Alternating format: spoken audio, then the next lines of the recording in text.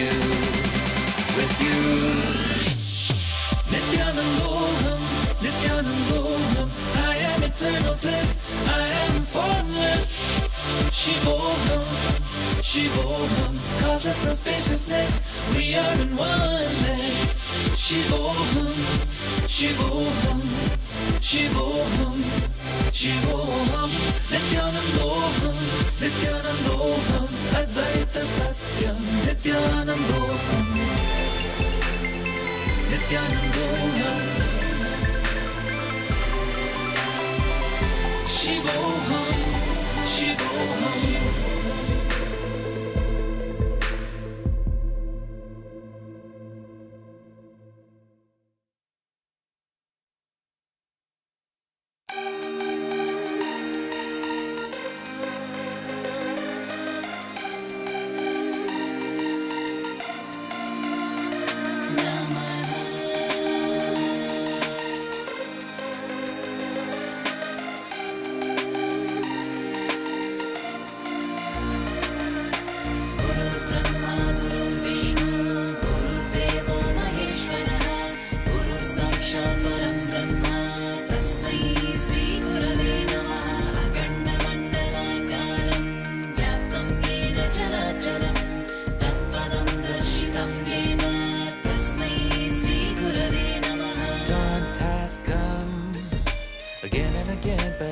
Time it seems we've just begun to open our eyes, and maybe it'll be our third one.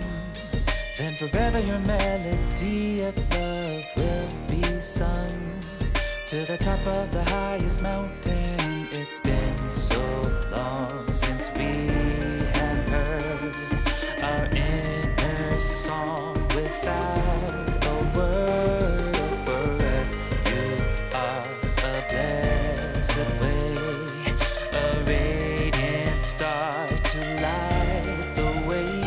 So wonderful, I can't take my eyes off you, never want to take my eyes off you. You are my life, you are my world, so beautiful. Don't want to breathe without you, don't even want to live without you. We'll be as one in unison all over the world, world, world, all over the world, world, world, all over the world, world, world, all over the world, world, world. Nithyananda all over the world, lifting us all over the world. Nithyananda all over the world, awaken us all over the world, the world.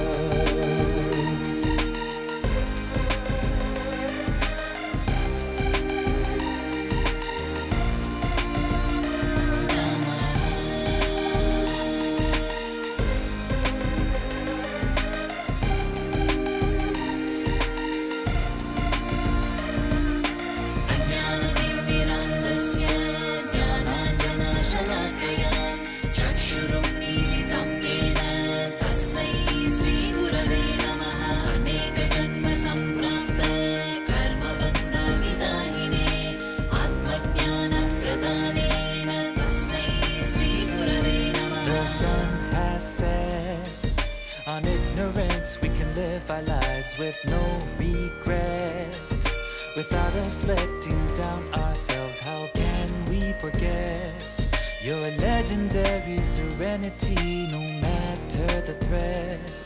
It's a tale for 1,000 years. Oh, it's been so long since we have heard our inner song without a word. Oh, for us, you are blessed way, a radiant star to light the way. So wonderful, I can't take my eyes off you, never wanna take my eyes off you. You are my life, you are my world, so beautiful. Don't wanna breathe without you, don't even wanna live without you. We'll be as one in unison all over the world, world, world, all over the world, world, world, all over the world, world, world, all over the world, world, world. Nithyananda all over the world, lifting us all over the world. Nithyananda, all over the world, awaken us, all over the world, all over the world. Nithyananda, around the world, all over the world. Nithyananda, around the world, lifting us, Nithyananda, everywhere, everywhere, awaken us, Nithyananda, everywhere, everywhere.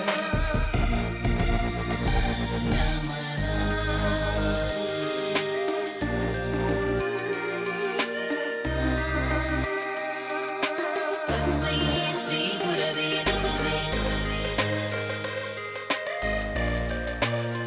नमः तस्मै श्री गुरवे So wonderful, I can't take my eyes off you, never wanna take my eyes off you. You are my life, you are my world, so beautiful. Don't wanna breathe without you, don't even wanna live without you. We'll be as one in unison, all over the world, world, world, all over the world, world, world, all over the world, world, world, all over the world, world, world. Nithyananda, all over the world, lifting us, all over the world. Nithyananda, all over the world, awaken us, all over the world, the world.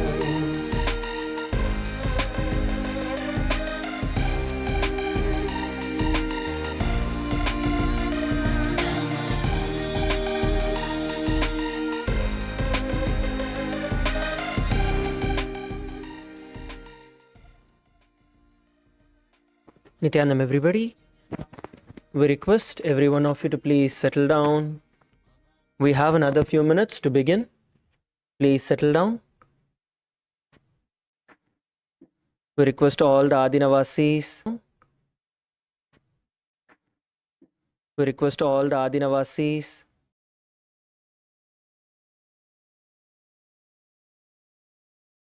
Kailasavasis, volunteers,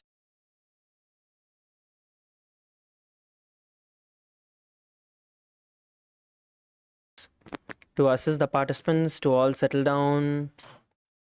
It's time for us to begin. Another few moments. Please settle down.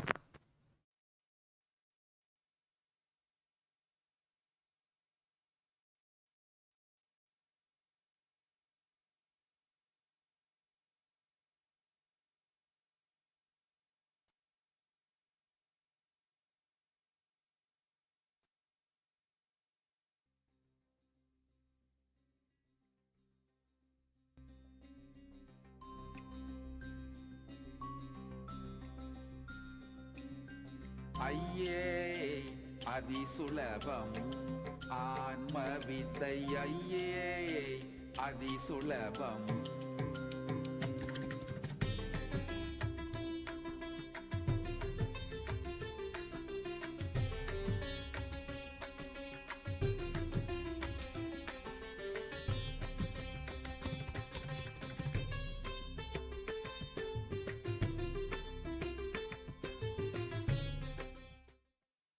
Please settle down.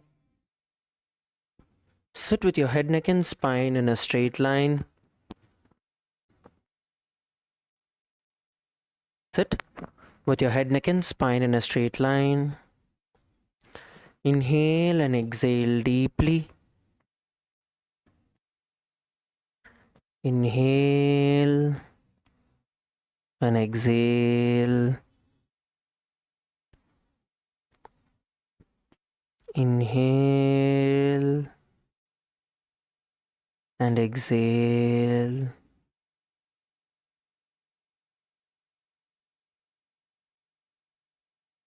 Bring your hands in front of your heart in the Anjali Mudra. Remember Swamiji in your third eye. Let's begin with the Sadguru Vandana. नित्यानन्दं परमसुखदं केवलं ज्ञानमूर्तिं द्वन्द्वातीतं गगनसदृशं तत्त्वमस्याधिलक्ष्यम् एकं नित्यं विमलमचलं सर्वधी साक्षिभूतं भावातीतं त्रिगुणरहितं सद्गुरुं तं Namami.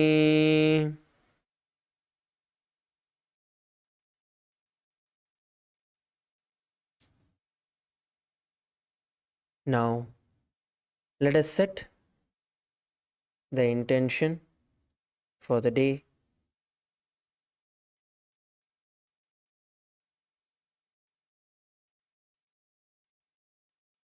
Visualize how you want your entire day to be.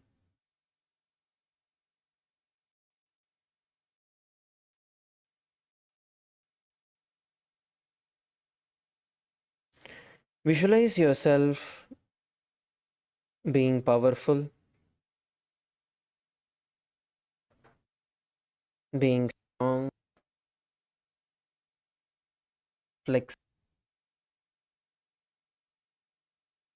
manifesting energy in your life.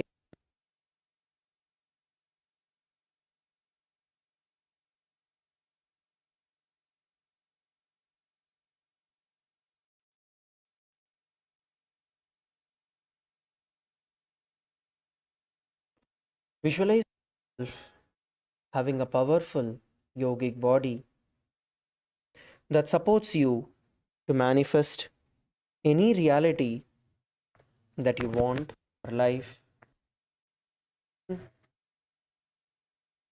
You to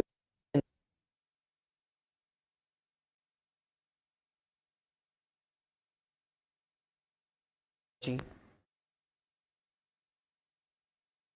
from this 11, 11, 10.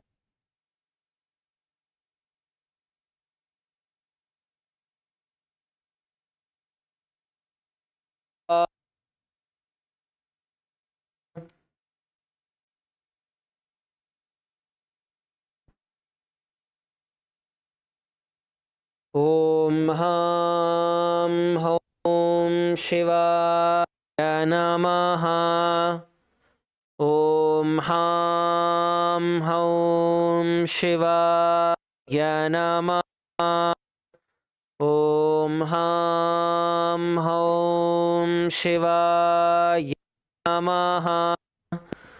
ॐ हां हौं शिवाय नमः.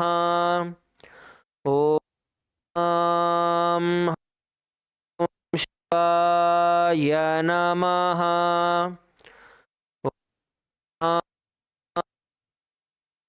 ॐ शिवाय नमः. ॐ हौं शिवाय नमः. ॐ हां नमः.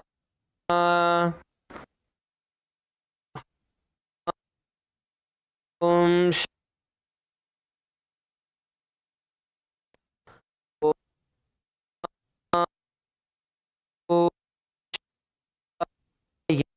नमः.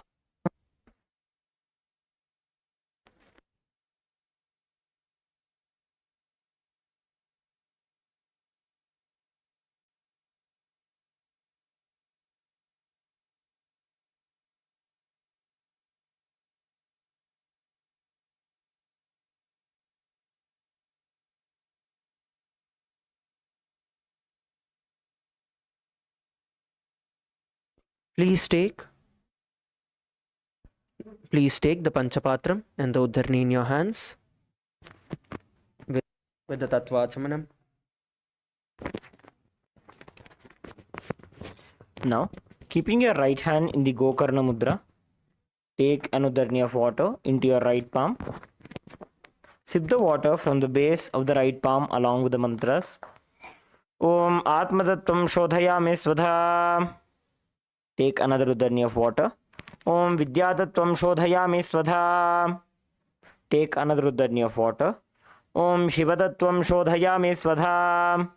Please wash your hand with an uddarni of water. With the base of the right thumb, wipe your lips twice from the right to the left. Om Ham Hridayaya Namaha. Again wash your hand. With the tips of the index, middle and ring fingers joined together, touch above the upper lip and below the lower lip. Again wash your hand. With the index finger and thumb joined together, touch the right nostril, the left nostril. With the ring finger and thumb joined together, the right eye, the left eye, the right ear and then the left ear. Again wash your hand. With the little finger and thumb joined together, touch the navel center, the right chest, the left chest. With all 5 fingers joined together, touch the top of the head, the right shoulder, left shoulder and then the heart center. Again wash your hand.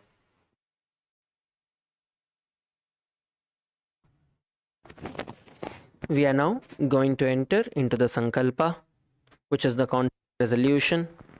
When we sincerely create and manifest a conscious resolution, the very power of the conscious resolution itself manifests the reality that we want to achieve. So from that space, let us now clasp our left hand with our right, place it on top of our right thighs, and let us now begin the Sankalpa.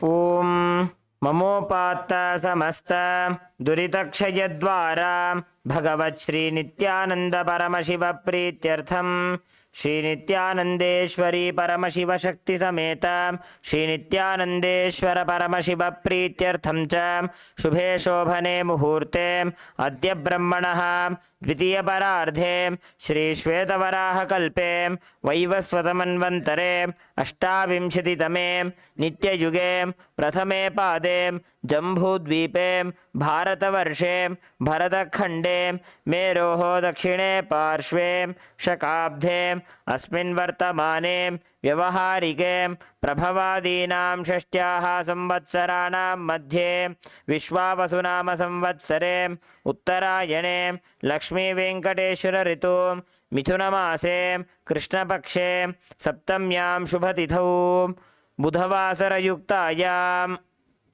Purva Bhadrapada Nakshatra Ayushman Yoga Balavakarana Evam Guna Visheshana Vishishtayam Asyam Shubhatithau Shri Kailasa Dvadashanta Shyamala Pitharudha Shri Meenakshi Sundareshwara Bhinnaswarupa Parashiva Putra Ratnakumara Gurumanyatulyavatara Shri Parvati Stanyapana Labda Divya Jnana Vishruta Sakala Nigama Gamasara Bhuta Dravida Veda Pravaktre Shrimat Paramashiva Karuna Samadhigata Mukta Maya Chaturashrayana Giyamana Chatra Chamara Shri Chinnhaka Haladi Samasta Birada Valyalankrita Jnana Vijnana Chakravarti Sarvajana Sangha Sadyo Nirvana Diksha Vyayapa Varga Varsha Vishrana Jimuta Paramata Kalabhakesari Shaiva Siddhanta Sthapanacharya Shri Rajadhiraja Pandya Maharaja Guru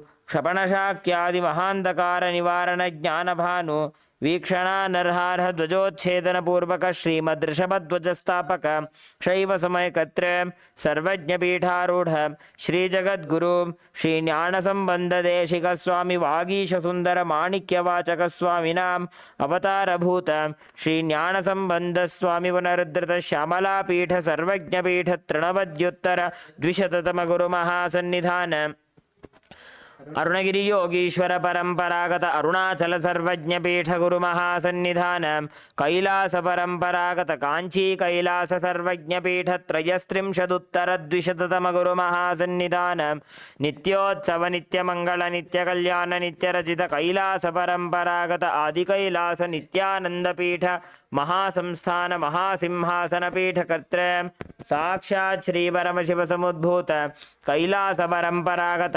वैवस्वतमनुक्ष्वाकु Harishchandra Bhagirath Shriramchandra Shurasena इत्यादि अनवच्छिन्न सार्वभौम चक्रवर्ती परंपरागत चतुष्षष्टि योगिनी मंडित चतुष्षष्टि संप्रदाय प्रवर्तक वरुधर्भ शासन सूर्यवंश प्राप्त सर्वज्ञ पीठ सुरांगी साम्राज्य पूर्ताभिषिक्त मणि साक्षात् श्री परमशिव समुद्भूत कपिल महागुरु पुनरुद्धृत महानिर्वाणि पीठ अष्टोत्तर सहस्रश्री महामंडलेश्वर साक्षात् श्री परमशिव समुद्भूत श्री महागणपति समारंभ अनवच्छिन्न पीठाधीश्वर गुरु परंपरा प्राप्त अटल पीठ अष्टोत्तर सहस्रतम अष्टोत्तर सहस्र श्री अटल पीठाधीश्वर धर्म मुक्ति स्वर्गपुर स्वर्ण पीठ त्रयोविंश गुरु महासन्निधान कैलास परंपरागत आदिपीठ सर्वज्ञ पीठ जगद्गुरु श्री कैलास पुनरुद्धारक श्री कैलास परमाचार्य श्रीमत् परमहंस परिव्राजकाचार्य वर्य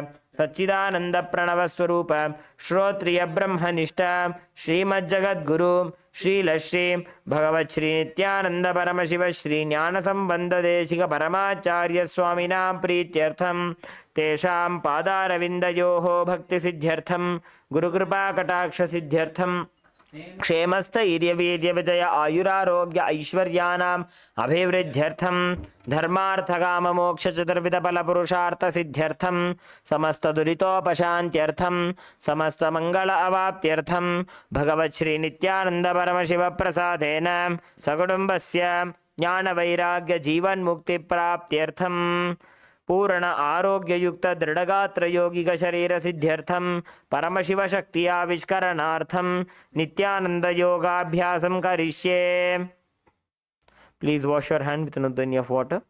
Om apaupasprisya.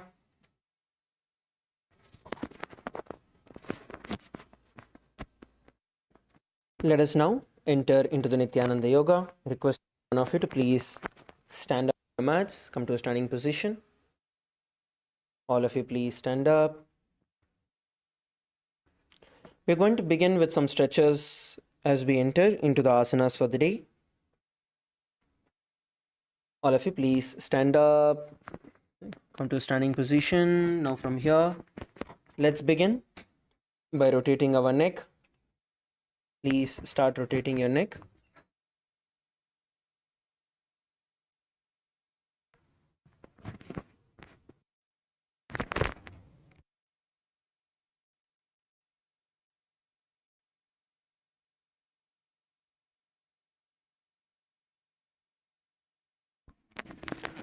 As you rotate your neck, stretch it nicely and rotate it. You're going to rotate the clockwise and then the anti-clockwise direction. Rotate it in the opposite direction.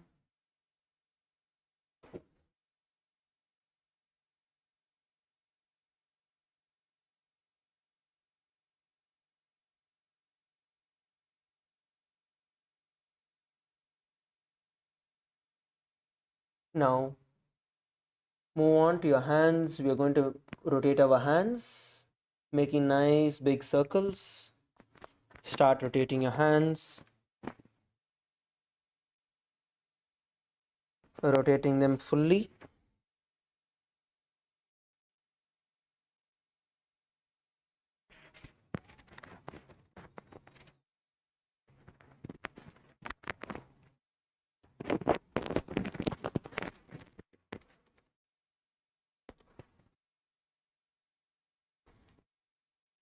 Come on, all of you, rotate your hands, stretch them nicely. As you rotate, and rotate it in the other direction, in the opposite direction.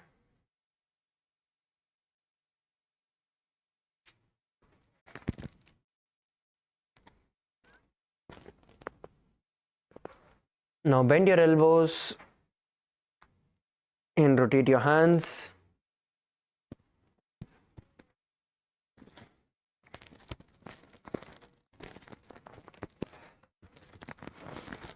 Clockwise and then the anti-clockwise.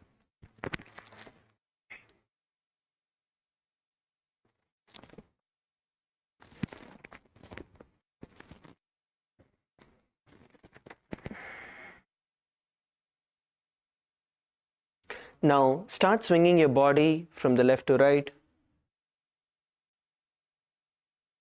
Swing your body to the left and right.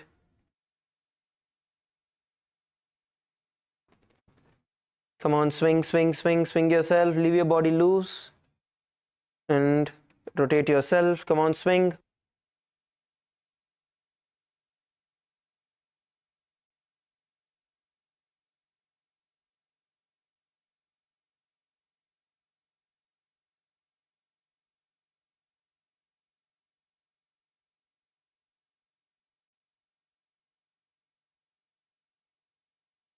Yes.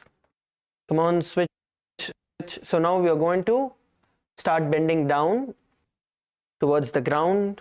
Leave your body loose and swing yourself towards the ground.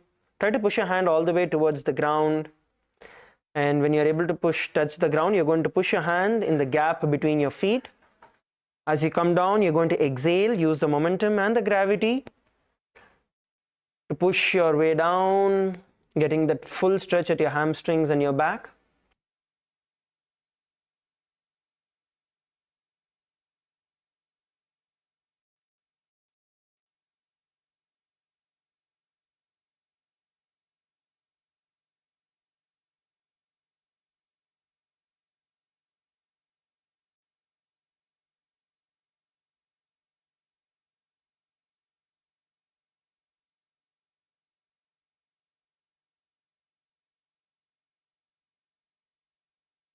Come on, swing, swing yourself, swing yourself. I don't see everyone swinging.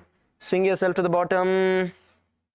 Yes, relax. Come back to a standing position. You're going to start off by rotating your wrist. Rotate your wrist.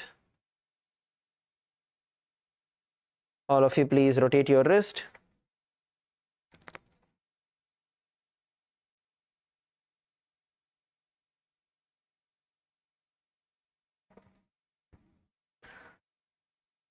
And rotate it in the other direction.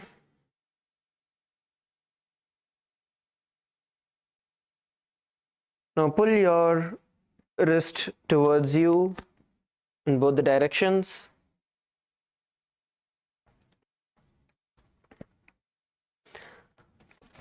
Both your hands.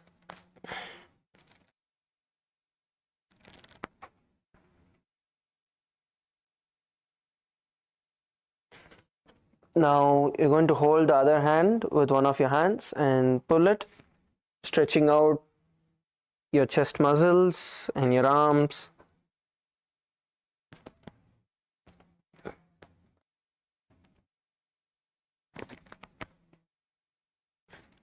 Now interlock your hands above your head and stretch your hands up towards the sky. Come on, stretch your hands up.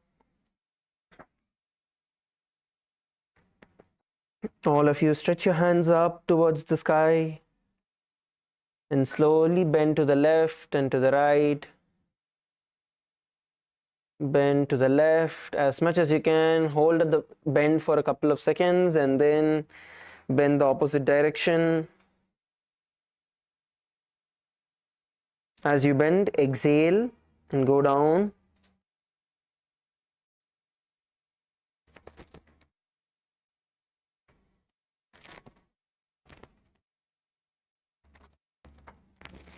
Relax. Now interlock your fingers behind your back and push yourself towards the ground.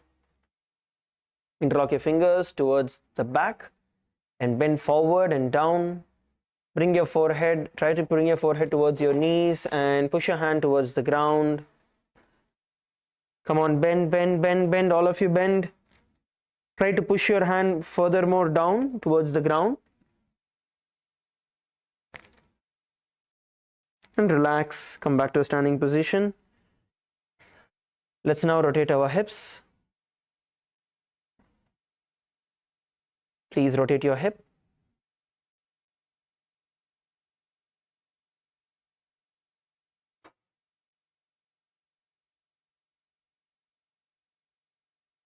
Clockwise and then the anti-clockwise direction.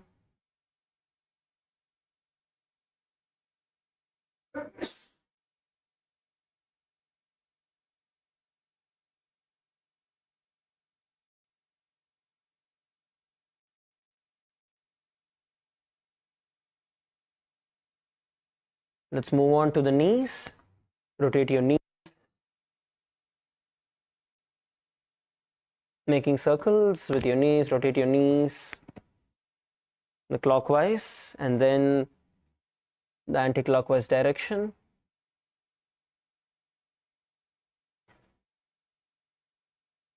Move on to your feet. You're going to rotate your ankles one leg at a time.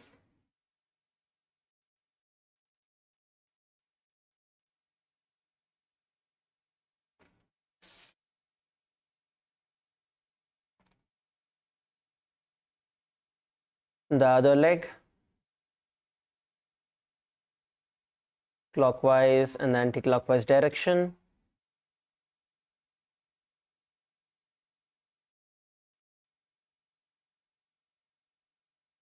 Okay, so now what we are going to do, just before jump into the skeleton dance, we are going to take a minute and we are actually going to jump where we are. Okay, for a minute continuously we're going to push ourselves and get our heartbeat up about 100 to 130.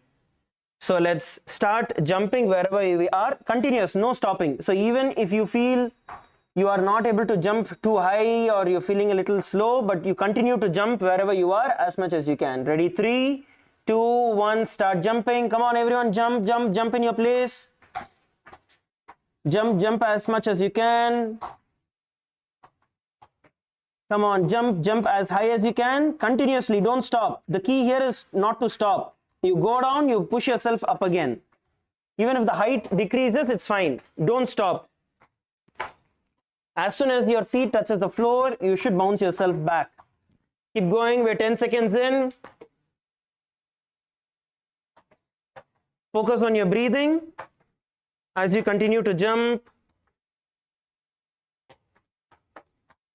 20 seconds in. Keep going. Come on, come on. Jump, jump, jump, jump. Keep going. Female team, come on, jump, jump, jump. 30 seconds in, halfway through. We have another 30 seconds to go. Keep going. Come on, don't stop. Go fast. Another 20 seconds, just 20 more seconds. Come on, come on, come on. Even if you're not able to jump, just keep moving. Bharama, keep moving even if you're not able to jump. Yes, keep going. Last 10 seconds. 9, 8, 7, 6, 5, 4, 3, 2, 1. Okay, start moving on your mat. We're going to start walking towards the front and back of our mat. Breathe through your nose. We are going to be starting the skeleton dance. So in the skeleton dance, you're going to start moving your body, visualizing yourself as a skeleton in your inner space. Focus on every single joint that you have and shake out your entire joint in every way that is possible. We're going to be beginning in a few seconds. Catch your breath, walk forward and backward on your mat. Inhale and exhale. Catch your breath.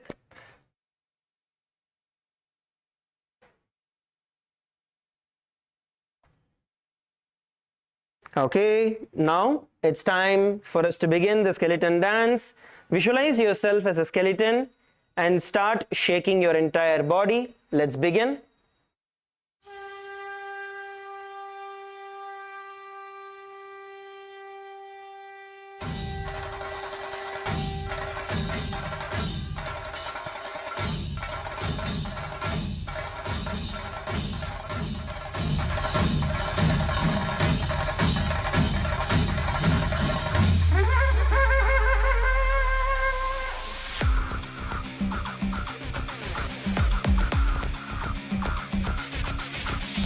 देवराजसेव्यमान पावनां नृपङ्गजं व्यालयज्ञसूत्रमिन्दुशेखरं कृपाकरं नारदादियोगिवृन्दवन्दितं दिगम्बरं काशिकापुरादिनाथकालभैरवं भजे देवराजसेव्यमान पावनां नृपङ्गजं व्यालयज्ञसूत्रमिन्दुशेखरं कृपाकरं नारदादियोगिवृन्दवन्दितं दिगम्बरं काशिकापुरादिनाथकालभैरवं भजे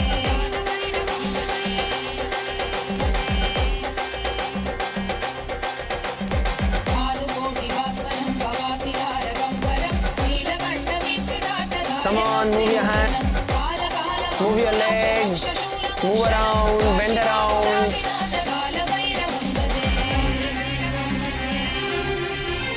Swing your hands, swing your legs, rotate your neck,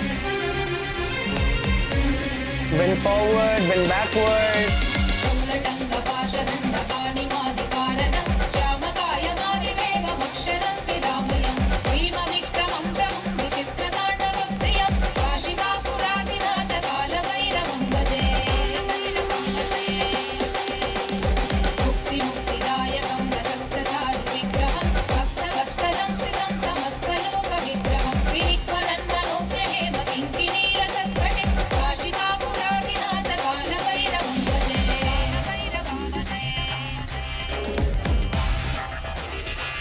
Come on, last 30 seconds.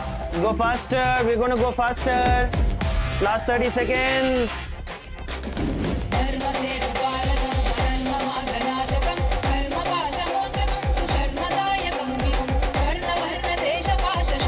Bring your focus on all those little joints which are not moving around and give them all a shake. Come on, move, move, move. Last 15 seconds.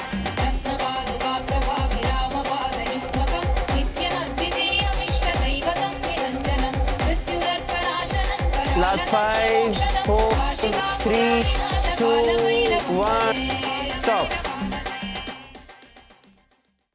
Just stand wherever you are. Stand still. Close your mouth. Inhale and exhale deeply through your nose.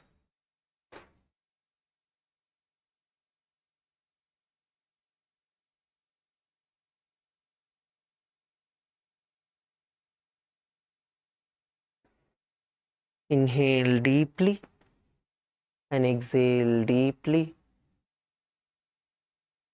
Inhale all the way from your knees and exhale all the way to your knees. See the breath flowing in and out all the way from your knees.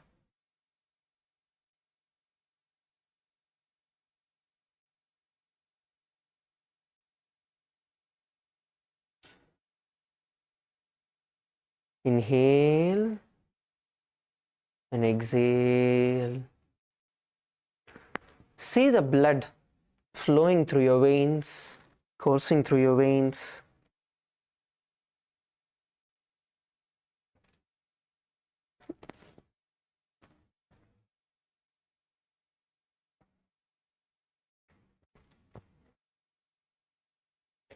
Feel your entire body radiating heat and energy.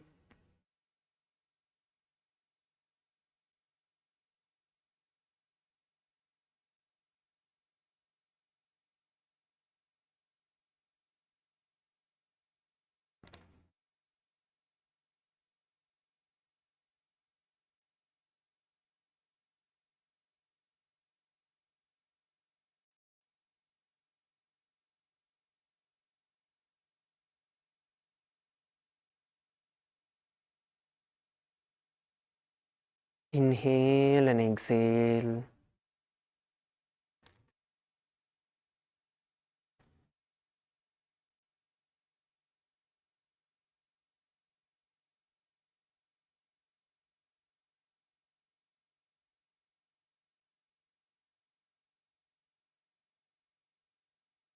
Slowly, you can open your eyes and settle down.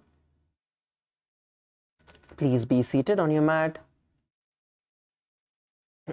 Please be seated on your mat. All of you settle down.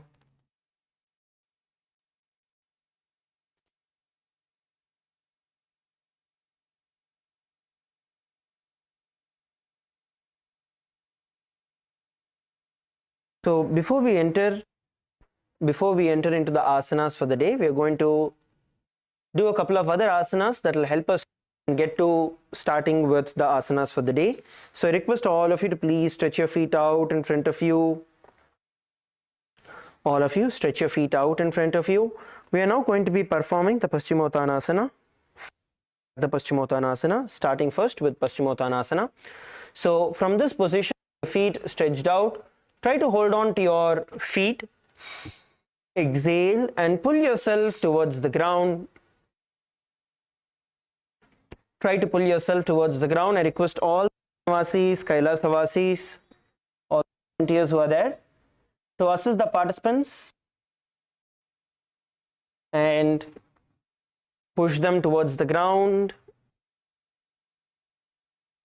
both male and the side.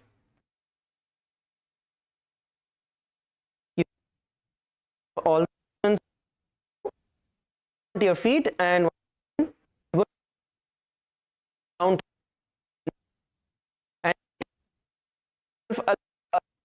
to the ground. Come on. Exhale and pull.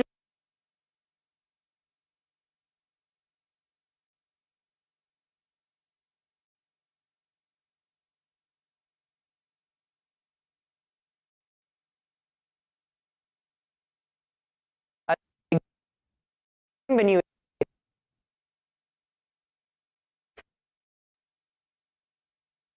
hold, breathe.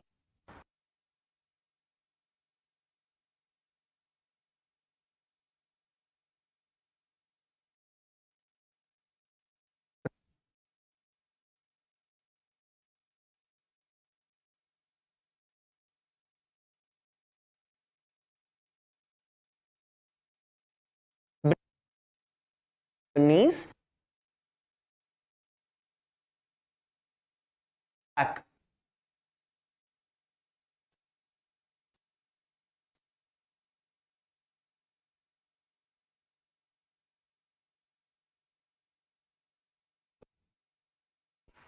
Come on, all of you.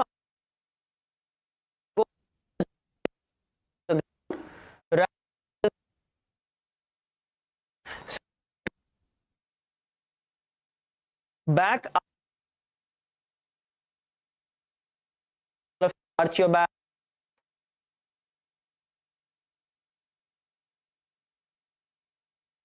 Hold down there. Pulling yourself towards the ground. All right, relax. Which you're going to do is going to be Ardha Paschimottanasana. So one leg stretched out, close to your perineum, and you're going to hold on to your feet and pulling yourself as close as possible towards the ground. Come on, all of you, push yourself to the ground. Try to hold on to your feet or your ankles or your calf muscles, your knees, wherever you're able to hold your feet. Hold there and pull yourself towards the ground. Look at the, don't look forward, look down. All of you look down, down, and hold. Where you feel the discomfort, you need to hold and breathe. Hold down, hold down.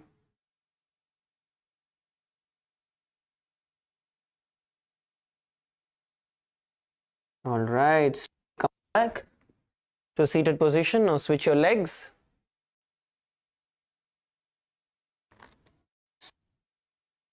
And once again, you're going to bend forward and down, pulling your ground. Don't worry if your knee is bent. Don't worry about that. Just focus on bending yourself towards the ground. That's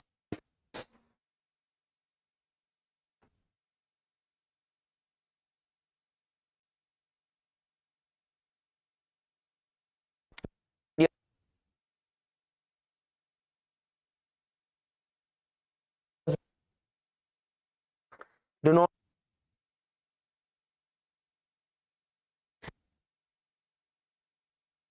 breathe.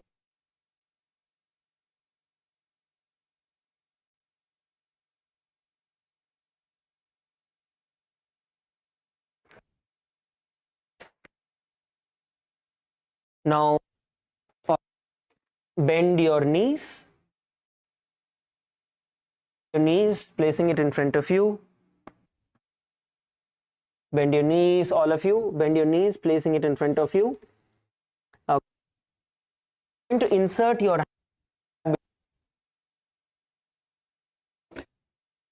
Raise your hand as possible over your left leg down for support.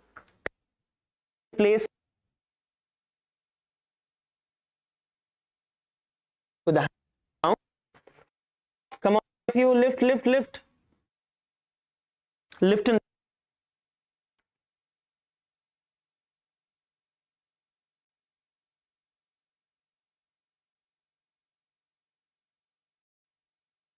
or you balance yourself. Hold here. Okay, now you're going to drop one foot and then you're only going to focus on lifting one foot up. So use one hand and try to place it as high as possible.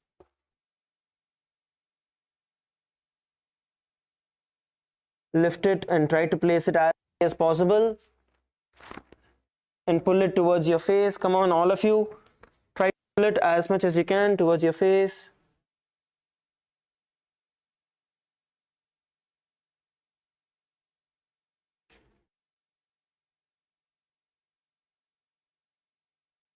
Point here that we are trying to get is to stretch our feet up. You try and pull it and also pull towards your, okay, try and pull your face. If you do, just focus on this leg and try to get it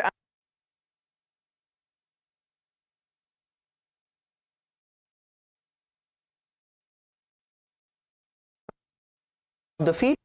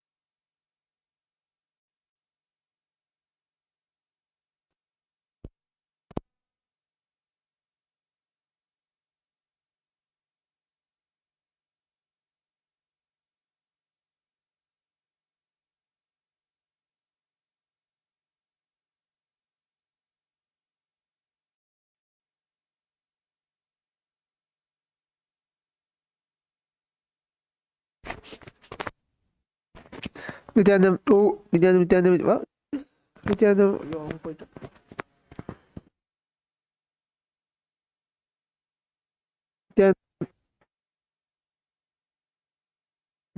Nithyananda.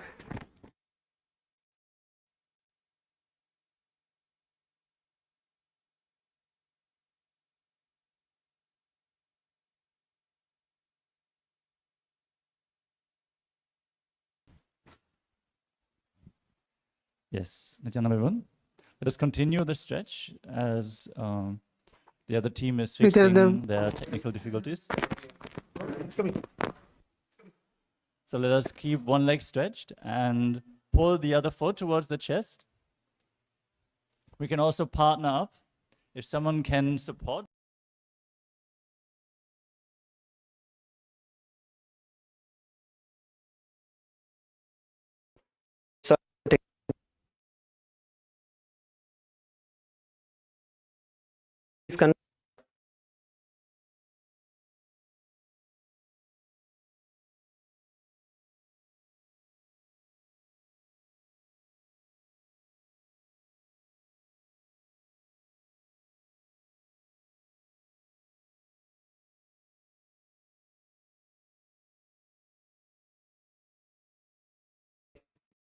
Nithyanandam, everybody, if you're all able to hear us clearly, can you all give me a thumbs up, please, if you're all able to hear us? Okay, yes, thank you very much. Sorry for the technical glitch. Okay, now continue. So the first asana, we are now going to be entering into the asanas for the day.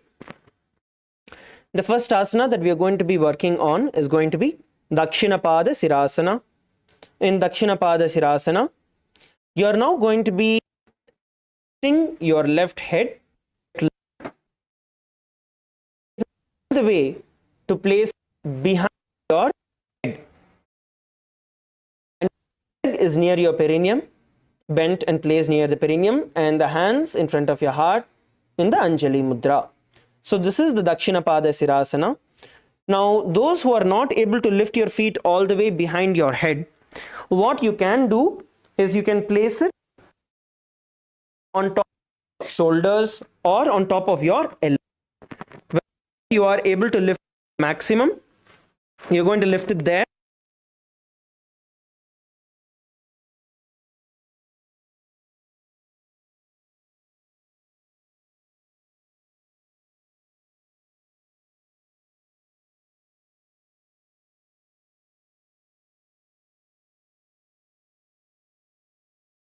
In the Anjali Mudra.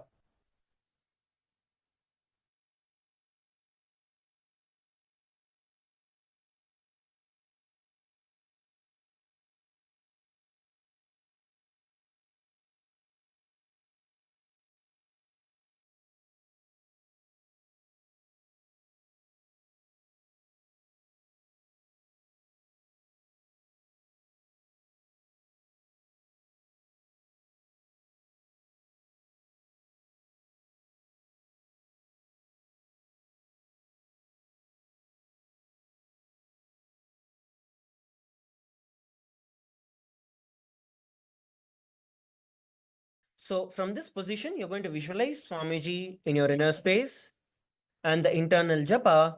Om Nithyananda Paramashivoham. ने जमने पग माथा ऊपर चढ़ा गए ते दक्षिण पाद शीर्षासन कहे बाय छे. Relax. The next asana we are going to perform is going to be Ekapada Mayurasana.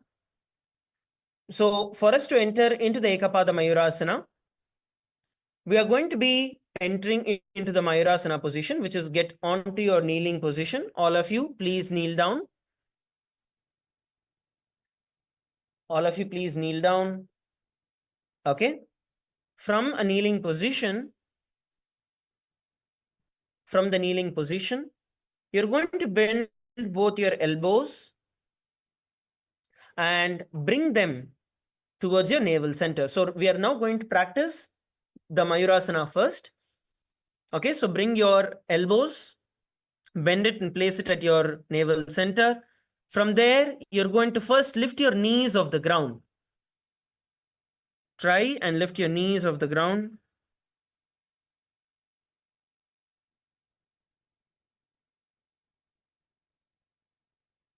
And then slowly you're going to lift one foot off the ground. Try to hold there. And when you're comfortable there, lift both the feet off the ground. That's the progression for you to enter into the Mayurasana.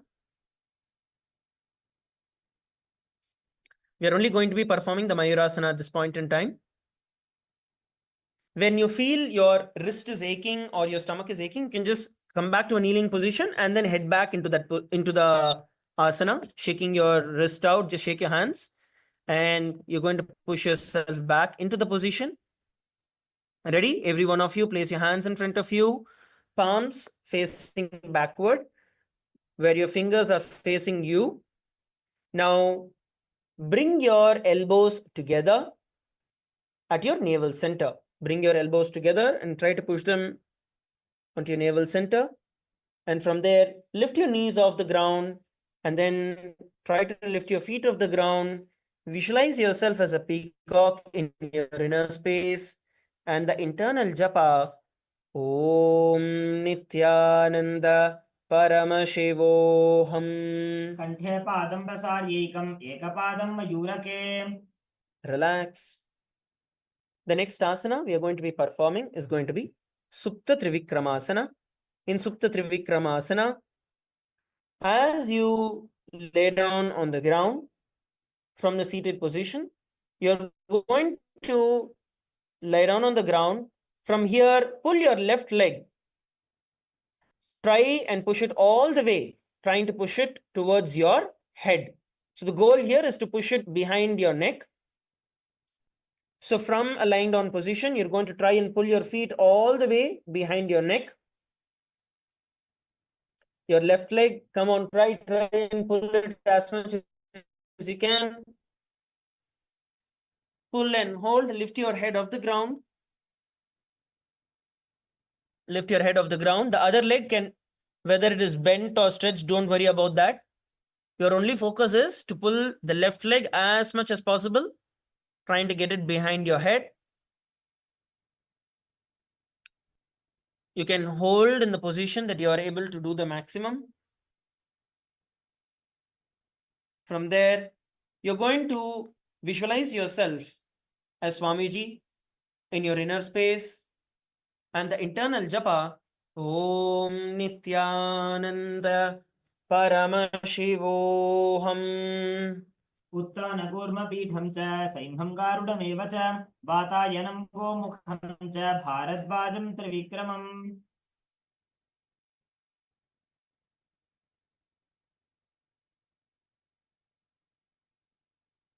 Yes. Now, as you are lying down in the same position, we are moving on to the next asana, which is the Vyagrasana on the other side.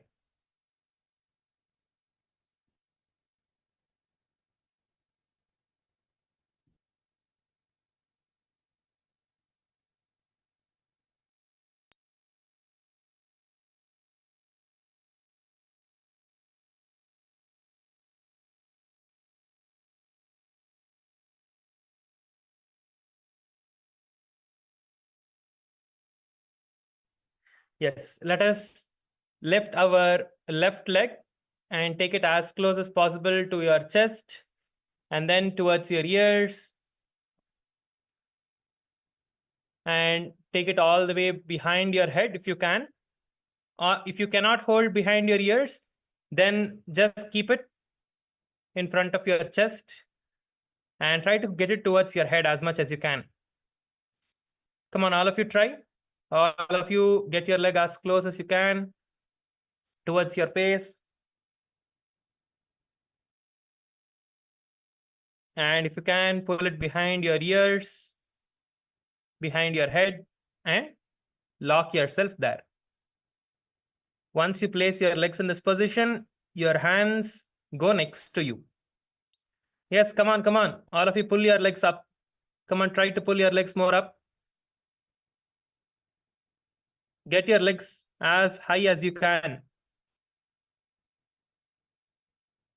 Try to get your legs as high as you can. If your leg is bending, if the leg that is stretched out is bending, that is fine.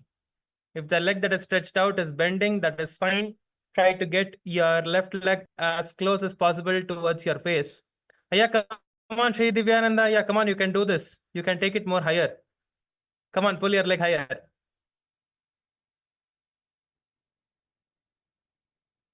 Get your legs higher. Yes, that's nice. Yes, in this asana, keep your gaze towards your nose. Visualize yourself as a tiger. Perform the Pratyahara Kumbhaka. All of you hold in this position. Come on. Come on, come on, come on. All of you hold in this position. Lift yourself and hold. Lift yourself and hold in this position. Lock yourself into the Mula Bandha.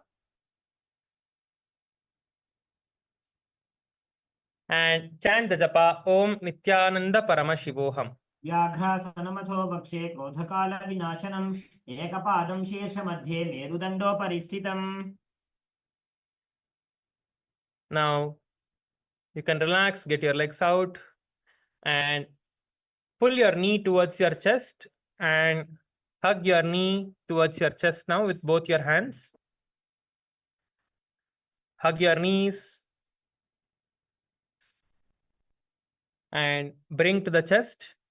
Wrap your hands around the shins of your legs and hold your knees and pull it close to your chest.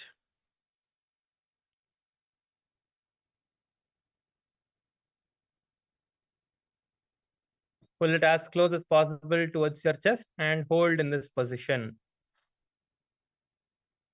This is the Paryankasana 3.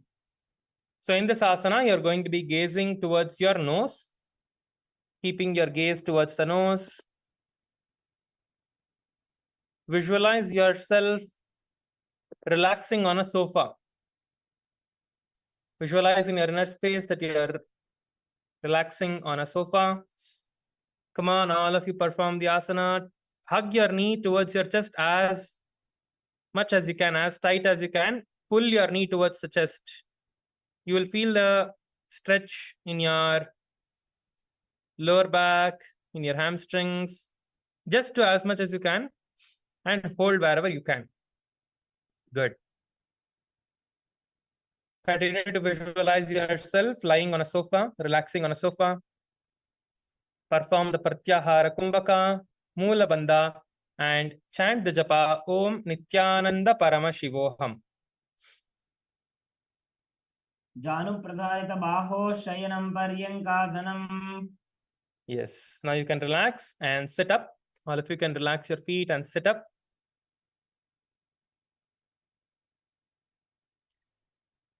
Now, from the seating position, bring your feet together. Bring your feet together with your arms below your legs. You're going to get your arms below your legs. And you're going to hold your feet with your hands and raise your feet towards your head and bring the palms together above the forehead. You're going to get your feet as close as you can towards your forehead and hold in this position. You're not taking your legs behind your head. You're just taking it to your forehead. Come on, all of you try this. All of you hold in this position.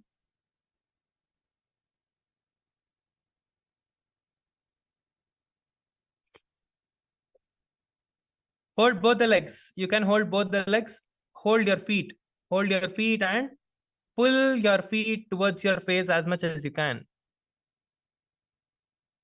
Yes, pull your feet towards your face as much as you can. Nice. Come on, all of you pull your feet. All of you are just holding your feet and relaxing. This is not a relaxing asana. You are supposed to stretch. You are supposed to stretch in this asana. Come on, Balaji, come on, hold. Hold in the asana. Come on, pull your feet. Hold your feet and pull it as close as you can. Try to get your feet and touch it to your forehead. Good, good, good. Nice. All of you hold. Hold in the asana. Come on, all of you lift and hold in the asana. Hold your feet here and try to get your feet close to your forehead with the support of your hands.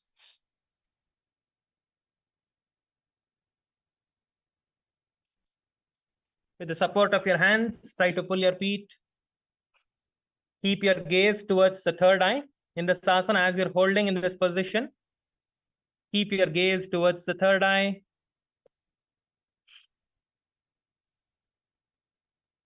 Visualize yourself as Sage Vashishta. Visualize Sage Vashishta in your inner space. Come on, all of you lift. Lift and hold. You lift and hold in whichever position you can. Even if it's not going up fully, it's okay.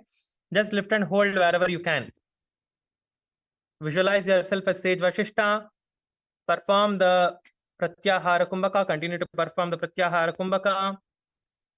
Moola Bandha, locking your perineal region, and chant the japa Om Nithyananda Paramashivoham. Dobu Pakadhari Jodi Samputakare, Hata Dobu Pakabichi Anitale. Yes. Now you can just get your feet down and relax for a few seconds. You're going to go back into the next asana.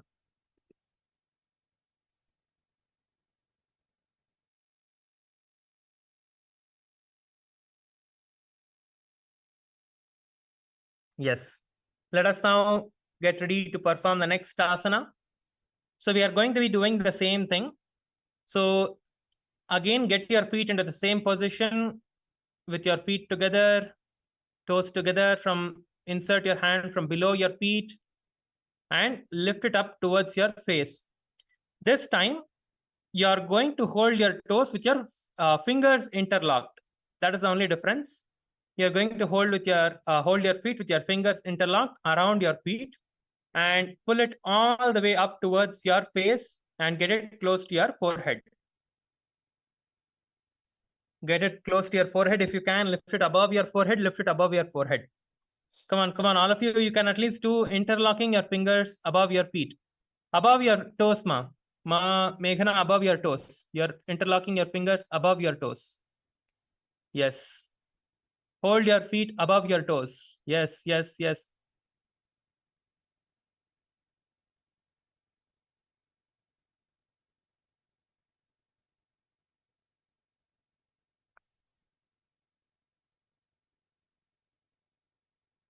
Come on. All of you hold in this position. All of you hold there.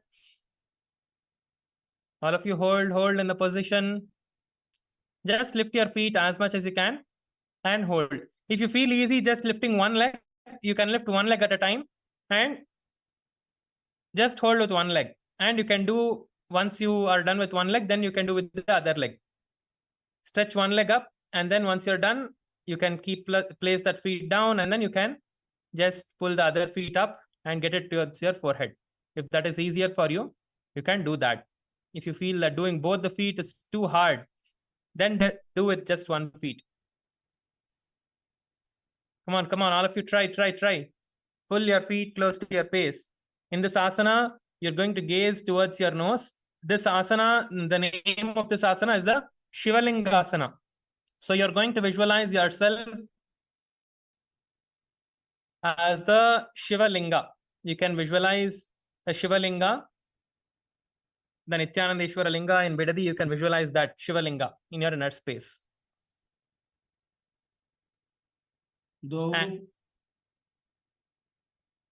And perform the Pratyahara Kumbhaka, Moola Bandha, and chant the japa Om Nithyananda Paramashivoham. दो वो पावसी से परि आने पुनि एक जुगति और तहां ठाने दो वो पक के अंगुष्ठ जो वो तिन परि मुठी कर की दो वो. Yes. Now just relax your feet.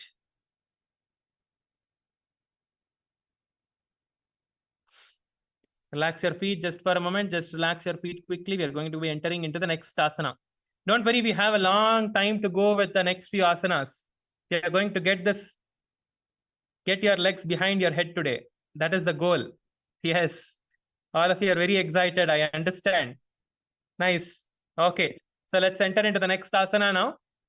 So next asana, we are going to lift both your legs and interlock them behind your head. So we'll show you how to do this asana first. So we're going to take one by one the legs and pull it all the way behind your head and lock both the legs behind your head.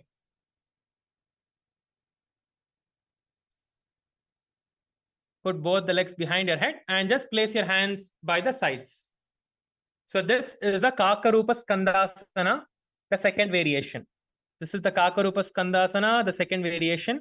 So we can do this one by one. We can do this one leg at a time. So if you're not able to place both your legs behind the head, you can do this one leg at a time. Just try to get one leg close to your face. That's all. Just start with this. The asana may look complicated for you, but once you start doing it every day, you will see that it becomes so easy. By the end of this PSS, all of you will be able to put both your legs behind your head. Come on, all of you try. Get one leg close to your forehead. Get one leg close to your forehead. I think many of you can already do it. I see Ma Mahabala has already done this asana.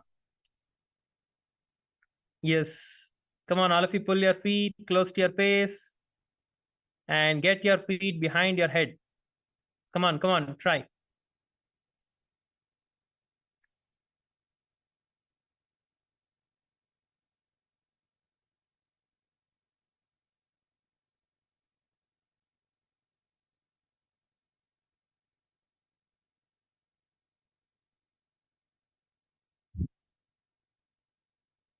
Yes. In this asana, keep your gaze towards your nose. visualize yourself as an owl sitting on a branch. Like how an owl sits on a branch. Visualize yourself as an owl sitting on a branch. Continue to perform the Pratyahara Kumbhaka, Moola Bandha, and chant the japa Om Nithyananda Paramashivoham. अथ वक्षे काकरूपस्कन्धासनमुत्तमं कलिपापात्रमुच्येत वायवीं वशमानयेत्. Yes. So now the next asana is also almost the same asana. So in this, you're just going to change your gaze towards your third eye and visualize yourself as a bird. You're going to visualize yourself as a bird in a forest. Okay, you're just going to change the visualization and the gaze of your third eye. Gaze towards your third eye. So all of you get, if you're holding your one leg up towards your face, get back into that position. Or one more thing that you can do is just interlock both your feet and get it as close as you can towards your head. Interlock your feet and try to get it above your head. Interlock your feet and try to get your feet as close as you can towards your forehead. Yes. Come on, all of you try this asana. Keep your gaze towards the third eye. All of you, come on, hold. Just hold for a few seconds. Yes, Balaji, amazing. That's good. You almost got it above your head. It's just like, I think, a little bit more. Good. Nice. Hold where you can and breathe there, Aya. Hold where you can and breathe there. You should breathe. Do not hold your breath while you're performing these asanas. You should continue to breathe when you are performing any of these asanas. Where you feel that stretch, where you feel that you are feeling that stretch in your legs or whichever part of your body, it is very important to breathe at that moment, which will make that position, which will make that asana more easier for you. So breathing in that asana is very important. So wherever you are, hold yourself there. Gaze towards your third eye. Visualize yourself as a bird living in a forest. Do the Pratyahara Kumbhaka, Moola Bandha, and chant the japa Om Nithyananda Paramashivoham. गुदं पाश्यातु सम्पीड्य वायुमाकुञ्च जेद्बलात् वारं वारं यथा चोर्ध्वं समायाति समीरणः. Yes. So the next asana we are going to be performing is the Chitrakasana. So all of you just give your legs a little bit of shake.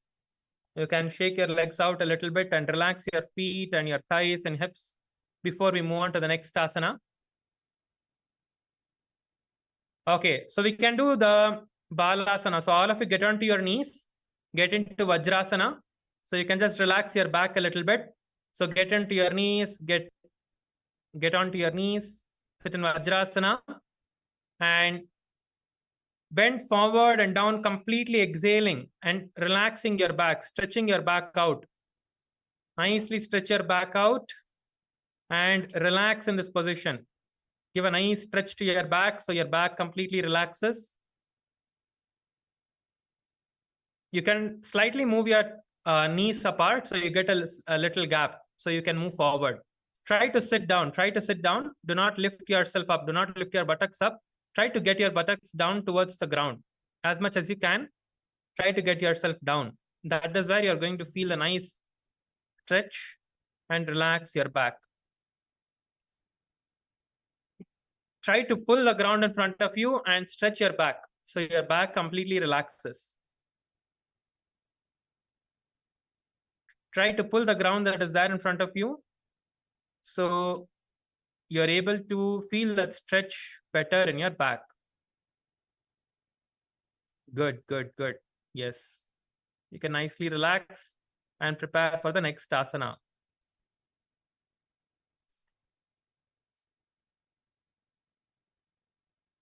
Yes, Ma Geetanjali, what happened? Come on, get into the asana, stretch. Yes. Okay, so now let us all get up and prepare for the next asana. So the next asana is the Chitrakasana. So in this asana, we are going to be getting into the same position where you're going to get your feet behind your head. We'll first show you the asana, then you can progress towards it. So first get both your feet behind your head. Once you have your feet behind your head, you are going to lift your right hand on the left side of your neck and place your right hand on the left side of your neck and your left hand raised up towards the sky.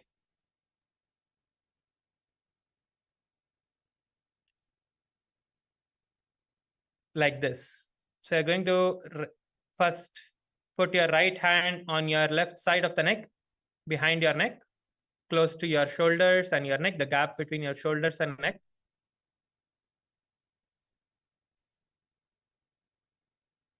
Okay.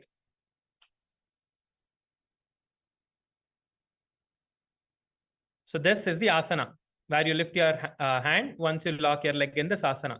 So let us all now perform this asana.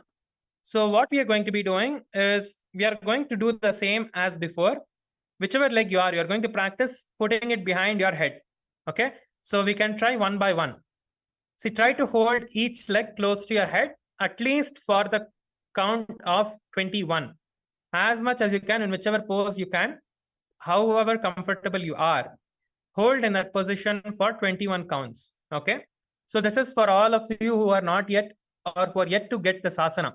Who are able to do this, you can straight away get into the asana and perform.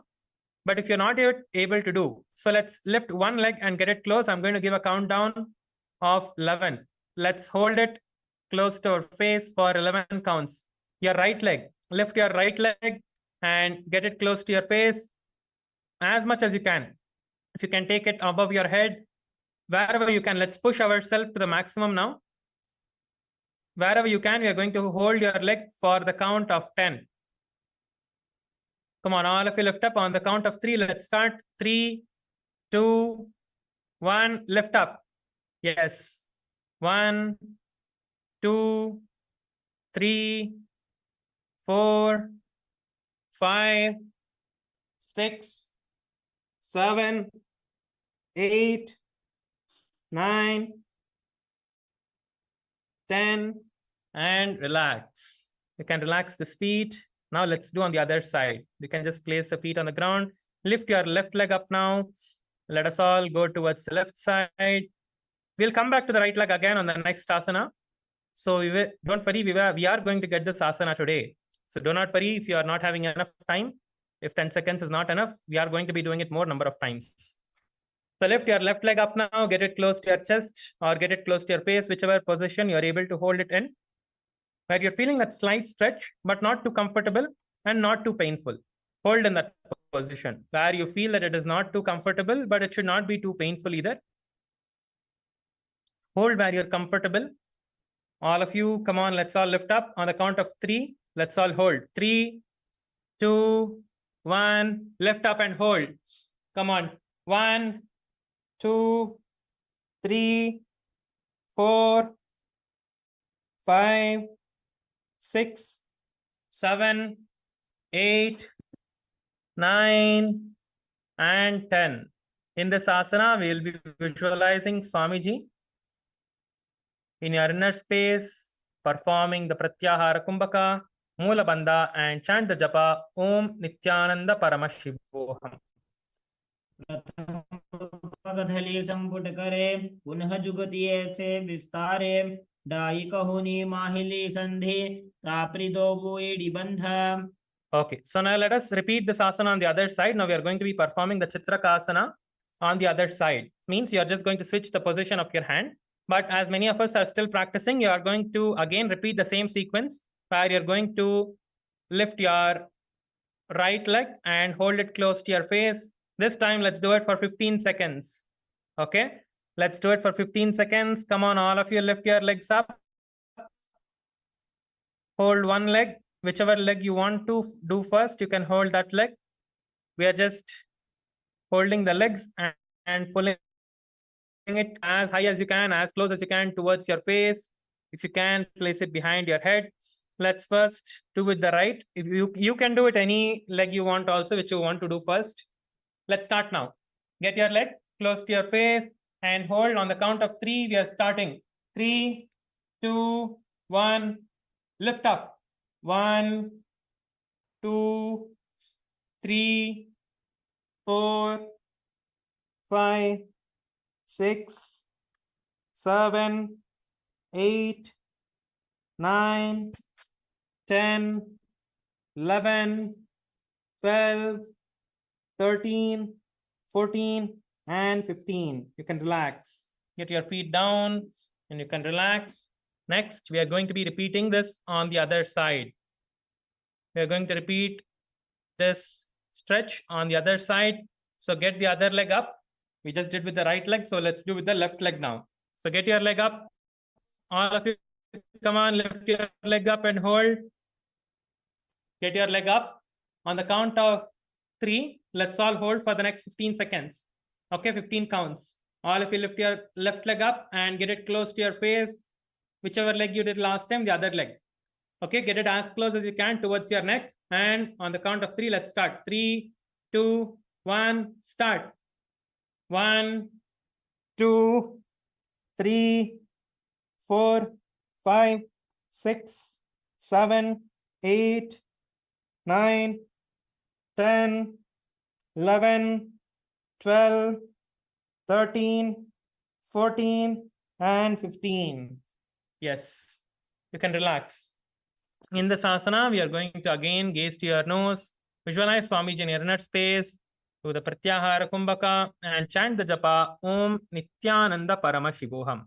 प्रथम पगधली संबुट करे पुनः जुगति ऐसे विस्तारे डाजिक होनी माहिली संधि तापरि दो वो AD बंधा.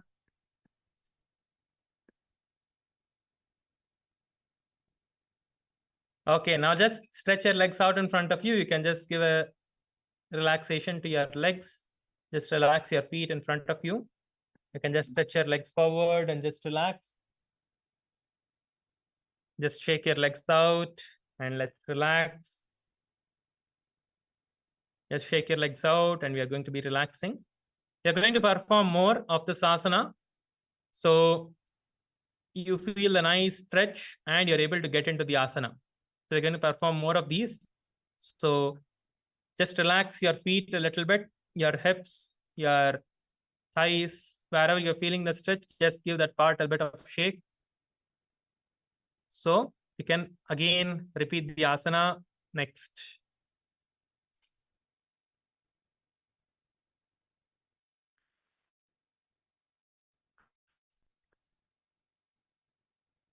Yes. Ready? Yes, sir. Hands in front of the camera if you're ready.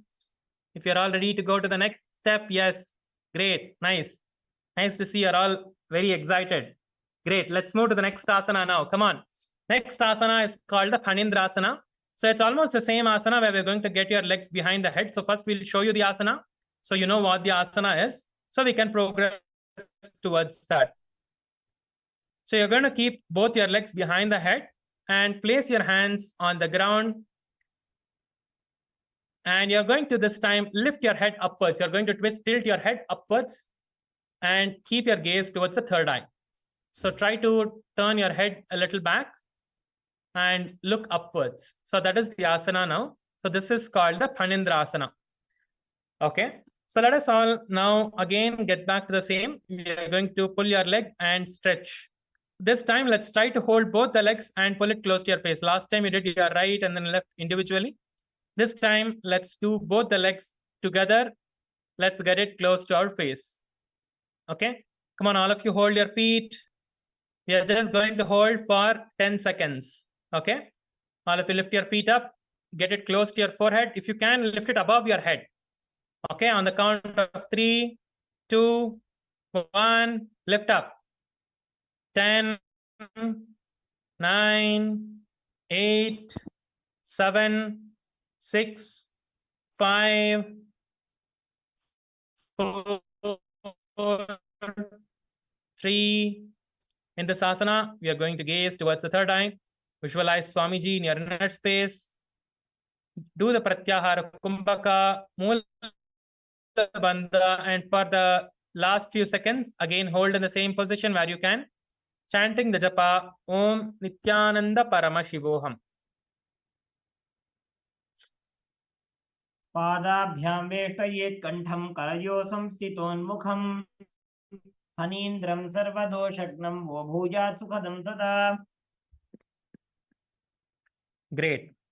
Now let's move on to the next asana. The next asana is the Pashini Mudrasana. So in this asana, again, we are going to be placing our legs behind the head, and we have a different visualization now.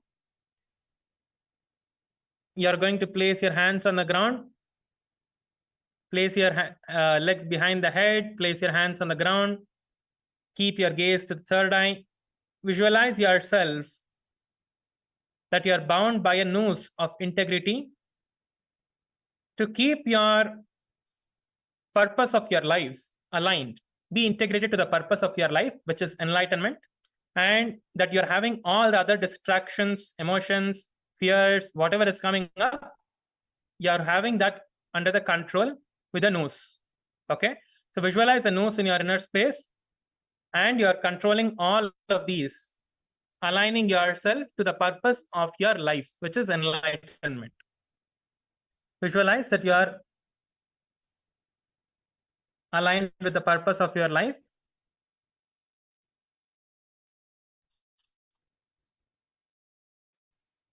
So this is the visualization. So come on, let us all visualize. So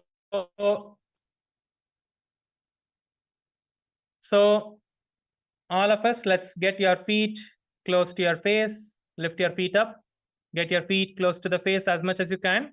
Visualize that you're aligned to the purpose of your life now, which is enlightenment, to experience the Paramadvaita. Visualize that you're aligned with that purpose of your life, and that you're bound by the noose of integrity, keeping your gaze towards the third eye. Let us perform the Pratyahara Kumbhaka, Moola Bandha, and chant the japa Om Nithyananda Paramashivoham.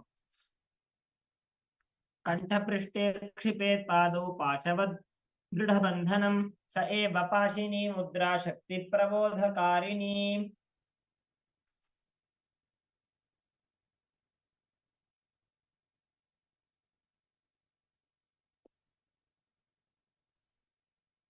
Yes. So now you can just relax.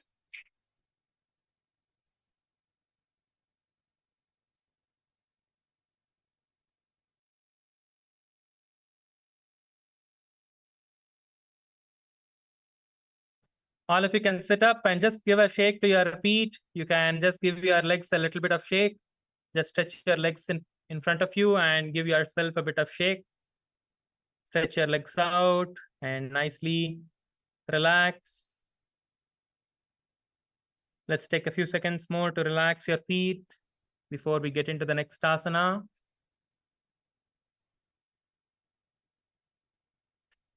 Relax your feet.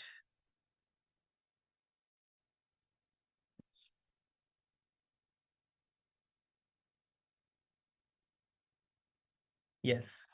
Okay. So the next asana we are going to be performing is the Machandrasana 3. So again, you're going to be sitting with your feet behind your head. You can do one by one. You can place your feet one by one.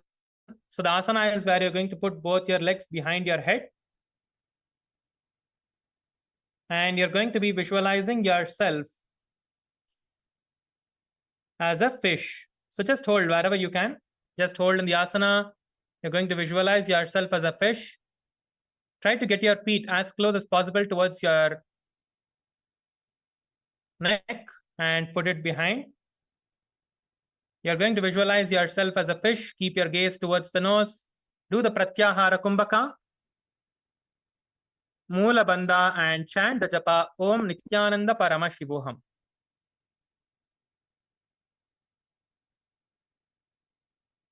बैसी करी दो वो काढ़े राशे आटी करी दो वो हाथ की मुठी करे दाजी मुठी नीचे जमनी ऊपरी राशे.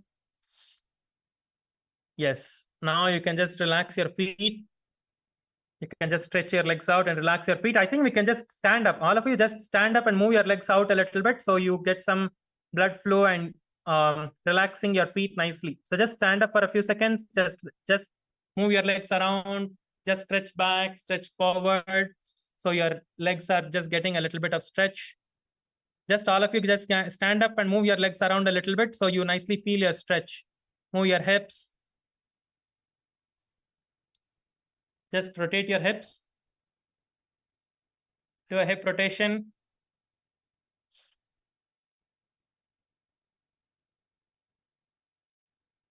Just bend backwards a little bit.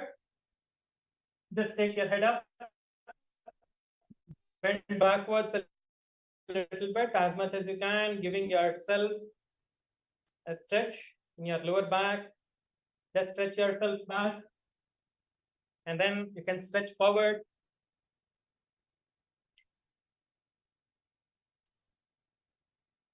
Interlock your hands. Stretch your hands up. And just stretch towards the right side. And then towards the left side.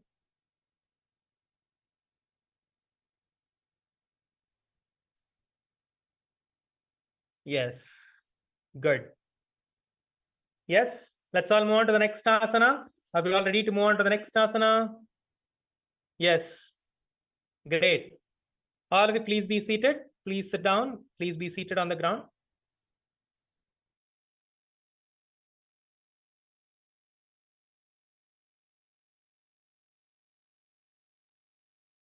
Okay. So the next asana is Dvipada Shirasasana. Okay. So in the Dvipada Shirasasana, all of you can first see how we are going to do. This is again an asana that is going to have your legs behind your head. So keep both the legs raised over your head and bring the palms together in front of your chest and keep your gaze forward. That is the asana. So just as your legs are placed behind your head, you're going to have your hands in the Anjali Mudra in front of your heart center. That is the only difference. In the previous asanas, your hands were on the ground, but now you're going to balance by keeping your gaze forward and keeping your hands in the Anjali Mudra. Okay, so let us all perform this asana now, step by step. So as before, we are going to be holding up your legs as much as you can.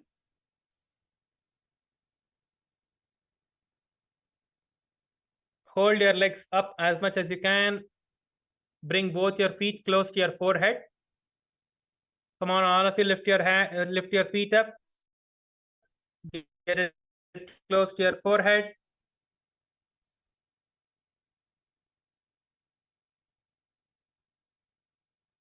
Get it like this. You can lock your hands in the Anjali Mudra. Just get your hands in the Anjali Mudra.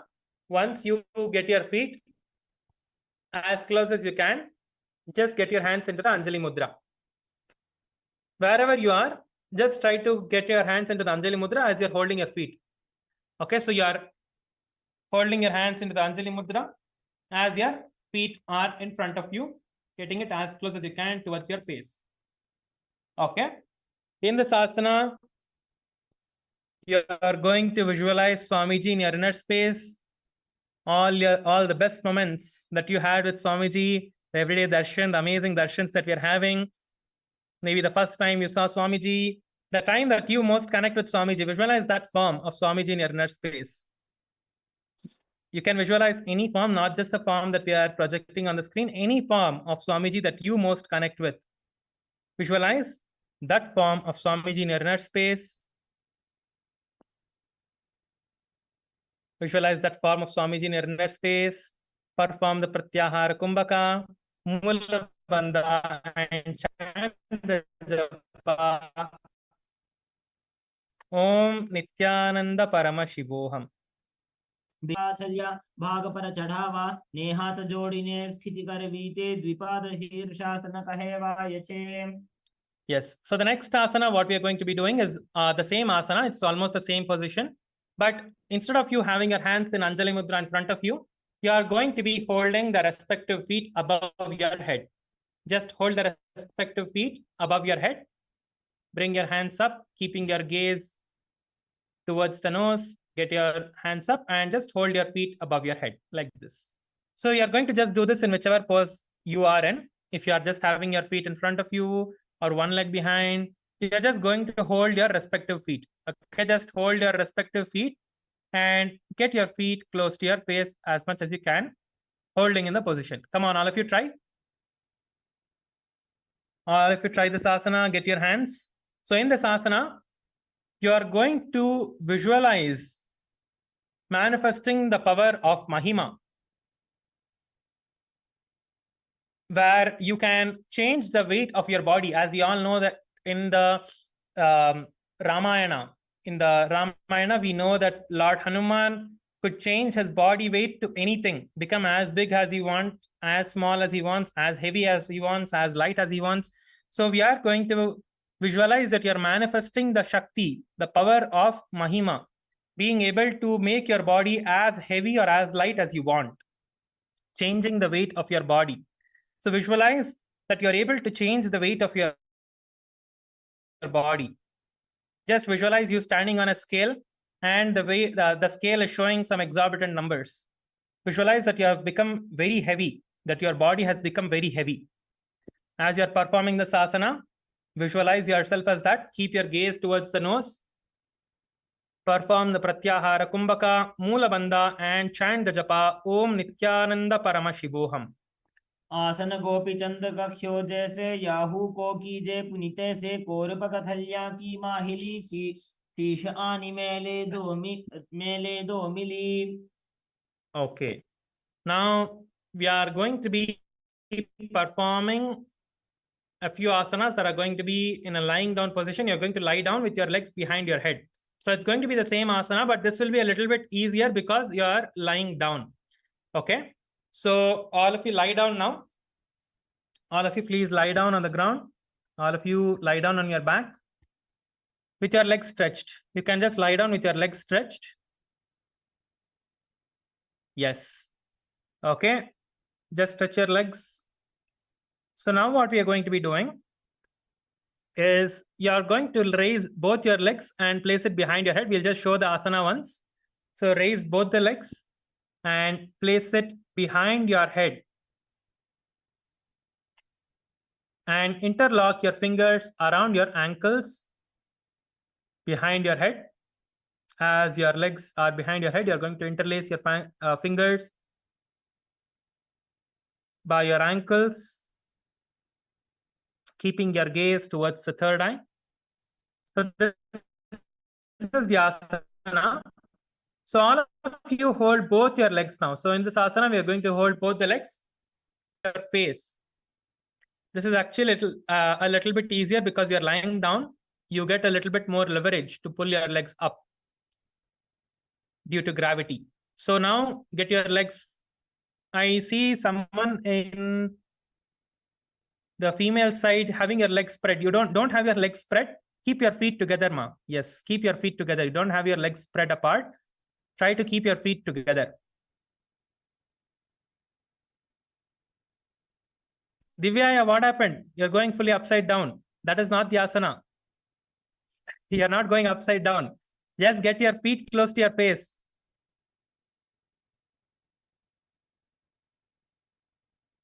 Just get your feet close to your face. See, if your back is lifting up too much, then try to pull your feet down, not up, but down. Try to pull your feet down instead of pulling it up towards your face. Just try to pull it down in whichever position you are. Just try to get your feet down. Yes, try to get your feet down, but a little bit up. Try to get your feet down and up so your back doesn't lift up that way. So in this asana, you're going to gaze towards your third eye. Visualize that all the gods and goddesses of KAILASA are showering you and blessing you with all the boons that you want.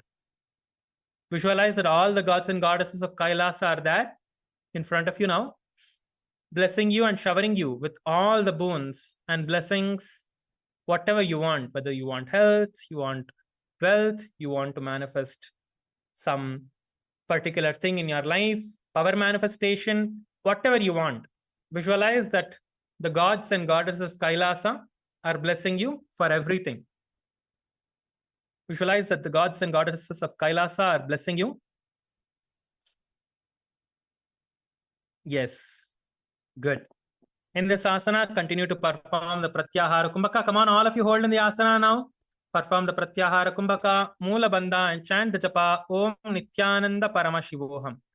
प्रथमे सूधो सोबे सोजी करे काकसी करग हदोजी एड्या अंबर पकथल्या दाधे करि Atiq वित्ततास परिराशे. Yes, you can relax your feet now. We are going to be performing the next asana, which is the Mritta Bhanjika asana. So the Mritta Bhanjika asana is also a similar asana, but you are going to be holding the sides of your feet now with your fingers. So we just have 2 more asanas in this sequence. So let's all perform this asana now. Come on, we have only 2 more asanas in the sequence. This one and another one. All of you hold the sides of your feet like this. And not from under, but from above. You're going to hold your feet from above, not from under your feet, but from above, trying to get your feet as close as you can towards your face. Come on, all of you perform this asana. Try to get your feet as close as you can, holding your feet with your hands. Try to pull it as close as you can towards your face. And hold here, keep your gaze towards the nose. Visualize yourself as the source of energy with the nutrition, and visualize like how you're sprouting, how the sprouts sprout. Visualize that you're sprouting from that space. Performing the Pratyahara Kumbhaka, Moola Bandha, and chant the japa Om Nithyananda Paramashivoham. प्रथमे सेन सूधो होज खाने पग ऊंचाई आगाने आने बहुर पग थली को जो राखे कोरवार लिया विधि दाखे. Yes, the next asana, you're going to have your hands, your legs behind your hands. You're going to have your legs behind your hands and pull it behind your head. This time, you're just going to get your hands under your buttocks and lock your hands under your buttocks. So wherever you are, whichever position you can hold in, you can see this. This is the asana. You're going to lock your hands under your buttocks like this. But before you get here, if your legs are not fully going up, okay, just have your legs in front of you. And from wherever you can, just try to get your hands underneath you from in front. Yes.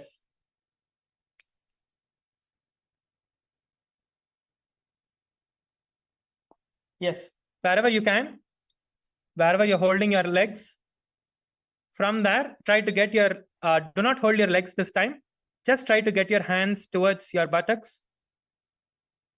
Yes, good. In this asana, visualize an abundance of gold that is being showered on you. Visualize an abundance of gold being showered on you right now. Keep your gaze towards the nose. You can close your eyes and visualize all of this. But as your eyes are closed, get your gaze towards your nose. And visualize an abundance of gold being showered on you. Perform the Pratyahara Kumbhaka, Moola Bandha, and chant the japa Om Nithyananda Paramashivoham. प्रथमे सूधो सैनहि करे वामपाद कंधा परिधरे तापरि दक्षिण पग को आने दो हस्त ऐसे विधि ठाने.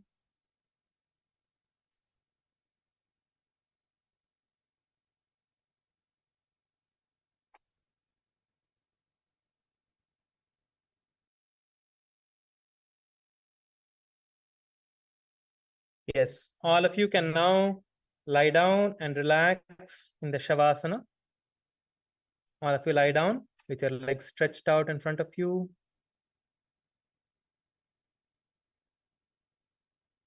Lie down with your legs stretched out in front of you and relax in the Shavasana. All of you, please lie down and relax in the Shavasana.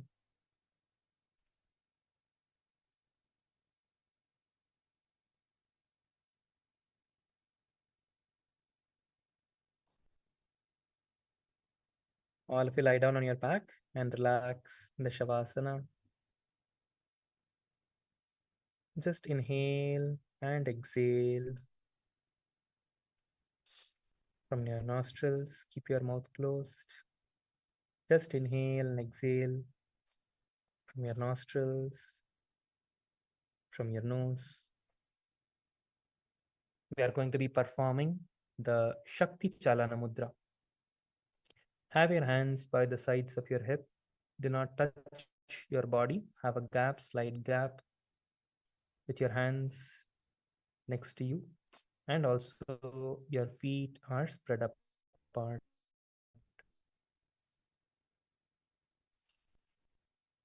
Visualize that the Kundalini Shakti, visualize that the Kundalini Shakti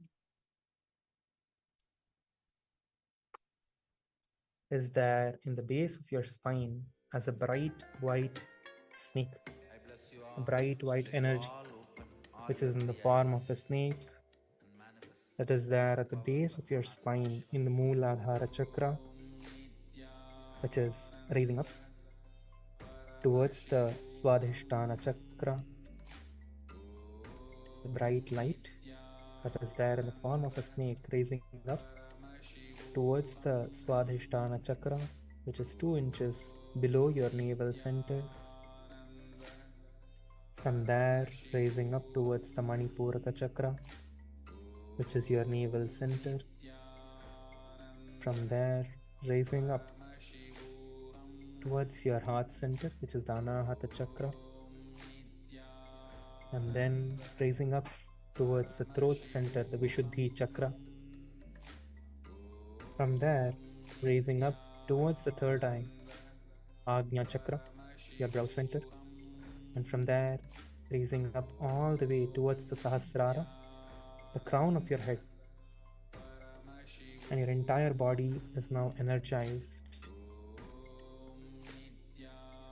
Visualize Swamiji in your inner space. Connect with Swamiji and just relax your body.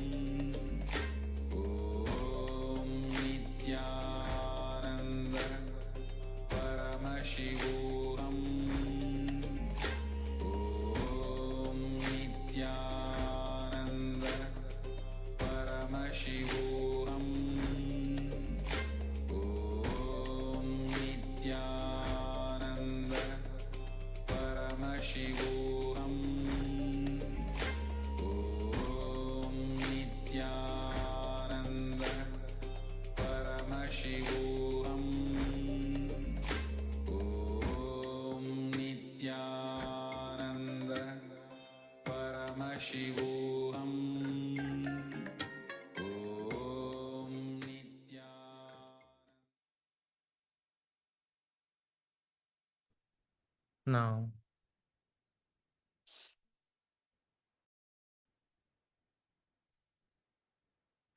slowly start moving your feet, your toes,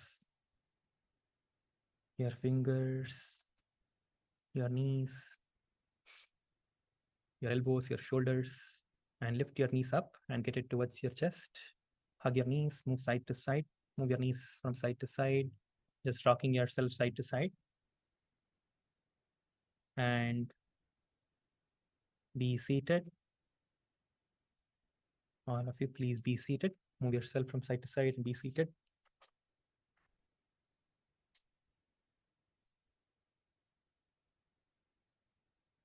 All of you, please be seated up. Yes, all of you did a really good job today. All of you did wonderful. All of you pushed yourself and performed the Nithyananda Yoga really nice. Amazing. So, really good. Now with this, we'll be concluding with the Purna Mantra. Please sit straight with your head, neck, and spine in a straight line. Visualize Swamiji in your inner space. Let us offer our gratitude to Swamiji for giving us this wonderful opportunity to perform the most authentic form of yoga. Om Purnamadah Purnamidam Purnat Purnamudachyate Purnasya Purnamadhaya Purnamevavashishyate. Om Shanti Shanti Shanti. Hari Om Tat Sat Sarvam Bhagavat Shri Nithyananda Paramashiva Padukarpanamastu. Om Nithyanandam. Thank you, everyone. Nithyanandam. So let's get ready and come back and be seated for the puja. Please pack up and get ready, get changed for the puja. We'll be starting the puja in 19 minutes from now. So please get ready and come back for puja. Thank you, everyone. Nithyanandam.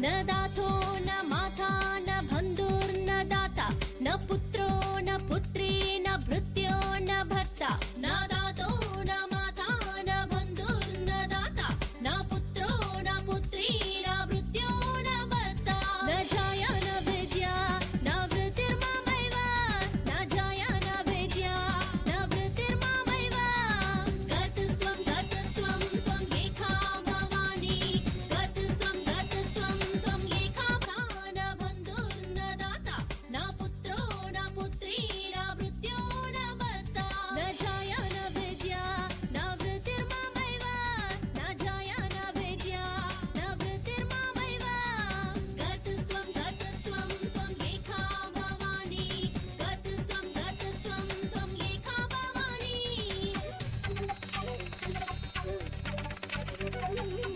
धावा पारे महादुःखभीरो पपात प्रकामी प्रलोभी प्रमत्तः भवाब्धवा पारे महादुःखभीरो पपात प्रकामी प्रलोभी प्रमत्तः कुशं शरपाश प्रबद्ध सदाहं कुशं शरपाश प्रबद्ध सदाहं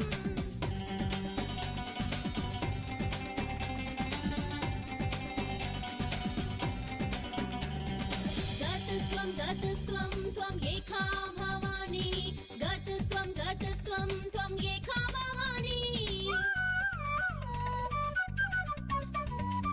न जानामि दानं न च ध्यानयोगं न जानामि तन्त्रं न च स्तोत्रमन्त्रं न जानामि पूजां न च न्यासयोगं न जानामि पूजां न च न्यासयोगं गतस्त्वं त्वं एका भवानी गतस्त्वं त्वं एका Bhavani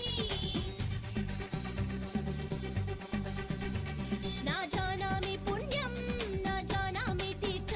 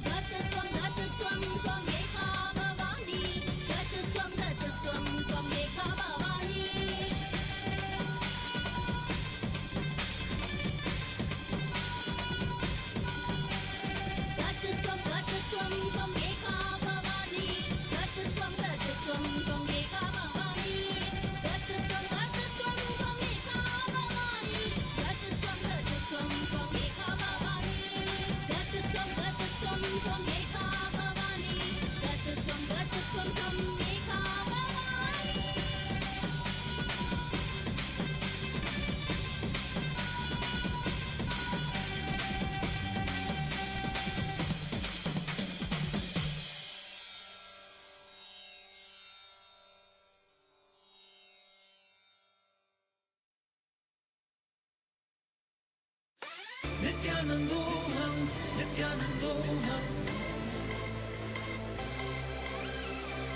Shivoham, Shivoham. I'm looking at my troubles face to face. Been given the power of creating a space. I think Om Shivoham. I say Om Shivoham.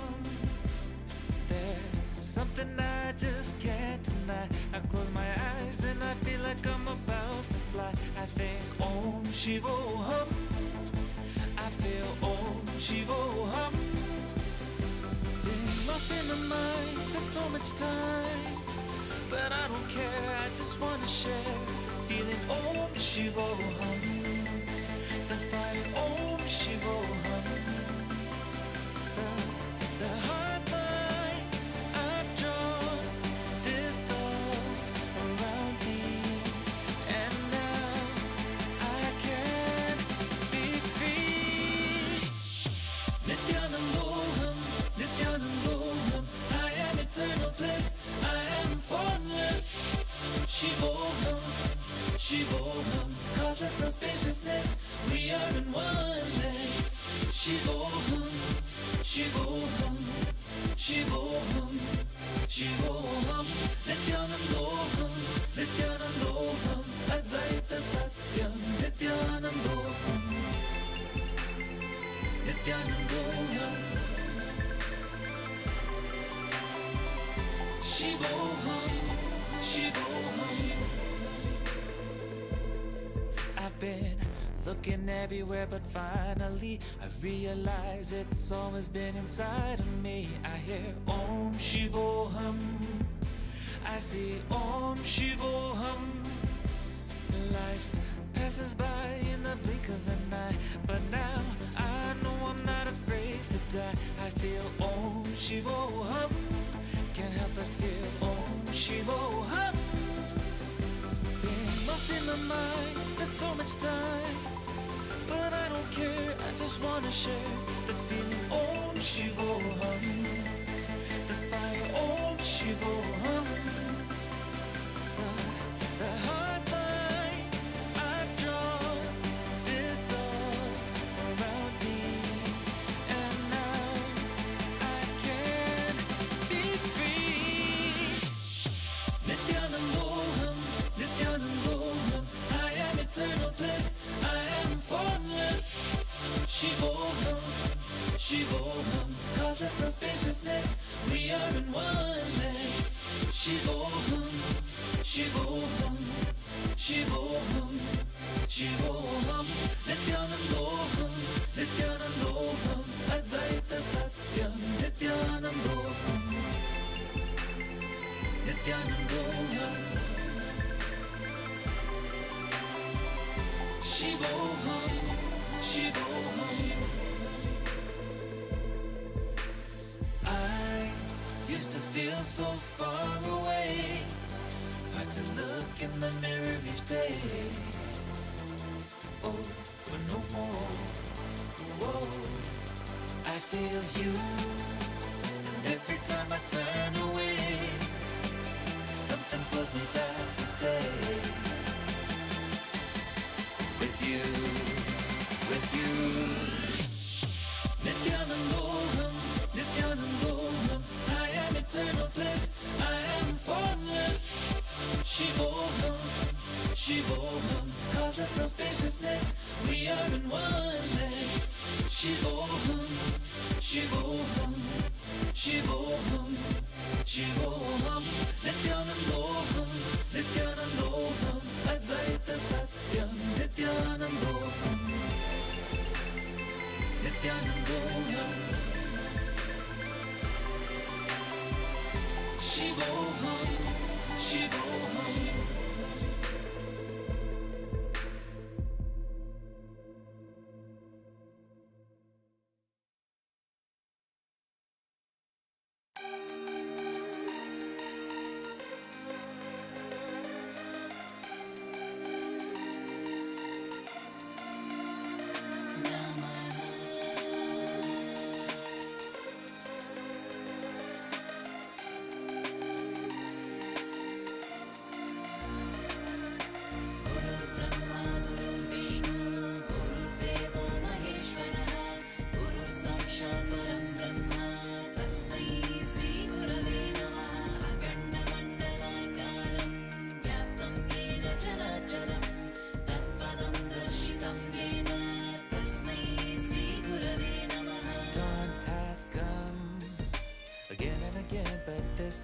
seems we've just begun to open our eyes, and maybe it'll be our third one. Then forever your melody of love will be sung to the top of the highest mountain. It's been so long since we have heard our inner song without a word. For us, you are a blessed way, a radiant star to light the way. So wonderful, I can't take my eyes off you, never want to take my eyes off you. You are my life, you are my world, so beautiful. Don't want to breathe without you, don't even want to live without you. We'll be as one in unison, all over the world, world, all over the world, world, all over the world, world, all over the world, world, Nithyananda, all over the world, lifting us all over the world. Nithyananda, all over the world, awaken us all over the world, the world.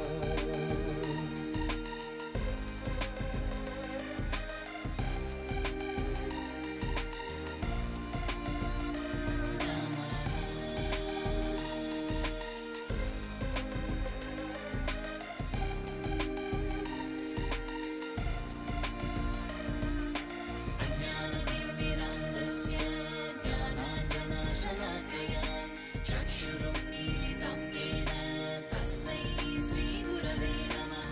अनेकजन्मसम्प्राप्त कर्मबन्धविदाहिने आत्मज्ञानप्रदानेन तस्मै श्रीगुरवे नमः। The sun has set on ignorance. We can live our lives with no regret.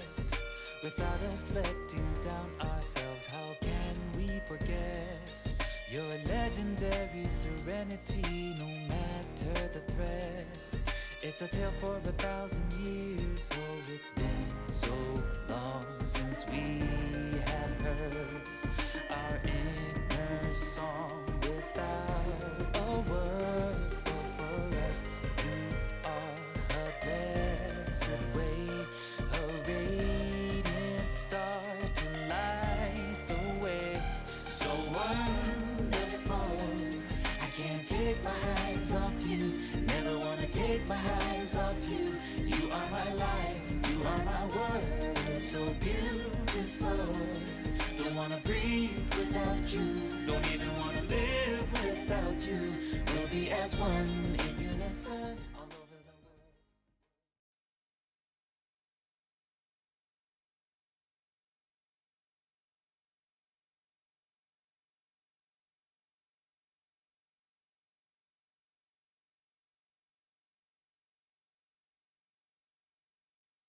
Nityanam, we request all the participants to please settle down in the space of restful awareness in your Ananda Gandha. Please settle down with your puja kits and be seated with your head, neck, and spine in a straight line.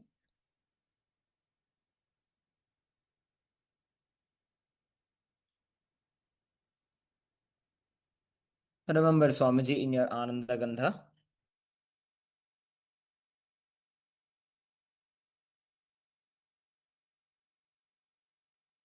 Please avoid any forms of distractions such as your phone, laptop, anything. Please keep your devices aside. Remove any form of distractions. We will now be entering into the sacred space of puja.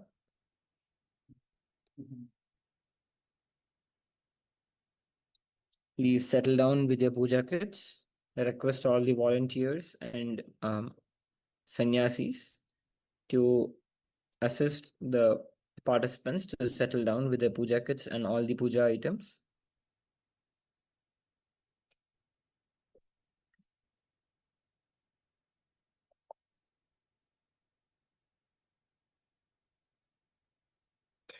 Remember Swamiji in your Ananda Gandha.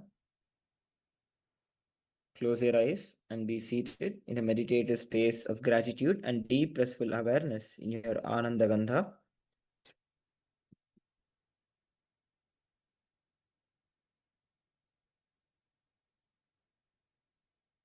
Inhale deeply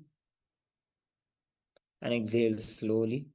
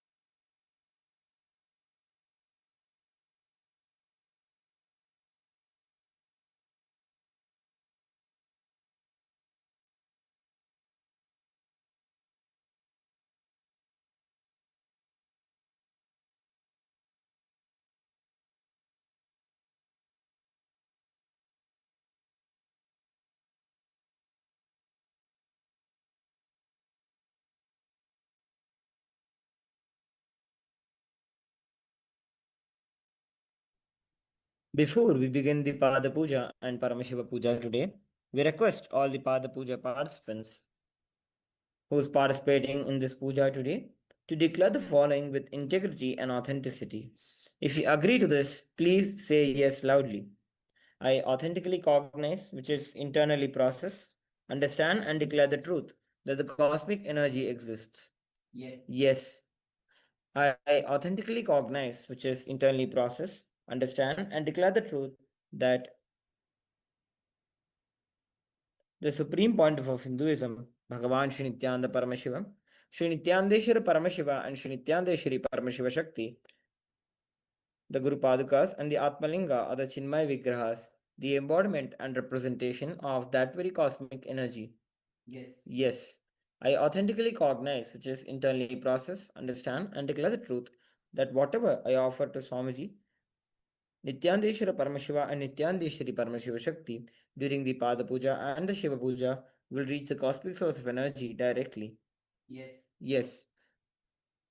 I authentically cognize, which is internally process, understand, and declare the truth of Sohamasmi, that even when I worship, I'm Him. Yes.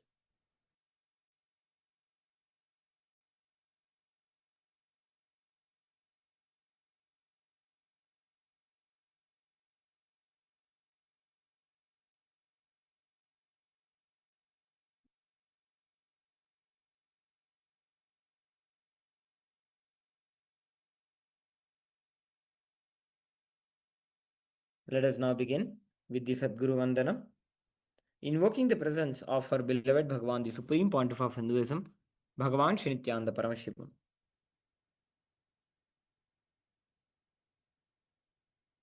Please take a few flowers in your hands. Hold your hands in the Anjali Mudra and offer the flowers at Swamiji's feet by the end of the mantra.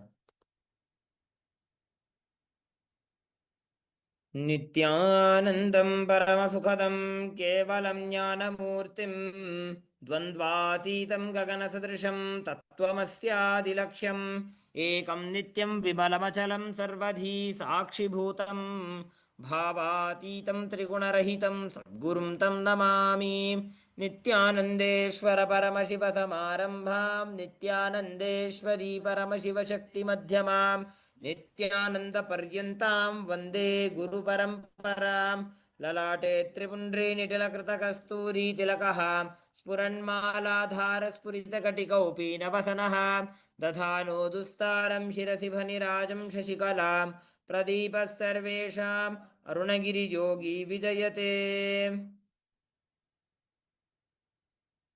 Now we'll be performing the Tattvachamana. Keeping your right hand in the Gokarna Mudra, take another drink of water into your right palm.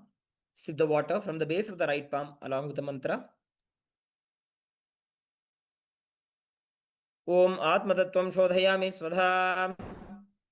Om Vidyatattvam Shodhayami Svadha.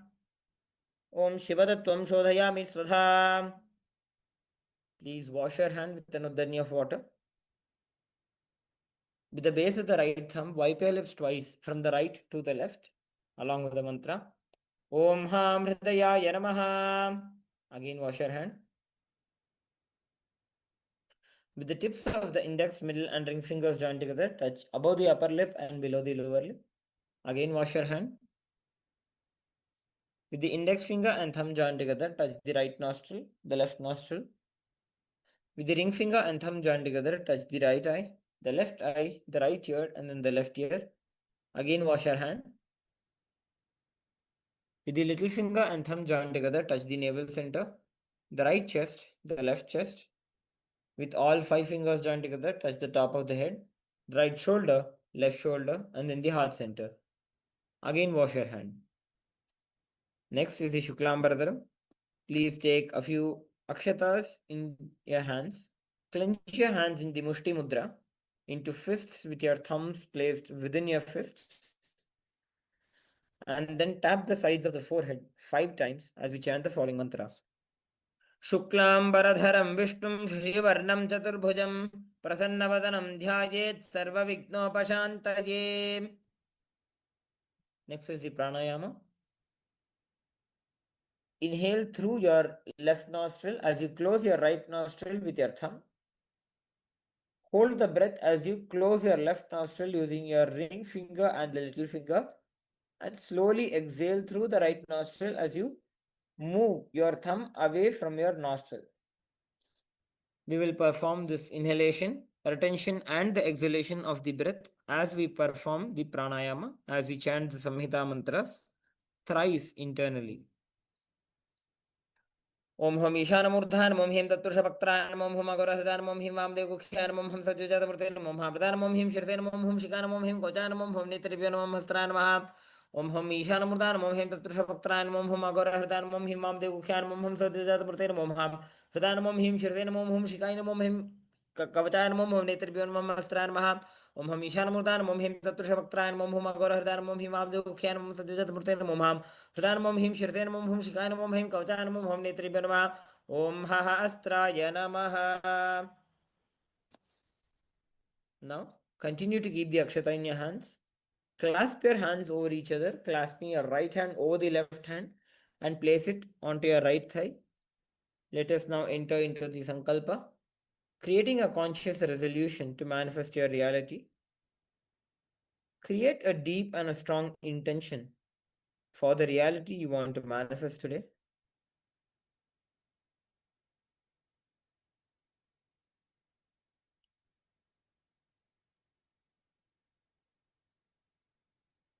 Let us now enter into the sankalpa. Om Mamopata Samasta Duridakshaya Dwara Bhagavat Shri Nithyananda Paramashiva Prityartham Shri Nithyanandeshwari Paramashiva Shakti Sameta Shri Nithyanandeshwara Paramashiva Prityartham Cha Shubhe Shobhane Muhurte Adya Brahmanaha Dvitiya Parardhe Shri Shvetavaraha Kalpe Vaivasvatamanvantare Ashtavimshatitame Nitya Yuge प्रथमे पादे जम्बूद्वीपे भारतवर्षे भरतखण्डे मेरोः दक्षिणे पार्श्वे शकाब्धे अस्मिन् वर्तमाने व्यवहारिके प्रभवादीनां षष्ट्याः संवत्सराणां मध्ये विश्वावसुनाम संवत्सरे उत्तरायणे लक्ष्मी वेंकटेश्वर ऋतु मिथुनमासे कृष्णपक्षे सप्तम्यां शुभतिथौ बुधवासरयुक्तायां पूर्वाभाद्रपद नक्षत्र आयुष्मन् योग बलवकरण एवं गुण विशेषण विशिष्टायां अस्यां शुभतिथौ श्री कैलासोन्नत द्वादशांत श्यामला पीठारूढ़ श्री मीनाक्षी सुंदरेश्वरा भिन्न स्वरूप परशिवपुत्र रत्नकुमार गुरुवन्य तुल्यावतार श्रीपार्वती स्तन्यपानलब्ध दिव्यज्ञानविश्रुत सकलनिगमागमसारभूत द्राविडवेदप्रवक्त्र श्रीमत्परमशिवकरुणासमधिगतमुक्तामयचतुरश्रयान् गीयमान छत्रचामर श्रीचिह्नकाहलादि समस्तविरदावल्यलङ्कृत ज्ञानविज्ञानचक्रवर्ती सर्वजनसङ्गसद्यो निर्वाणदीक्षाव्ययापवर्गवर्ष विश्रानजीमूत परमतकलभकेसरी शैवसिद्धान्तस्थापनाचार्य श्रीराजाधिराजपाण्ड्यमहाराजगुरु क्षपणशाक्यादिमहान्धकारनिवारणज्ञानभानु वीक्षणानर्हार्हध्वजोच्छेदनपूर्वक श्रीमत् ऋषभध्वजस्थापक शैवसमयकर्त्रे सर्वज्ञपीठारूढ श्रीजगद्गुरु श्रीज्ञानसम्बन्धदेशिकस्वामि वागीशसुन्दरमाणिक्यवाचकस्वामिनाम् अवतारभूत श्रीज्ञानसम्बन्धस्वामि पुनरुद्धृत श्यामलापीठ सर्वज्ञपीठ तृणवद्युत्तरद्विशततमगुरुमहासन्निधान अरुणगिरियोगीश्वर परम्परागत अरुणाचल सर्वज्ञपीठ गुरुमहासन्निधान कैलासपरम्परागत काञ्ची कैलास सर्वज्ञपीठ त्रयस्त्रिंशदुत्तरद्विशततमगुरुमहासन्निधान नित्योत्सव नित्यमंगल नित्यकल्याण नित्यरचित कैलास परंपरागत आदि कैलास नित्यानंद पीठ महासंस्थान महासिंहासन पीठ कर्त्र साक्षात् श्री परमशिव समुद्भूत कैलास परंपरागत वैवस्वत मनुक्ष्वाकु हरिश्चंद्र भगीरथ श्रीरामचंद्र शूरसेन इत्यादि अनवच्छिन्न सार्वभौम चक्रवर्ती परंपरागत चतुष्षष्टि योगिनी मंडित चतुष्षष्टि संप्रदाय प्रवर्तक मनुधर्म शासन सूर्यवंश प्राप्त सर्वज्ञ पीठ सुरांगी साम्राज्य मूर्धाभिषिक्त चूड़ामणि साक्षात् श्री परमशिव समुद्भूत कपिल महागुरु पुनरुद्धृत महानिर्वाणी पीठ अष्टोत्तर सहस्र श्री महामंडलेश्वर साक्षात् श्री परमशिव समुद्भूत श्री महागणपति समारंभ अनवच्छिन्न पीठाधीश्वर गुरु परंपरा प्राप्त अटल पीठ अष्टोत्तर सहस्र श्री अटल पीठाधीश्वर धर्म मुक्ति स्वर्ग पुरस्वर्णपीठ त्रयोविंश गुरु महासन्निधान कैलास परंपरागत आदिपीठ सर्वज्ञपीठ जगद्गुरु श्री कैलास पुनरुद्धारक श्री कैलास परमाचार्य श्रीमत् परमहंस परिव्राजकाचार्य वर्य सच्चिदानंद प्रणव स्वरूप श्रोत्रिय ब्रह्मनिष्ठ श्रीमज्जगद्गुरु श्रील श्री भगवत् श्री नित्यानंद परमशिव श्री ज्ञान संबंध देशिक परमाचार्य स्वामिनां प्रीत्यर्थम तेषां पादारविन्दयोः भक्ति सिद्ध्यर्थम गुरुकृपा कटाक्ष सिद्ध्यर्थम क्षेम स्थैर्य वीर्य विजय आयुरारोग्य ऐश्वर्यानाम् अभिवृद्ध्यर्थम धर्मार्थ काम मोक्ष चतुर्विध बल पुरुषार्थ सिद्ध्यर्थम समस्त दुरितोपशान्त्यर्थम समस्त मंगल अवाप्त्यर्थम भगवत् श्री नित्यानंद परमशिव प्रसादेन सकुटुम्बस्य ज्ञान वैराग्य जीवन मुक्ति प्राप्त्यर्थम श्री नित्यानंदेश्वरी परमशिव शक्ति समेत श्री नित्यानंदेश्वर परमशिव अवतार भूत श्री सर्वदेव देवी स्वरूप भगवत् श्री नित्यानंद परमशिव प्रत्यक्ष पाद पूजां करिष्ये श्री नित्यानंदेश्वरी परमशिव शक्ति समेत श्री नित्यानंदेश्वर परमशिव पूजां च करिष्ये. Now please drop the akshata onto your right hand side and rinse your hand with an uddarni of water. Om apa upasprishya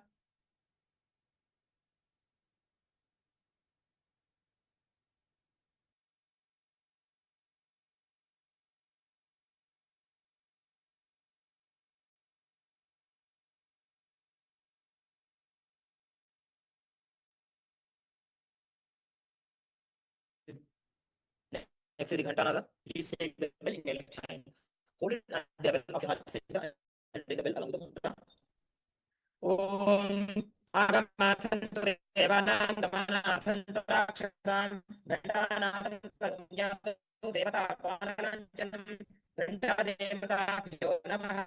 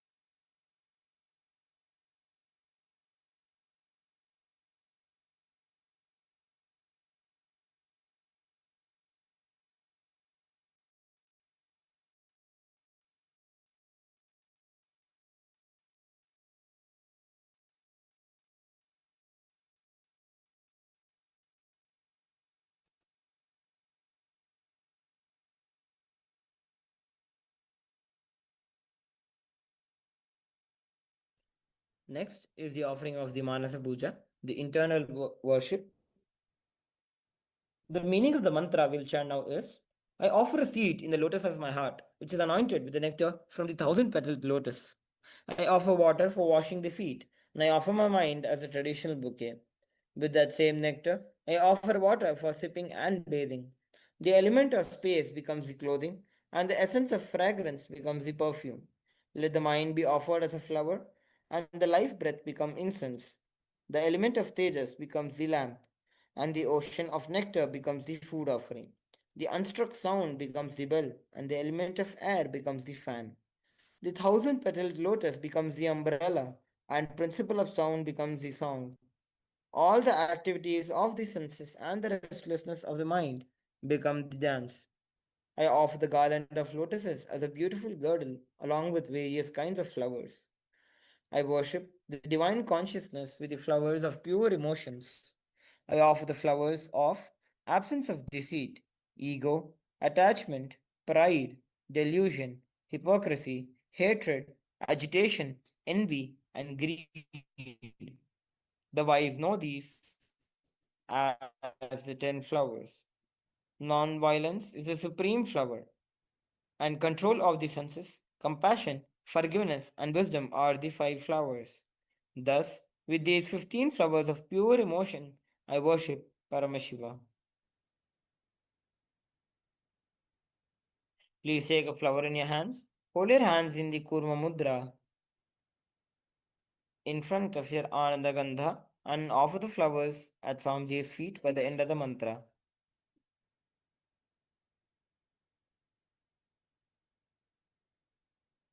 ॐ हृत्पद्ममासनं दद्यात् सहस्रारच्युतामृतैः पाद्यं चरणयोर्दद्यात् मनस्तु अर्घ्यं निवेदयेत् तेन अमृतेन आचमनीयं स्नानीयं तेन च स्मृतम् आकाशतत्त्वं वस्त्रं स्यात् गन्धः स्यात् गन्धतत्त्वकं चित्तं प्रकल्पयेत् पुष्पं धूपं प्राणान् प्रकल्पयेत् तेजस्तत्त्वं च दीपार्थं नैवेद्यं स्यात् सुधाम्बुधिः अनाहतध्वनिर्घण्टा वायुतत्त्वं च चामरं सहस्रारं भवेत् छत्रं शब्दतत्त्वं च गीतकं नृत्तमिन्द्रियकर्माणि चाञ्चल्यं मनसस्तथा सुमेखलां पद्ममालां पुष्पं नानाविधं तथा अमायाद्यैर्भावपुष्पैः अर्चयेद्भावगोचरम् अमायं मनहङ्कारम् अरागं ममदं तथा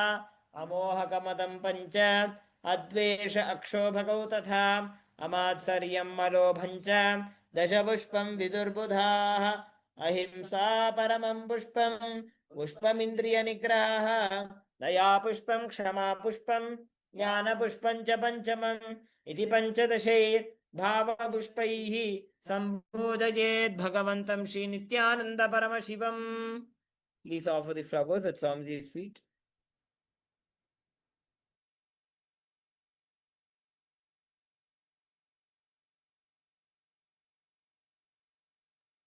The first, we will now begin with the Upachara Puja.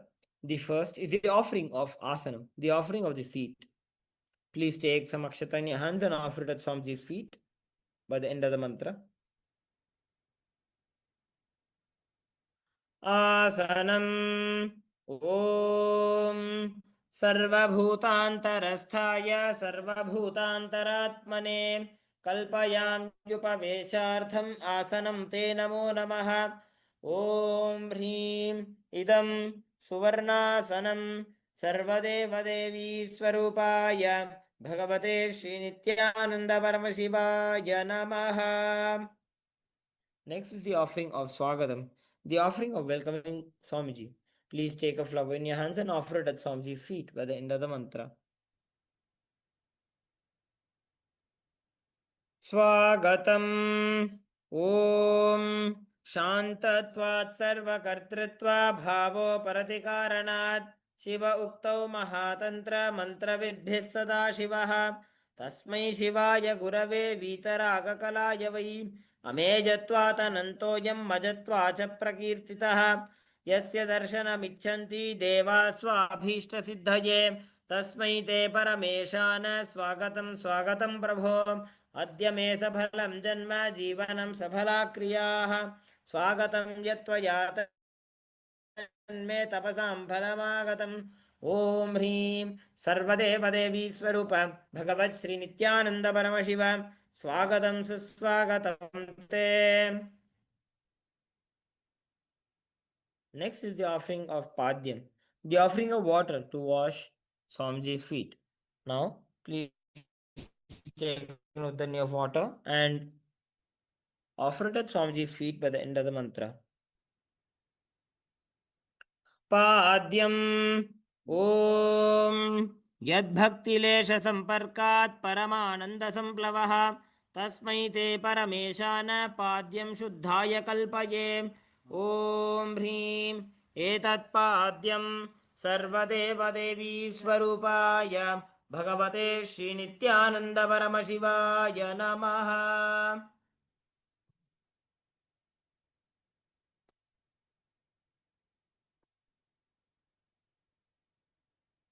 Next is the offering of Arghya, the offering of the traditional bouquet. Now please take the Arghya, the conch decorated with the flower bouquet, and offer it at Swamiji's feet by the end of the mantra. Arghyaha Om दूर्वाक्षतसमायुक्तं बिल्वपत्रं तथा परं शोभनं शङ्खपात्रस्थं ग्रहाणार्घ्यं महेश्वर ॐ ह्रीं एषोऽर्घ्यः सर्वदेवदेवी स्वरूपाय भगवते श्रीनित्यानन्दपरमशिवाय स्वाहा. The mouthwash. Now please take a Nutani of water in your hands and offer it at Swamiji's feet by the end of the mantra. Achamanijam Om Mandakinyastu Yadvari Sarvapapaharam Shubham Grahanachamanijam Tvam Maya Bhaktya Niveditam Om Hrim Idam Achamaniyodakam Sarvadevadevi Swarupaya Bhagavate Shri Nityananda Paramashivaaya Svadha. Next is the offering of Madhuparka, the offering of the nectarine drink. Now please take the Madhuparka in your hands and offer it at Swamiji's feet by the end of the mantra. Madhuparkaha Om Sarvakalmashanashaya Paripurna Sudhatmakam Madhuparkamimam Deva Kalpayami Prasidame Om Hrim Esha Madhuparkaha Sarvadevadevi Swarupaya Bhagavate Shri Nityananda Paramashivaya Swadha. Next is the offering of Gandhatailam, the offering of the scented oil. Now please take the Gandhatailam in your hands and offer it at Swamiji's feet at the end of the mantra. Gandhatailam Om Sneham Grahana Snehena Lokanam Hitakaraka Sarvalokeshu Shuddhastvam Dadami Sneham Om Hrim Idam Gandhatailam Sarvadevadevi Swarupaya Bhagavate Shri Nityananda Paramashivaya Nivedayami.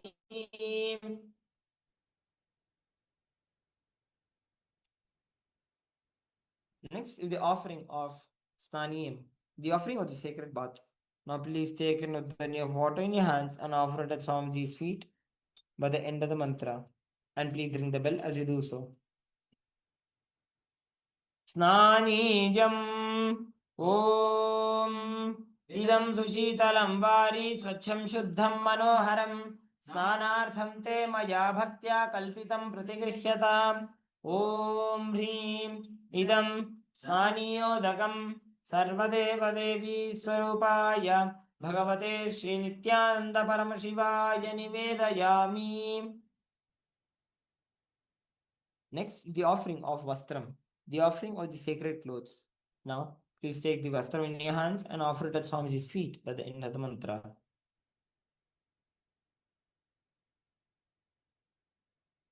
Vastram Om Maya Chitrapatachhanna Nijagukhyoru Tejase निरावरणविज्ञाय वासस्ते कल्पयाम्यहम् ॐ ह्रीं इदं वस्त्रोत्तरीयं सर्वदेवदेवी स्वरूपाय भगवते श्रीनित्यानन्दपरमशिवाय निवेदयामि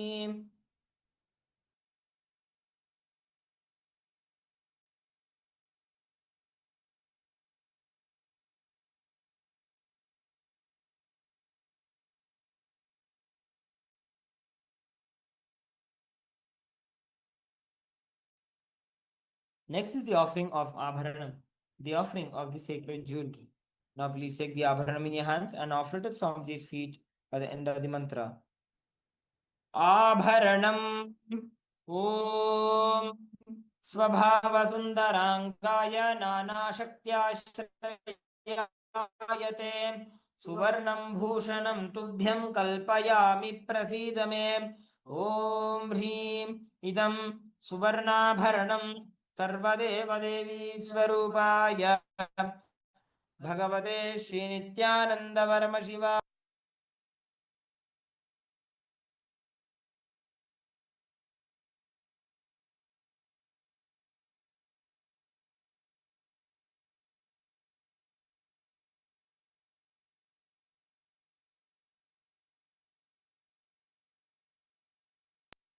Next is the offering of Gandha, the offering of the sandalwood paste.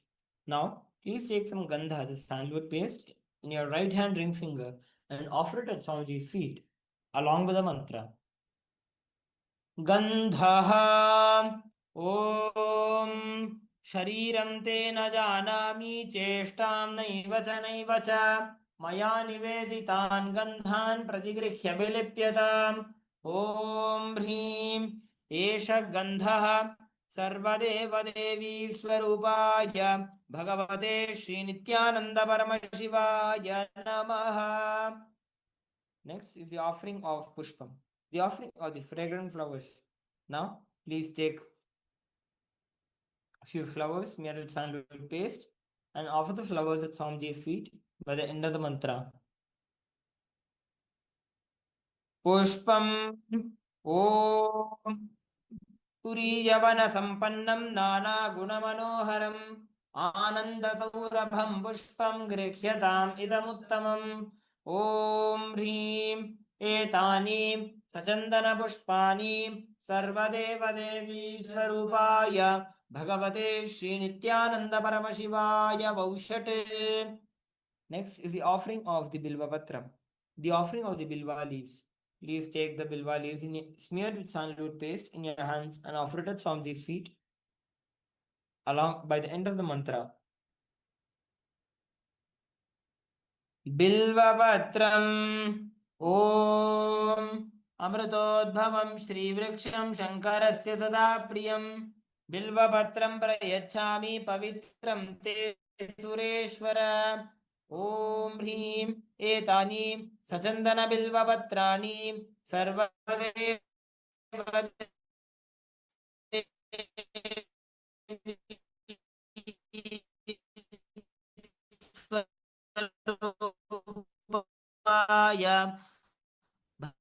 Bhagavate Shri Nityananda is the offering the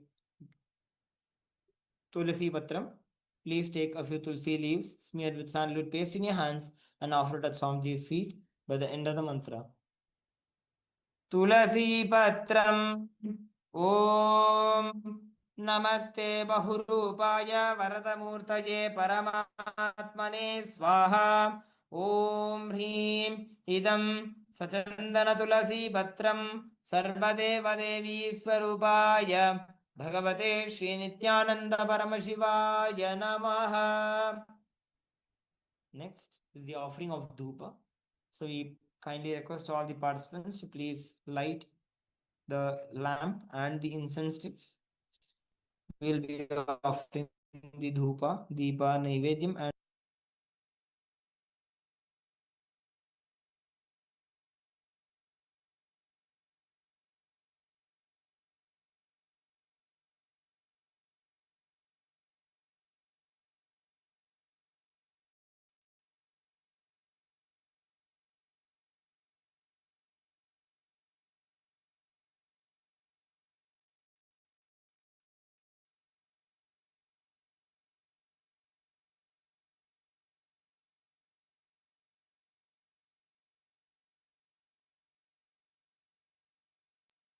Now, please take the lit dhupa in your hands, in your right hand.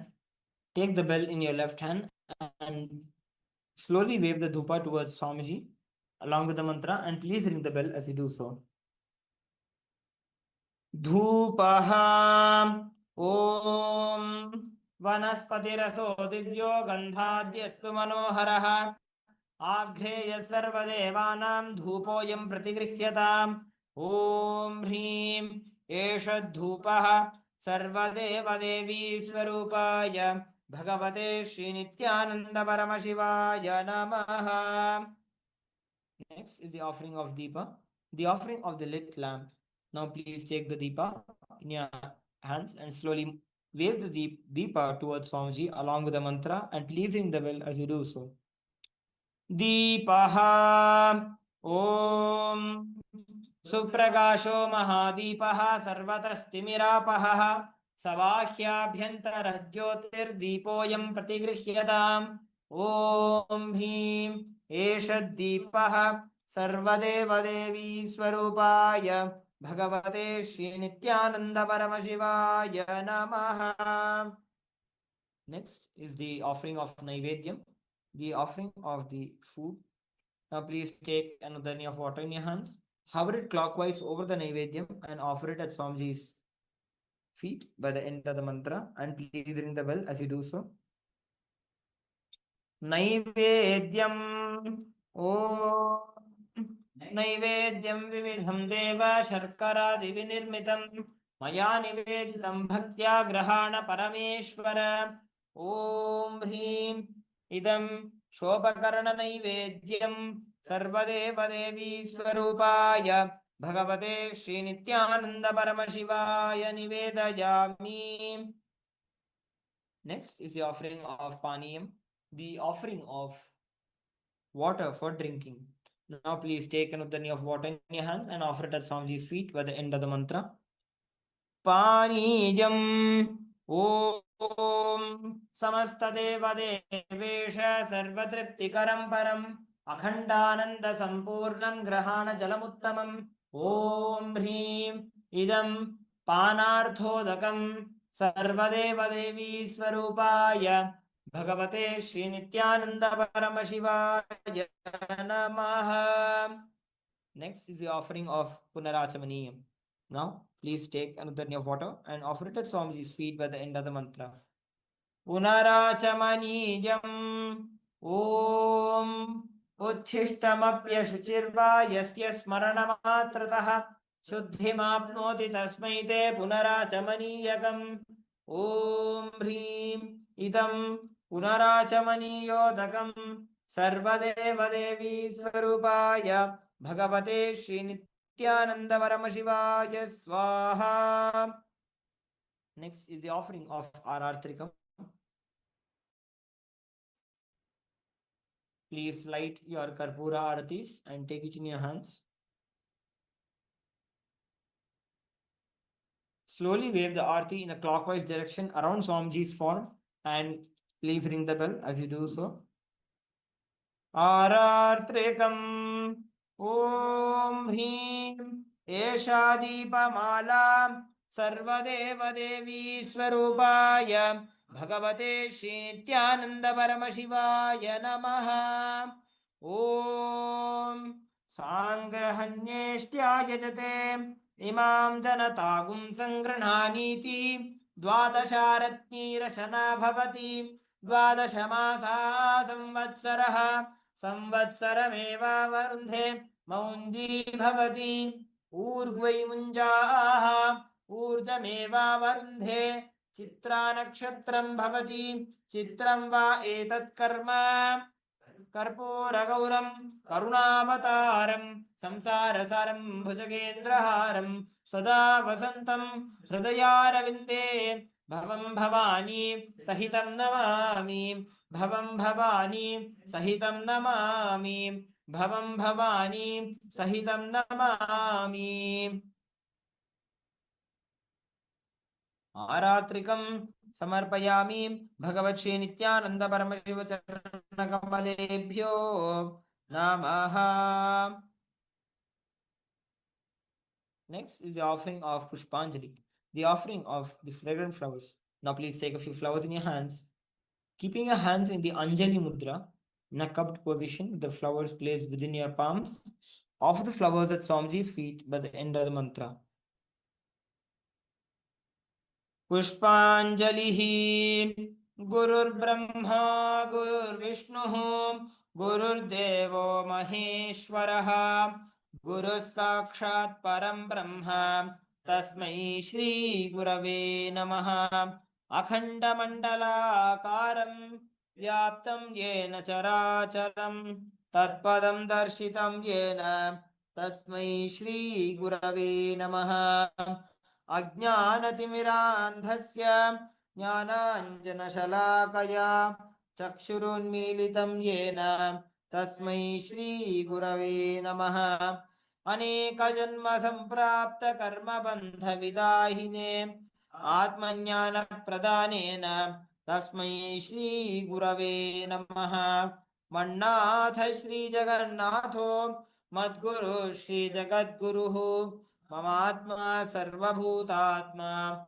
तस्मै श्रीगुरवे नमः ईश्वरो गुरुरात्मेति मूर्तिभेदविभागिने व्योमवद्व्याप्तदेहाय दक्षिणामूर्तये नमः नित्यानन्दं परमसुखदं केवलं ज्ञानमूर्तिं द्वन्द्वातीतं गगनसदृशं तत्त्वमस्यादिलक्ष्यम् एकं नित्यं विमलमचलं सर्वधी साक्षिभूतं भावातीतं त्रिगुणरहितं सद्गुरुं तं नमामि पुष्पाञ्जलिं समर्पयामि भगवत्श्री नित्यानन्द परमशिवचरणकमलेभ्यो नमः ॐ नित्यानन्दम्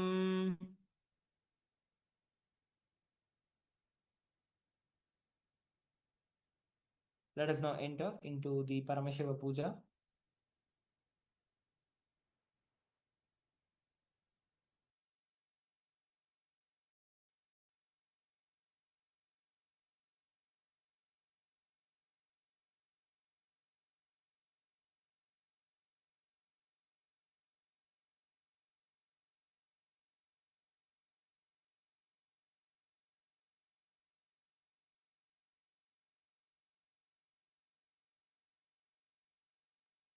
Please perform the Tattvachakana.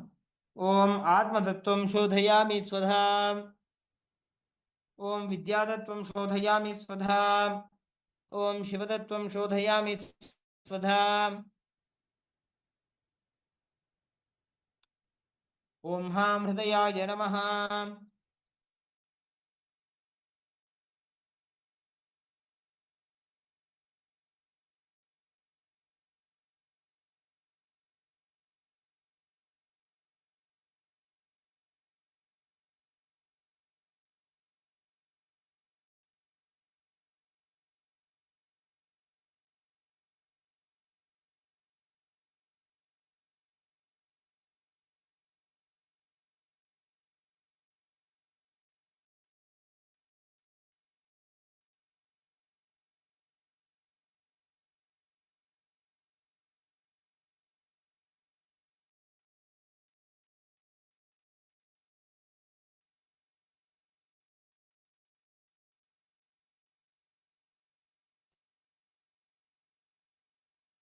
Let us now enter into the Sakalikaranam.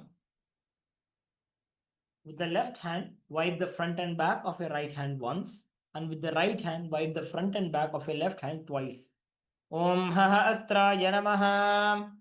Now, bring your hand into the Namaskara Mudra in front of your third eye. Shaktaye Vaushate. Now, bring your hands in front of you with the palms facing you. Bring your thumbs to the center of the palms. Om Ham Shivasanaya Namaha. Om Ham Shivamurtaye Namaha. Now, touch the tip of the thumbs to the tip of the little fingers and slowly move your thumbs down along with the mantra. Om Ham Satyojata Murtaye Namaha. Touch the tip of the right hand of the ring fingers and slowly move your thumb down. Om Him Vamadeva Gukhyaye Namaha. Touch the tip of the middle fingers and slowly move your thumb down. Om Hum Aghora Hridayaya Namaha. Touch the tip of the index fingers and slowly move your thumb down. Om Hem Tatpurusha Vaktraya Namaha. Now, using your index fingers, touch the tip of the thumbs and slowly move your index fingers down. Om Hum Ishanamurdhaya Namaha. Then again, bring your palms, open your palms up with your palms facing you. Om Ham Hum Vidyadehaya Namaha. Then bend the index, middle, and ring fingers such that they touch the center of the palm. Om Hum Netrebhyo Namaha. Then again, touch the thumb to the center of the palm. Om Ham Hum Shivaya Namaha. Then again, touch the tip of the little finger with the thumb and slowly move the thumb down along with the mantra. Om Ham Hridayaya Namaha. Touch the tip of the ring finger and slowly move it down. Om Him Shirase Namaha. Touch the tip of the middle finger and slowly move down. Om Hum Shikhaye Namaha. Touch the tip of the index finger and slowly move it down. Om Haim Kavachaya Namaha. Touch the tip of the thumb and slowly move the index finger down. Om Hahastraya Namaha. Then bring your hands into Mushti Mudra. Clench them together and roll them around each other once. Om Haim Kavachaya Hum. Then bring your hands again in the Namaskara Mudra in front of your third eye. Om Ham Shivaya Vaushate. Then again, bring your palms facing you with the thumbs touching the respective palms. Om Ham Hum Shivaya Namaha. Now the ring finger and thumb join, right hand, ring finger and thumb join together. Touch the Ananda Gandha. Om Ham Shivasanaya Namaha. Om Ham Shivamurtaye Namaha. Then with the little finger and thumb of both the hands together, touch the respective knees. Om Ham Sadyojata Murtaye Namaha. With the ring finger and thumb joined together, touch the navel center. Om Him Vamadeva Gukhya Namaha. With the middle finger and thumb joined together, touch the heart center. Om Hum Aghora Hridaya Namaha. With the index finger and thumb joined together, touch a little above the upper lip. Om Hem Tatpurusha Vaktraya Namaha. Then with the tip of the thumb, touch the top of the head. Om Hom Ishanamurdhaya Namaha. Then with the ring finger and thumb joined together, touch the heart center. Om Ham Hum Vidyadehaya Namaha. With the index, middle, and ring fingers, touch the three eyes. Om Hum Netrebhyo Namaha. The ring finger and thumb joined together, touch the heart, touch the Ananda Gandha. Om Ham Hum Shivaya Namaha. With the little finger and thumb joined together, touch the heart center. Om Ham Hridayaya Namaha. With the ring finger and thumb joined together, touch the top of the head. Om Him Shirase Swaha. With the middle finger and thumb joined together, touch the back of the head. Om Hum Shikaye Vashate. Now cross your arms over each other. With your left hand over your right hand. Bend your index fingers into the shape of a hook.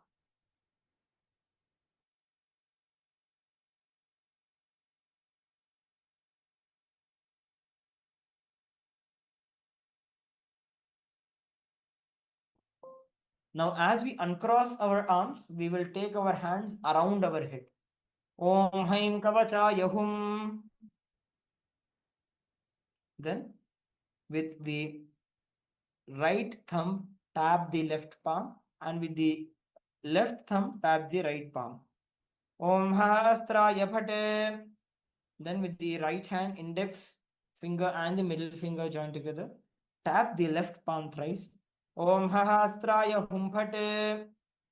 Then, using the index finger and thumb joined together, snap around yourself in all the 10 directions. Om Ha Astraya Phate. Now, move your hands from the head to the toes by touching the sides of your body. Om Ham Shivaya Vaushate.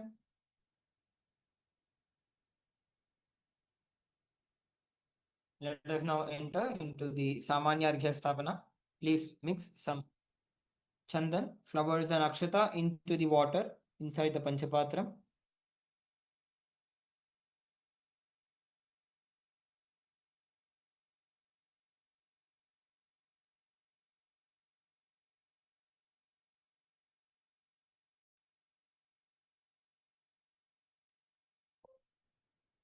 Cover the panchapatram with your palm and chant Om 7 times internally. Om, Om, Om, Om, Om, Om, Om. Perform the Digbandhana. Om Hahastraya Bhate. Perform the Avagunthana. Om Haim Kavachaya Hum.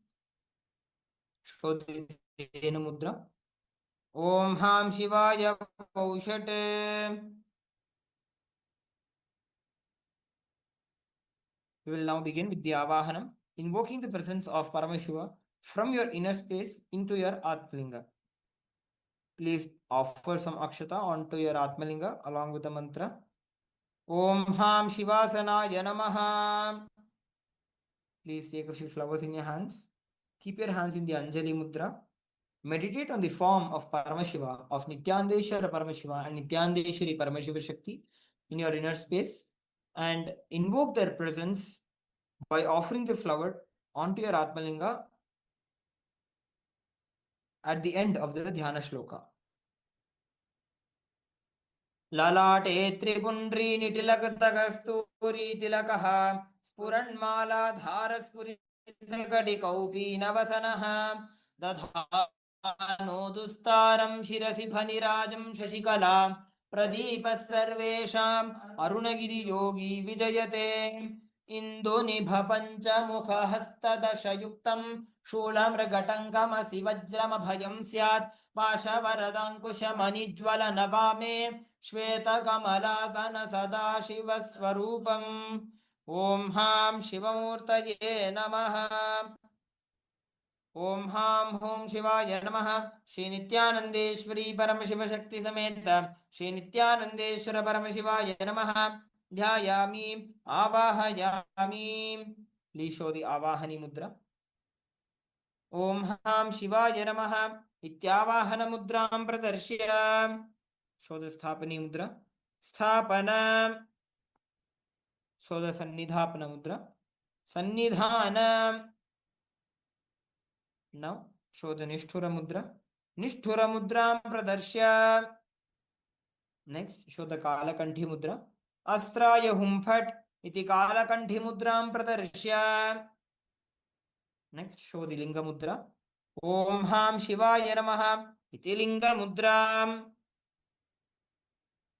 शोधि नमस्कार मुद्रां rotate दी शोधि अवकुंठन मुद्रा ओम हैं कवचाय हुं इति अवकुंठन मुद्रां च प्रदर्श्य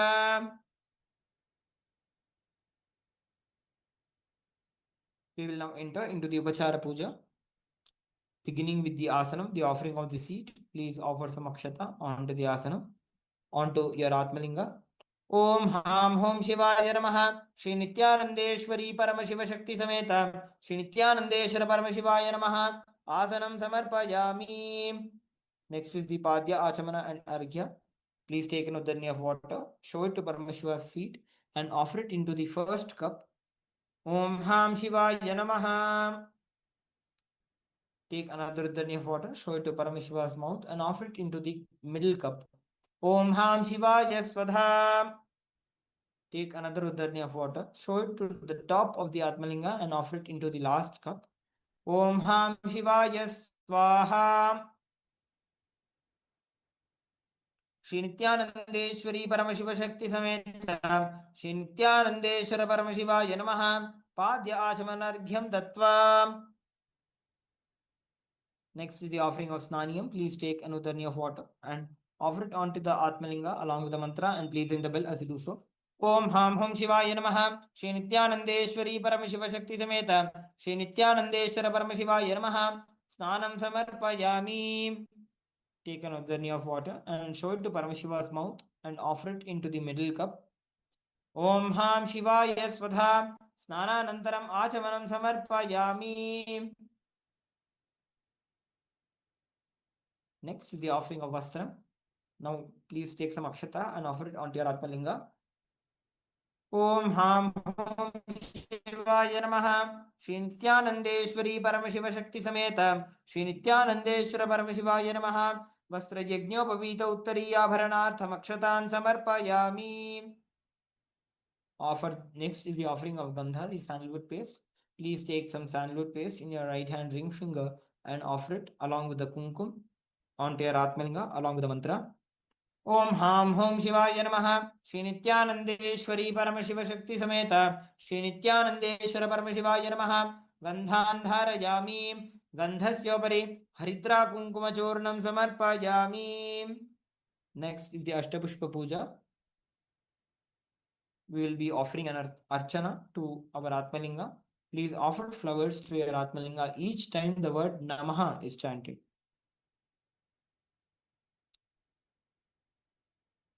Om Bhavaya Devaya Namaha. Bhavasya Devasya Patni Namaha. Om Sharvaya Devaya Namaha. Sharvasya Devasya Patni Namaha. Om Ishanaya Devaya Namaha. Ishanasya Devasya Patni Namaha. Om Pashupater Devaya Namaha. Pashupater Devasya Patni Namaha. Om Ugraya Devaya Namaha. Ugrasya Devasya Patni Namaha. Om Rudraya Devaya Namaha. Rudrasya Devasya Patni Namaha. Om Bhimaya Devaya Namaha. Bhimasya Devasya Patni Namaha. Om Mahate Devaya Namaha. Mahato Devasya Patni Namaha. Om Ham Hom Shivaya Namaha. Shri Nithyanandeshwari Paramashiva Shakti Sameta Shri Nithyanandeshwara Paramashivaya Namaha. Ashtapushpa Pujam Samarpayami. Next is the offering of the Bilvapatram, the offering of the Bilva leaves.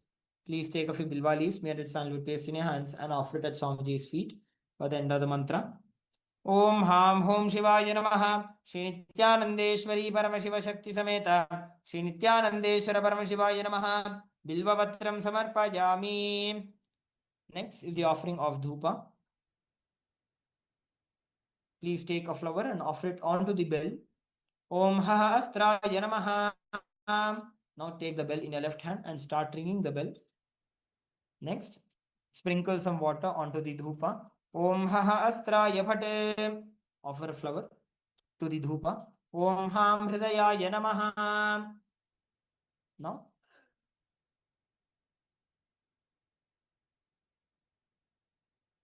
take the dhupa in your right hand and slowly wave it towards your Atmalinga and Swamiji along with the mantra, and please ring the bell as you do so. Adha dhupaha. Om Dhurasi Dhurvadhurvantam Dhurvatayyo Osman Dhurvaditam Dhurvayam Vayam Dhurvamastvam Devanamasi Sasnitamam Bapritamam Jushtatamam Vanhitamam Devahutamam Hritamasi Havirdanam Drugum Hasvamahva Mitrasya Tva Chakshusha Prekshe Madhirma Samviktha Matvahi Kumthishum. Om Ham Hom Shivaya Namaha. Nithyanandeshwari Paramashiva Shakti Sameta Shri Nithyanandeshwara Paramashivaya Namaha. Dhupam Agrapayami. Please take in Udanya water, show it to Paramashiva's mouth and offer it into the middle cup. Om Ham Shivaya Svadha. Next is the offering of Deepa, the offering of the lit lamp. Please sprinkle some Samanya Arghya onto the Deepa.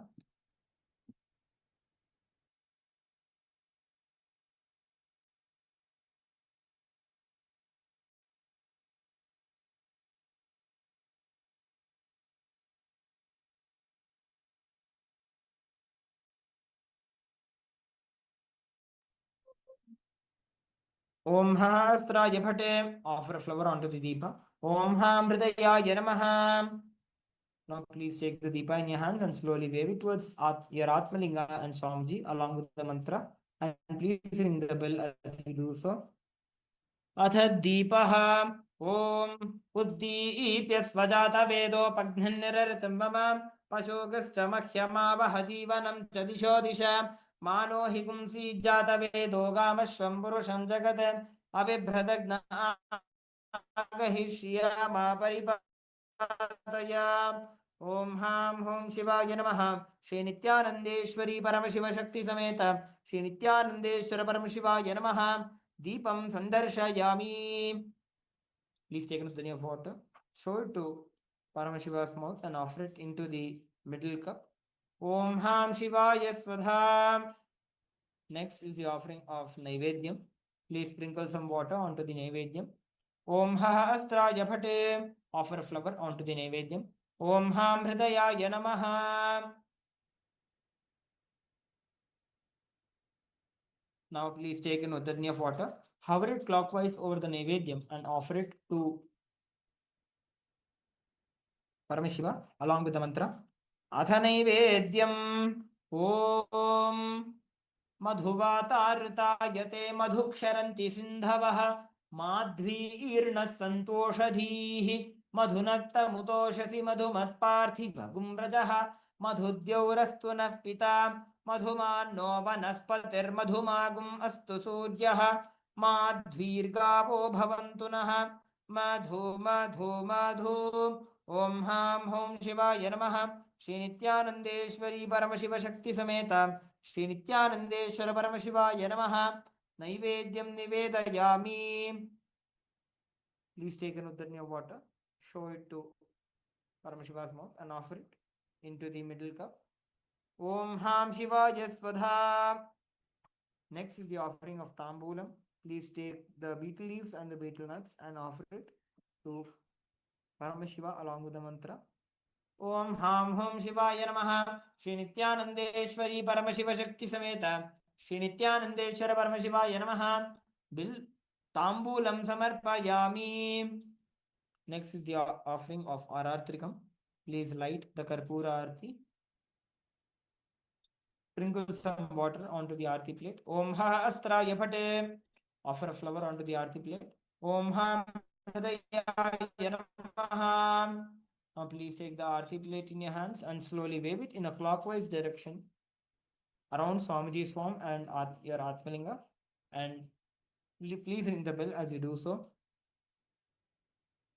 Arartrekam Om Somo va etasya rajyamadatте yo rajasan rajyo vasomena yajate devasuva methani havikumshi bhavanti ya etavanto vai devanagum savaha ta evasmai savan prayachanti ta enah punasvante rajyaya devasuraja bhavati न तत्र सूर्यो भाति न चन्द्रतारकं नेमा विद्युतो भाति कुतो यमग्निः तमेव भान्तमनुभाति सर्वं तस्य भासा सर्वमिदं विभाति कर्पूरगौरं करुणावतारं संसारसारं भुजगेन्द्रहारं सदा वसन्तं हृदयारविन्दे भवं भवानी सहितं नमामि भवं भवानी सहितं नमामि भवं भवानी सहितं नमामि. ओम हां हों शिवाय नमः श्री नित्यानंदेश्वरी परमशिव शक्ति समेत श्री नित्यानंदेश्वर परमशिवाय नमः कर्पूर नीराजनं संदर्शयामि रक्षां धारयामि.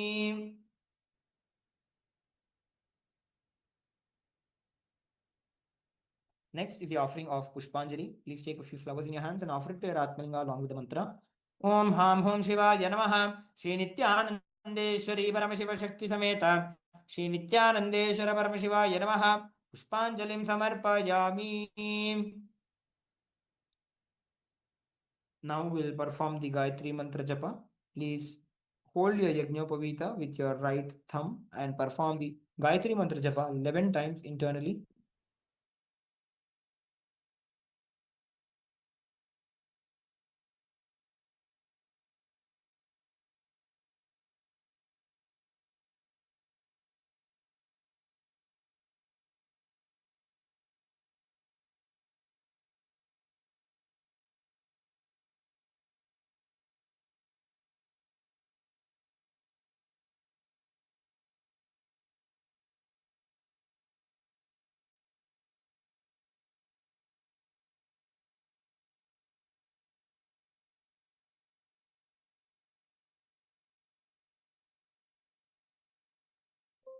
Now, please perform the Shiva Mula Mantra Japa 11 times internally.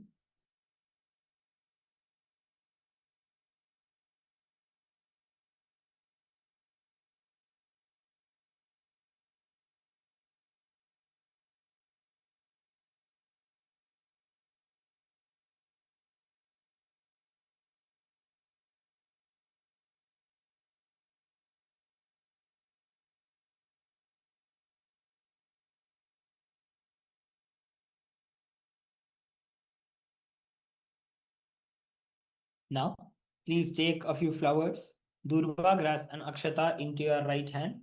Om Ham Hridayaya Namaha. Om Haim Kavachaya Hum. Om Ham Shivaya Voshat.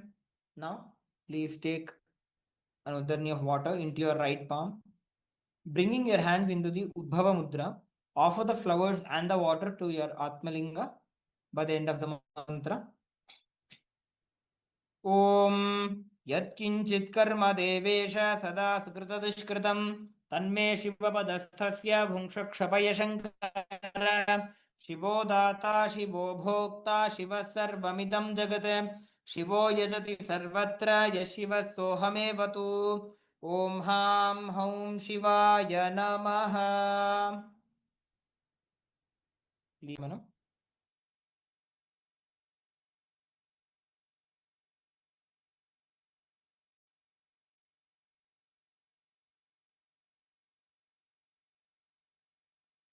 ओम आत्मतत्वं शोधयामि स्वधा ओम विद्यातत्वं शोधयामि स्वधा ओम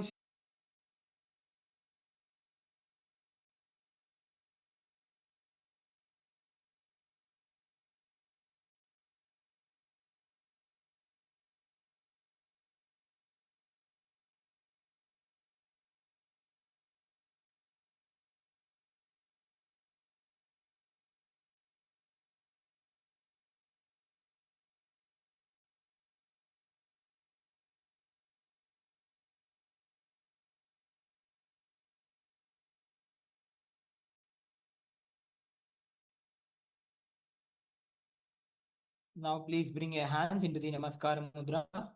Let us now conclude with the Purna Mantra. Om Purnamadah Purnamidam Purnat Purnamudachyate Purnasya Purnamadaya Purnamevavashishyate Om Shanti Shanti Shanti Harihi Om Tat Sat Sarvam Bhagavat Shri Nithyananda Paramashiva Padukarpanamastu Om Nithyanandam.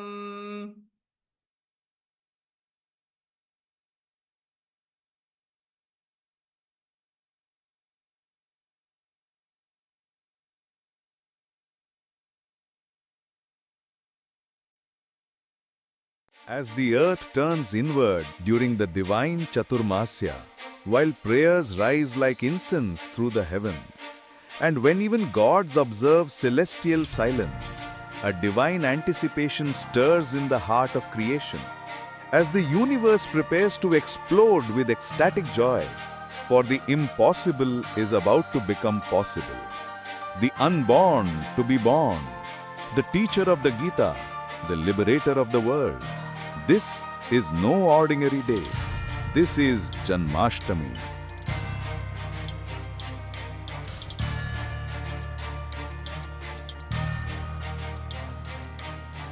Love, sacrifice, ferociousness, knowledge, power, all these are separate words in lower middle class level. In the peak of pure consciousness, all these are Ananta Kalyana Gunas. Nithyanandam Paramasukadam Kevalam Jnanamurtim Dvandvatitam Gaganasatisham Tattamasya Laksham Ekam Nityam Vimalamachalam Sarvadhi Sakshibhutam Bhavatitam Trigunarahitam Satgurum Tam Namami. Nithyananda, all of you. Nithyananda, everyone. And welcome to today's Paramashivoham sessions. And we just had the wonderful yoga session, the wonderful puja. And now we are ready to enter into today's session. And of course, before that, let's take a few moments and share your experience of yoga, any breakthrough that you had, whether it is through any asanas or throughout the whole sequence itself, or you have been practicing yoga for few days, weeks, or months, or even years. What are breakthrough that you experience? You can share that as well. And of course, the puja. Puja is where you build your devotion consciously. So let's take a few minutes and start to share your experience of yoga. Meanwhile, we'll be getting ready for the power manifestation. And before that, we'd like to welcome each one of us who are here with us. We have Sharmi Mudhya Nithyanandam, Ma Nitya Nirahankara Nithyanandam, Ma Mahasatya Param Satya Nithyanandam. We have Vishwanathanaya Nithyanandam. So once again, welcome each one of us and all the participants on the YouTube also. All of you are welcome, and the link to join us via two-way has already been provided. So you can join us via two-way and receive the powerful breakthrough. Whole Paramashivoham program itself, Swamiji has designed in such a way to give you the super conscious breakthrough. So wherever you feel you are stuck, whether it is in terms of health, in terms of relationship, whether the life is not moving forward, in any way you are stuck in, join the Paramashivoham program and have the breakthrough. With this, we'll be getting ready for the power manifestation. We'll be entering into the Sas Pramana, which is a scriptural reference for manifesting the signs. Meanwhile, let's get ready to, you can cover your eyes now because we'll be manifesting the power of third eye. So you can go ahead to cover your eyes with a blindfold. And if you don't have a blindfold, no worries, you can cover your eyes with a piece of cloth. And let's enter into the Sas Pramana, which is a scriptural reference for manifesting the power of third eye. And the words goes as Kapalantarmano yasya tishthanmilitalochanaha kramena manasodharyat lakshaye lakshamuttamam. Parameshwar says, by fixing the mind on the inner space within the crown center and sitting stably without any movement, having the eyes closed in succession, by that stability of the mind and the inner space through the power of third eye, one directly sees the ultimate goal, Lakshya. By having the vision beyond the sight that reveals any object or place, attaining the space of oneness with the source, Paramashiva. So with this, let's get ready to enter into the power manifestation. So with Acharyas will be projecting you an image on your screen while your eyes are covered with the blindfold. So you can get ready and cover your eyes. Take a moment. If you have a piece of cloth, you can use a piece of cloth. If you have a blindfold, no worries, you can go ahead and cover your eyes with the blindfold.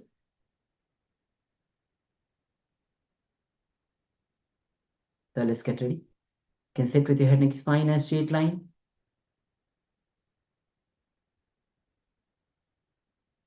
And bring that intense, after this yoga session, your energy is already in that space. And after this puja, the deep devotion with deep gratitude and deep surrender to the Supreme Pontiff of Hinduism, Bhagavan Sri Nithyananda Parameshwar. Remember Swamiji in your space. Every time that you remember Swamiji, you invoke his presence because Swamiji is very much alive, is very much present.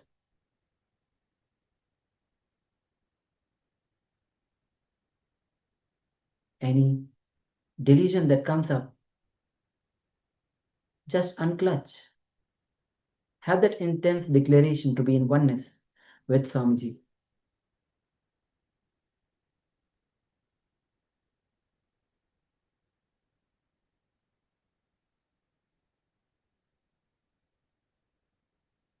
And now, let's connect with Swamiji through the Mahavakya.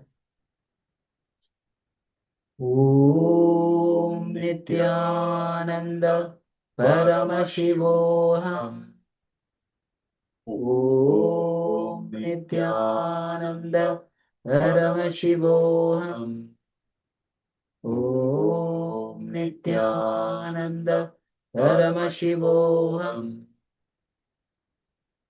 Keep chanting the Mahavakya. As we enter into this round of our manifestation with your eyes closed, let's see every single detail of the image that is being projected on your screen now. And let's begin with this manifestation. Nithyananda Paramashivoham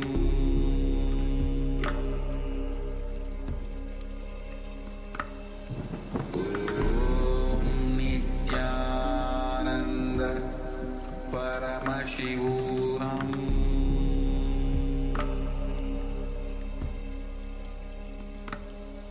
Om Nithyananda Paramashivoham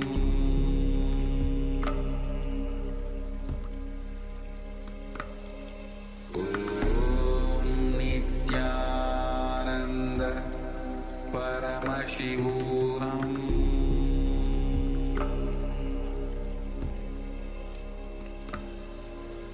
Om Nithyananda Paramashivoham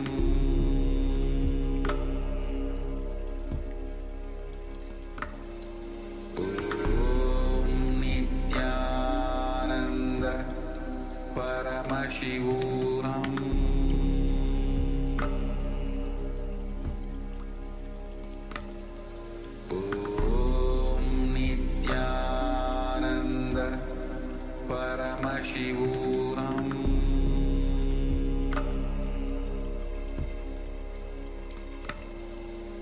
Om Nithyananda Paramashivoham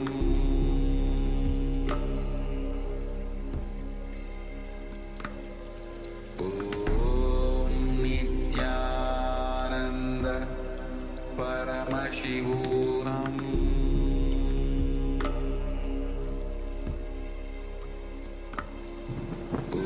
Om Nithyananda Paramashivoham Om Nithyananda Paramashivoham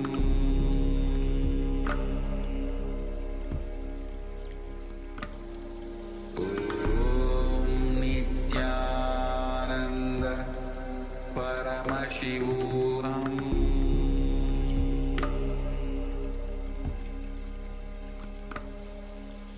Om Nithyananda Paramashivoham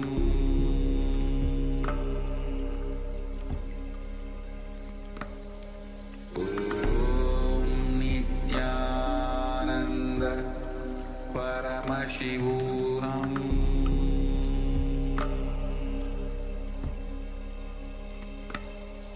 Om Nithyananda Paramashivoham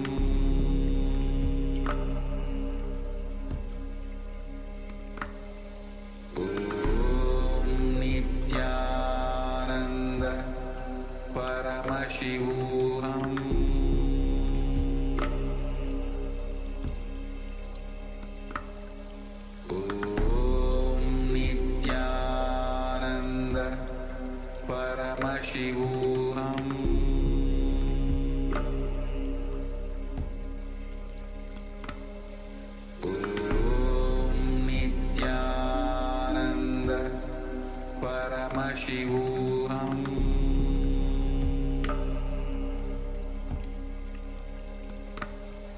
Om Nithyananda Paramashivoham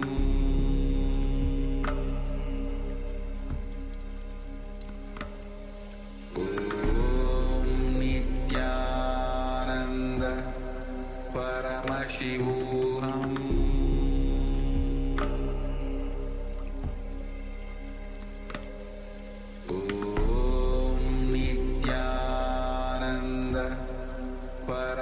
Paramashivoham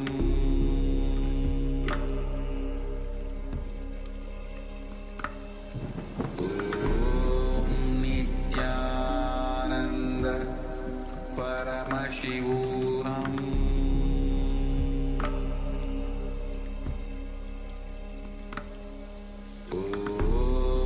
Nithyananda Paramashivoham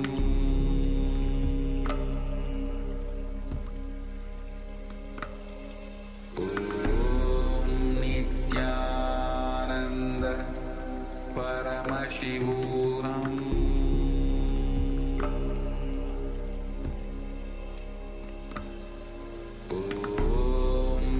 Nithyananda Paramashivoham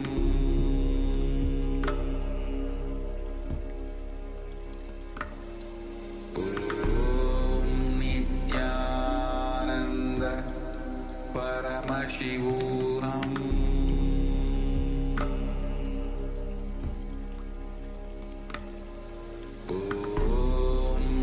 Nithyananda Paramashivoham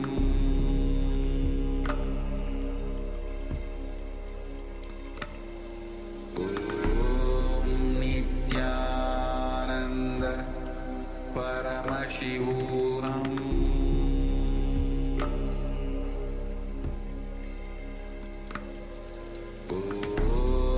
Nithyananda Paramashivoham.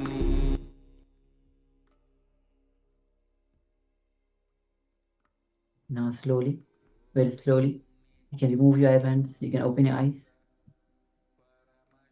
And from this space of oneness, let's share what Swamiji revealed to you. Yes, you can remove your eyebands now.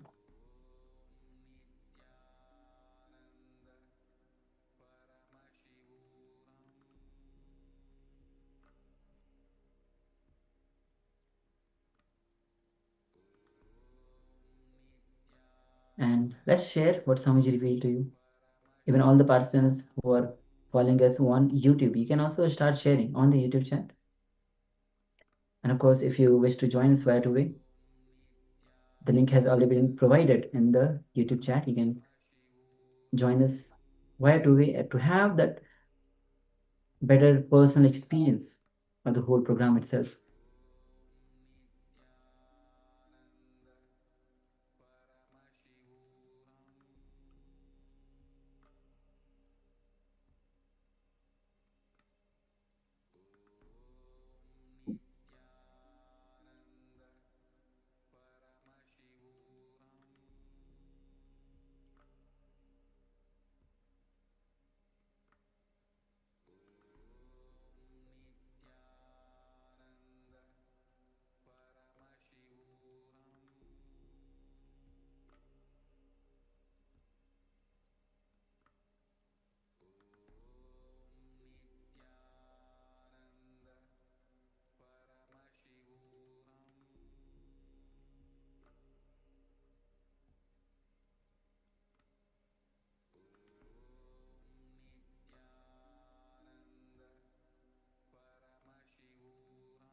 Take a moment and share anything that was revealed to you. Do not judge, do not discard anything. Just, even if there is no logic to whatever is being revealed to you, without any hesitation, just start sharing. The more and more you start manifesting, the more you start bringing oneness into your own being. So let's start to share.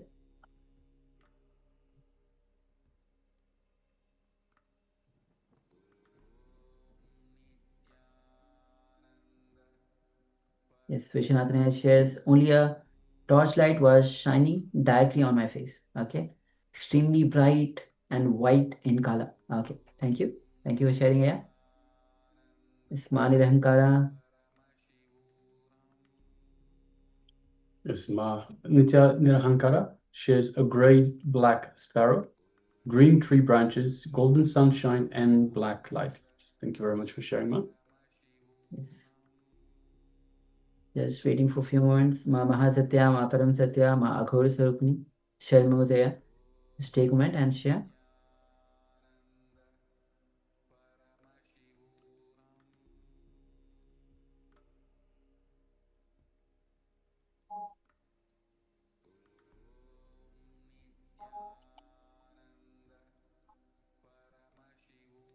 All right. So now we'll be projecting the image. So yes, this is the image that we had projected. As you can see, the two kids in the garden, in a agri place where they're plucking probably a spinach or something else, and you can see behind this filled with the tall trees or maybe a mountain or a small hill. Probably they're having an apple or tomato in their hands, and their face is extremely shiny, as you can see, especially the small girl on the left side. Her face is extremely shiny. As Vishwanathan and I have shared, only a torch light was shining directly on my face, extremely bright white in color.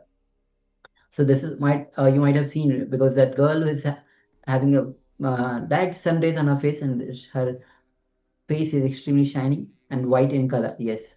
So yes, thank you for sharing. And Ma Nithyananda Ankara says a great black sparrow, green tree branches, golden sunshine, black light. So we definitely have lots of green trees. So you can see the green trees in the background. A black sparrow. So Paramashiva is revealing more to you than we can see in this image. So there's possibly a black sparrow related to this image, but we don't actually see it in the image. It could be in the trees.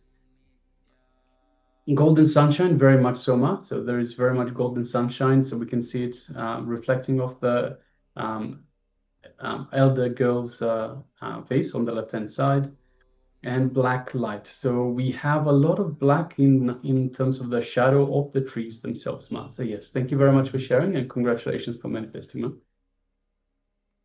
All right. So with this, let's move to the second round of this manifestation. So once again, you can cover your eyes. With the acharyas, we'll be projecting you an image on your screen once again. Through the third eye, we'll be seeing what all is being revealed to you. Okay, so let's get ready. Requesting everyone once again to please put on your eye bands.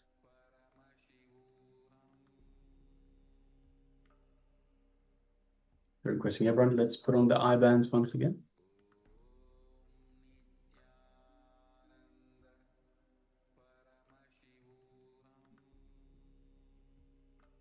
And let's sit comfortably with the head, neck, and spine in a straight line.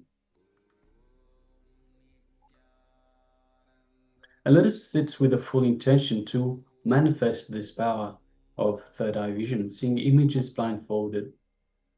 So let us set the intention. And let us connect deeply with Paramashiva in our inner space, our Ananda Gandha, just below the heart center. In this space that Swamiji has initiated us in, to connect to him, connect to the divine, to be in the space of oneness with the divine. So let us invoke Swamiji in our inner space.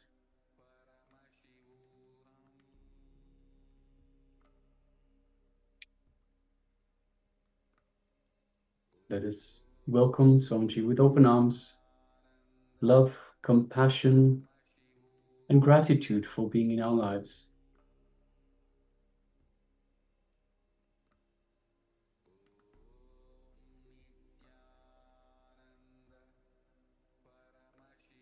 Let us just feel this space of oneness with the powerful cognition that we are Paramashiva. We are in oneness with Paramashiva, and we are one with Paramashiva. So let us bring these powerful cognitions in our inner space and feel the space of oneness with the divine in our inner space, our Anandagandha, just below the heart center.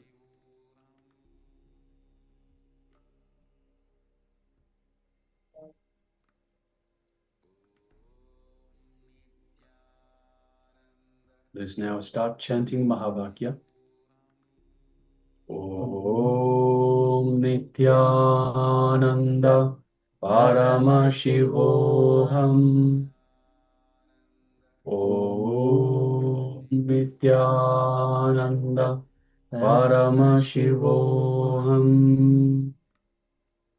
Om Nithyananda Paramashivoham.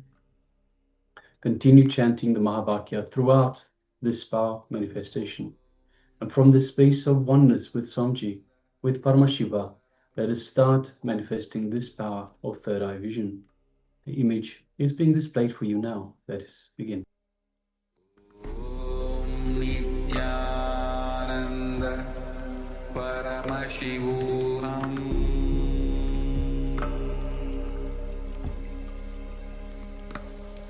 Om Nithyananda Paramashivoham.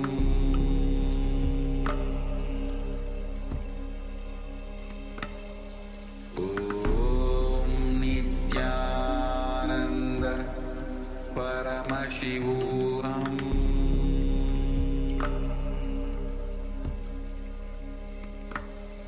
Om Nithyananda Paramashivoham.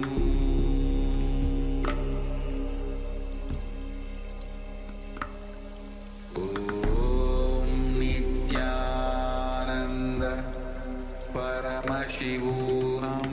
Om Nithyananda Paramashivoham. Om Nithyananda Paramashivoham.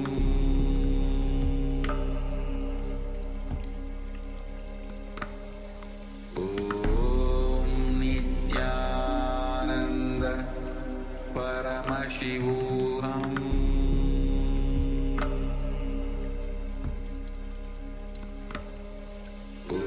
Om Nithyananda Paramashivoham.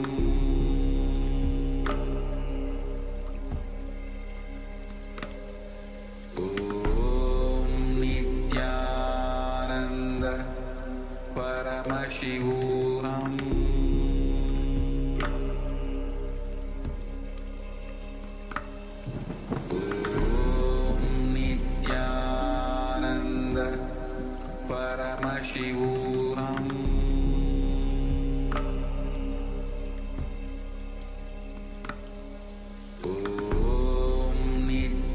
Nithyananda Paramashivoham.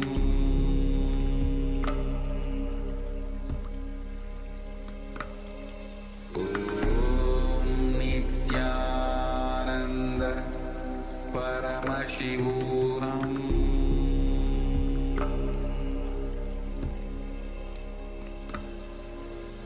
Om Nithyananda Paramashivoham.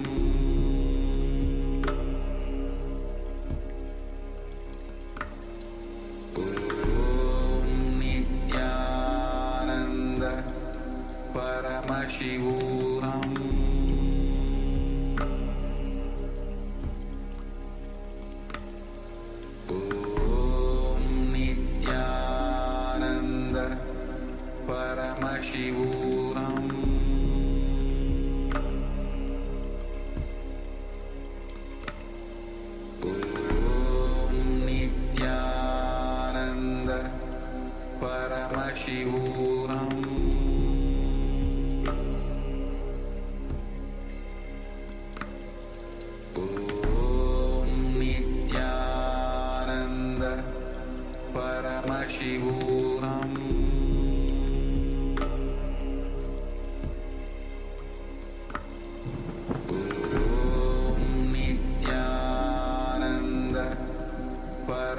Paramashivoham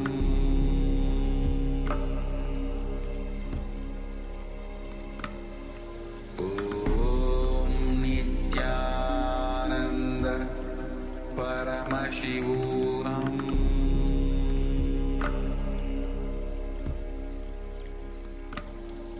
Om Nithyananda Paramashivoham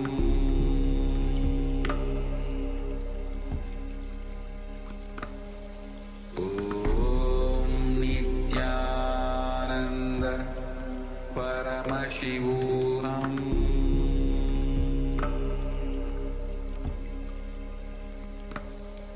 Om Nithyananda Paramashivoham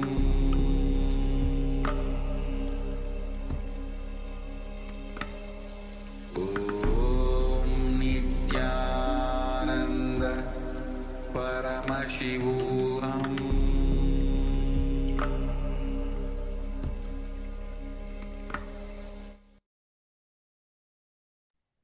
Yes, you can relax now. Slowly, very slowly, you can open your eyes, remove your eye bands, and gently let the light come back into your eyes.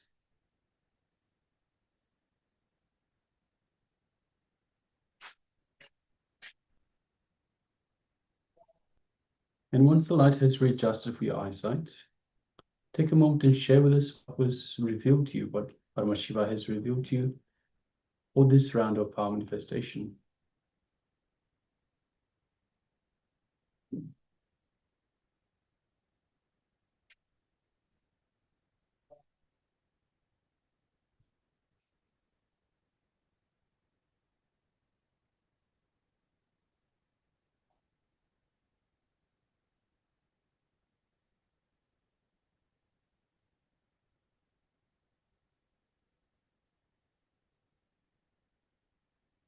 Requesting everyone take a moment and share.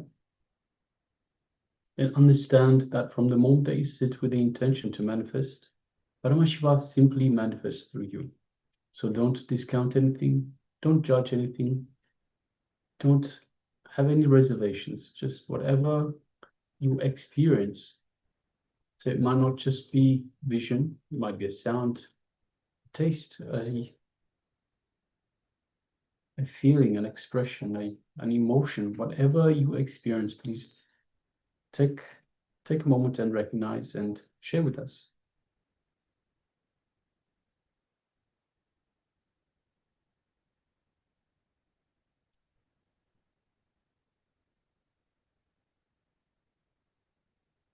I'm requesting everyone to start sharing Ma Mahasatya, Ma Paramasatya, Ma Goraswarupini, Charmaine, Muse, Aya. You could all please take a moment and share Ma Nithyananda and Vishwantanaya as well.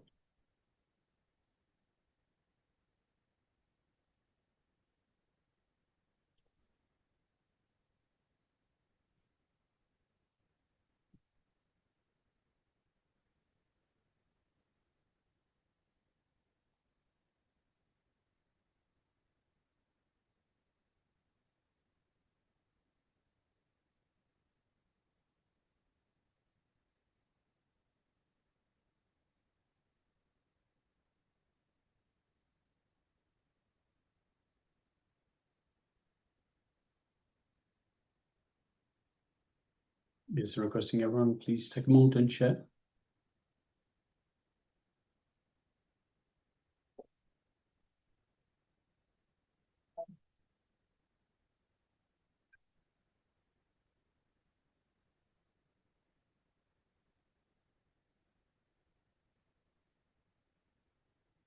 And for those of you following us on YouTube, you can also let us know if you have taken part in this power manifestation. Take a moment and share what was revealed to you in your third eye.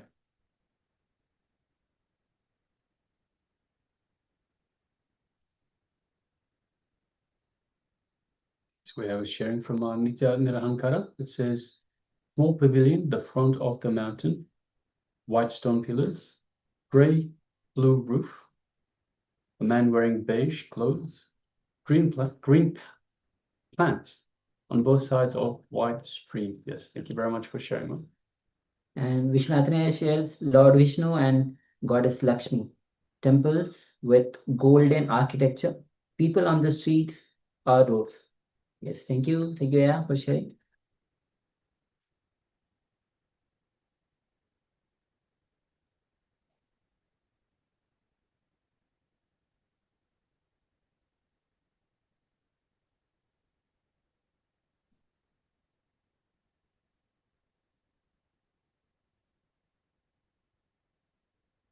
Just waiting for a few moments as we receive other sharing. So if you're still sharing, please take a moment and let's share.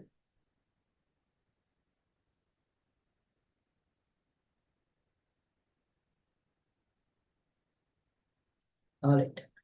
So let's reveal the image once again on your screen. So this is the image that we had projected. So you can see lots and lots of details. Overview of the whole picture is you can see the water body, probably a river, the houses, lots and lots of houses on both sides, and it's filled with the trees. You can see a bridge over the lake or the river, vehicles, peoples, boats.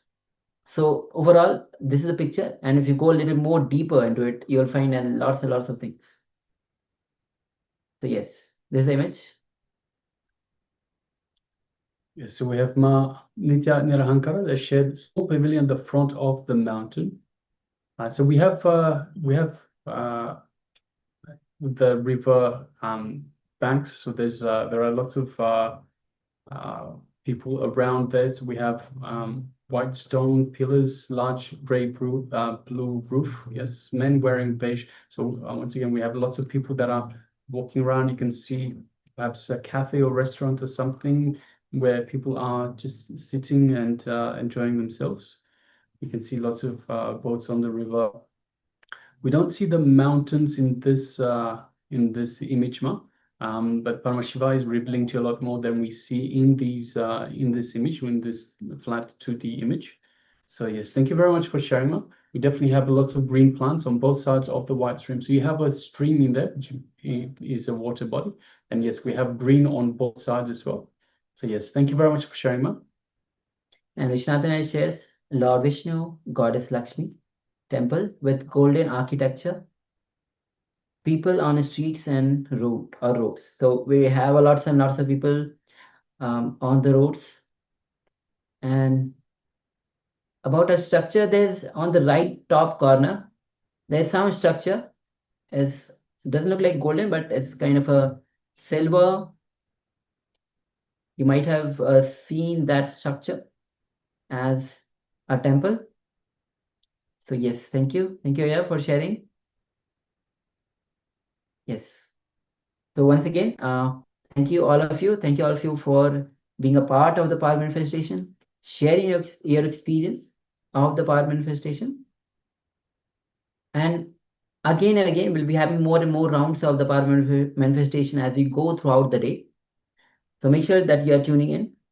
Meanwhile, we are joined by new participants. Yes, welcome to the Paramashivoham. All right. So with this, we'll be entering into today's session. Today's session is going to be on experiencing a state which is beyond pure and impure. Yes, beyond impure and beyond pure as well. The state, and as you go throughout the program, today's program, authentically, you'll experience the state which is beyond pure and impure. The ultimate superconscious you. And Swamiji will be gracing us today as Gangadhara Murthy. Understand, Swamiji shares that whatever exists is energy. Long time before, when Einstein revealed that everything that exists is energy, E is equals to mc square. Upanishads have revealed Isha Vasham Idam Sarvam. Everything that exists is energy.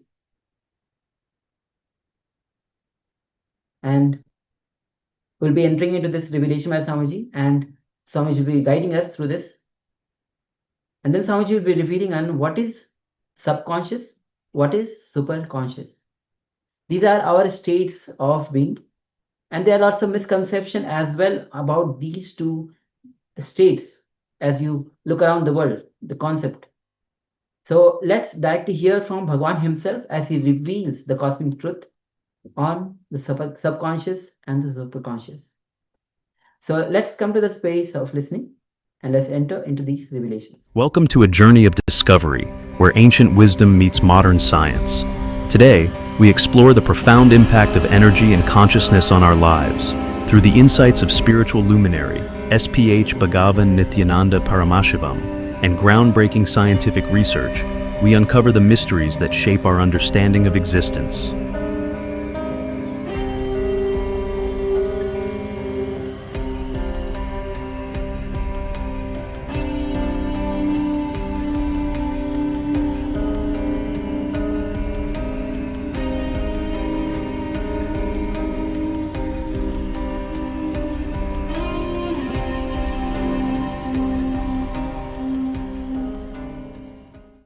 A simple thing you can try by yourself.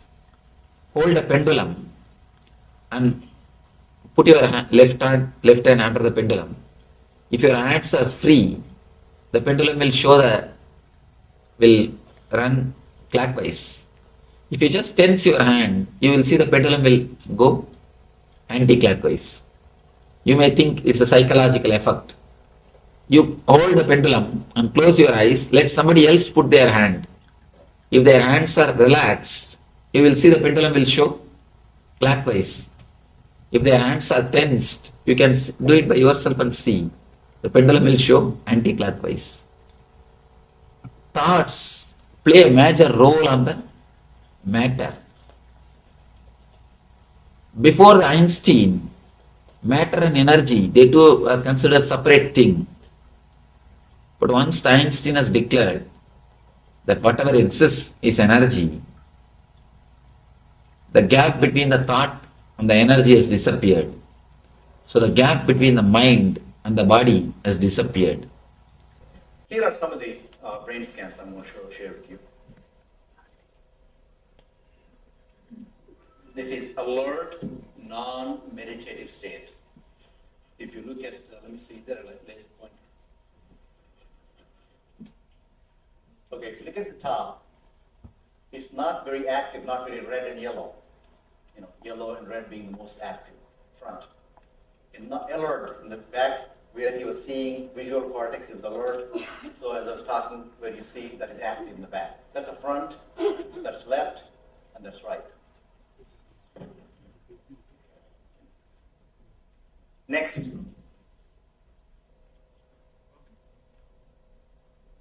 Okay, this is the first one, okay? The second one is 30 minutes into 30 minutes meditation. Look at the frontal lobes, how they light it up. They light it up big time. It's almost like it's got extra, so much energy going in there. It's a very clear-cut indication. From the previous picture, I'll show you again the previous picture. See how it is? And how the next one is. Okay. Can you see that? That's in the 30 minutes of deep meditation. Next, 60 minutes of deep meditation. See how one side quietens down and the other side remains very active. 60 minutes of deep meditation. There is something else happening right here in the middle. Right in the middle. Right here in the frontal area. In the middle. It's called mesial frontal area. And here is a deep, deep level of meditation where it lights up significantly right here. Right in the middle. Probably an inch and a half, 2 inches deeper. It's called mesial frontal area where both front lobes come and join together like that. Right. What's interesting was Swami was inside, and that's the last part of that one. See that light right here? Lighting up right here in this area. So what's interesting was I've never seen that before in my life. So the other parts I've seen may not be to the extent that Swamiji showed. But this is something interesting.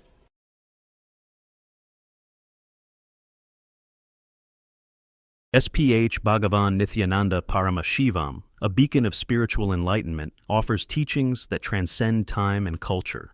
Join us as we dive into his enlightening discourse, recorded in Oklahoma, USA on May 2nd, 2007. Here, he addresses the essence of living in the present moment and unlocking the vibrancy of the soul. Whatever exists is energy. But in our life, the more the time passes, the more the day passes, we only become less energetic. Here, one side, all the great mystics, they claim the more you get old, you are supposed to become more energetic. That is why in the East, we always worship the elderly people. We turn towards them for guidance, advice, and for everything. Youth is not worship. Only old, the elderly people are worshipped there. We turn towards to them. We turn and we look from them. We look to hear from them. When Rishi culture again and again says, whatever exists is energy, why are we not able to experience it? Where we are missing? There is a missing link. The missing link is you are caught with the past and the future, which is not existence, which is not reality, which is only imaginary level. Whether it is your past or the future, it's only imaginary level. What you perceive as the past or the future is not the reality. You are not perceiving the reality. Whatever you remember about as your past, whatever you remember as your past is only your remembrance. Please be very clear, it is not your past. It was not your past. We always remember, my childhood days are golden days. My college days are heaven. When I was in India, it was such a wonderful thing. But be honest, when you really lived that time, when you lived, was it great? No. When you lived, it was not. Now your mind again and again projects, reminds you it was great. Whatever you remember about your past is only your remembrance, your perception, not the reality.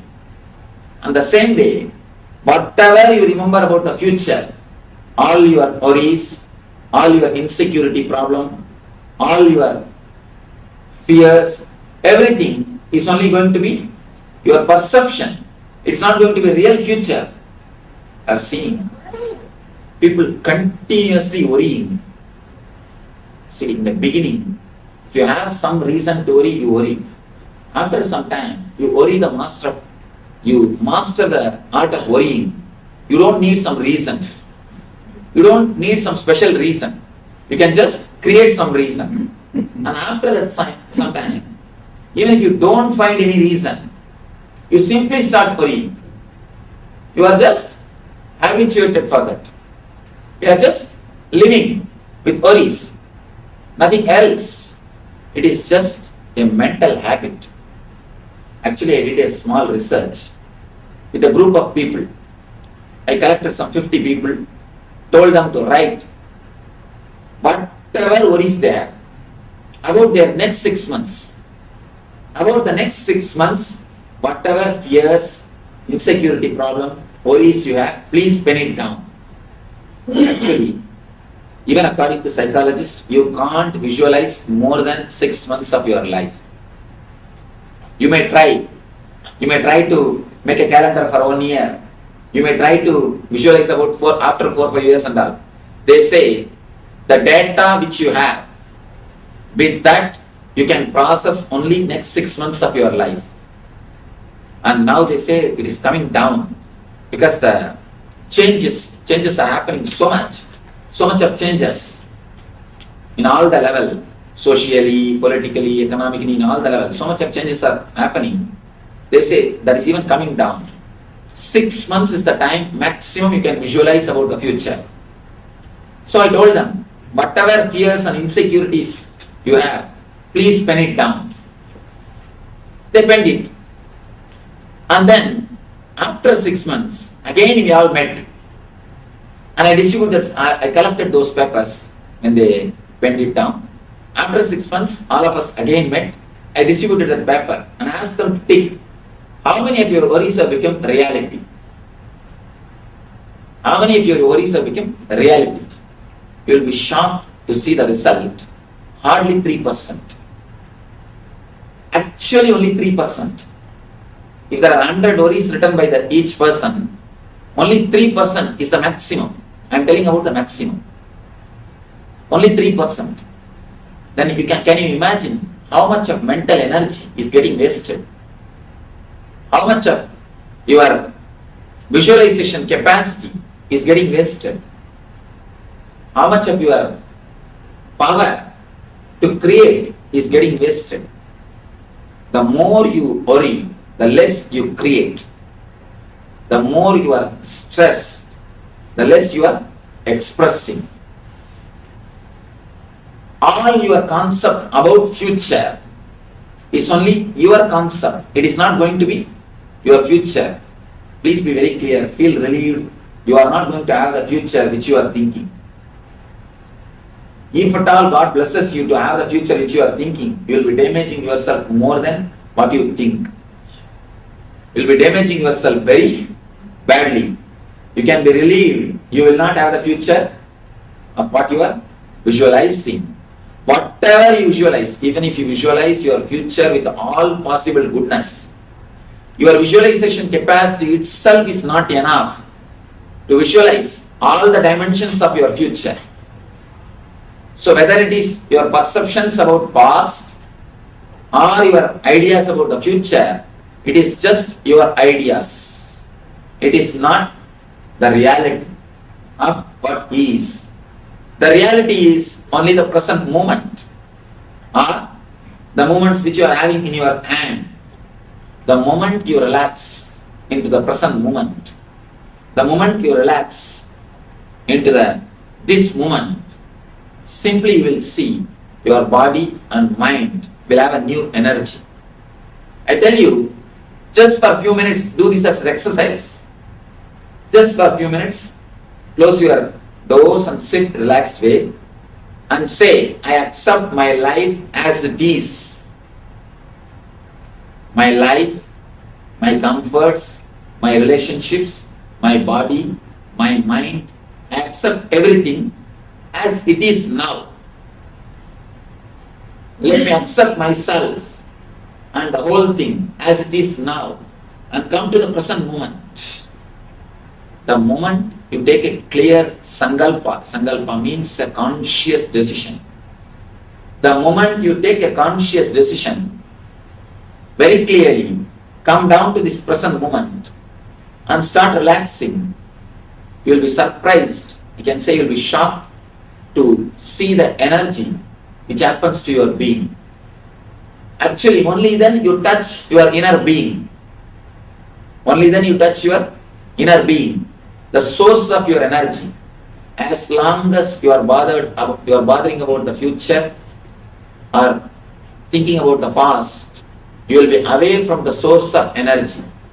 The source of energy is always the present moment. When you come to the present moment, only then you are rejuvenated, you are fresh, you are alive, you start living. Physically, the concept of time makes you old, sick, uneasy. Mentally, the concept of time gives you stress, load and boredom. That's one more problem. Boredom is one of the important problems because of the concept of time. If you are caught in the past, you are just a stone, a rock which can't be moved, dead, no energy. If you are caught in the future, air. If you are caught in the past, dead rock. If you are caught in the present, if you are centered in the present, you will be a flowing river, water. You will be just a flowing river. You will be just a flowing energy. Whoever is in the present moment, just swallowing the future and making it as a past consciously will be overflowing, bubbling with energy. The Mahadeva, Shiva, who represents the rejuvenation process, are creating space for new things to happen. He is causeless auspiciousness. If you are centered in the present moment, you will be beyond fear, your Kundalini will be awakened, you will be radiating the causeless auspiciousness. The person who achieved that state, who is centered in the present, only he is worshipped. That is why in Vedic temples, behind every deity that arch will be there. Means he is in the present. You also be in the present. You also be like him. That is what is told. Symbolically, that is what is told to you. Be like him. Be in the causeless auspiciousness. Be a rejuvenator. In your mind you can see. You can decide whether you want to be a creator, means stuck in the past, Brahma. Whether you want to be in the past, means constantly brooding about the past, thinking that in that way things could have happened, this way it should have happened, I think I should have decided that, I think I should have done that, I think I should have done this. After a few years of marriage, always you think, I think. So getting married is like going to a restaurant and ordering what you want. After a few minutes, when you see what your friends are having, thinking that you should have ordered what they are having. It's the same thing. Always you feel, when you see what others are having, you feel, I should have ordered that. Constantly brooding over about the past or constantly thinking about the future. Both are not going to make you rich or energetic.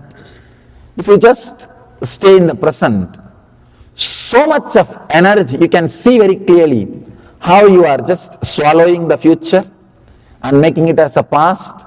You are just there. Through you, the past moves and the future moves and becomes past. And you are there like a hollow bamboo, untouched by time.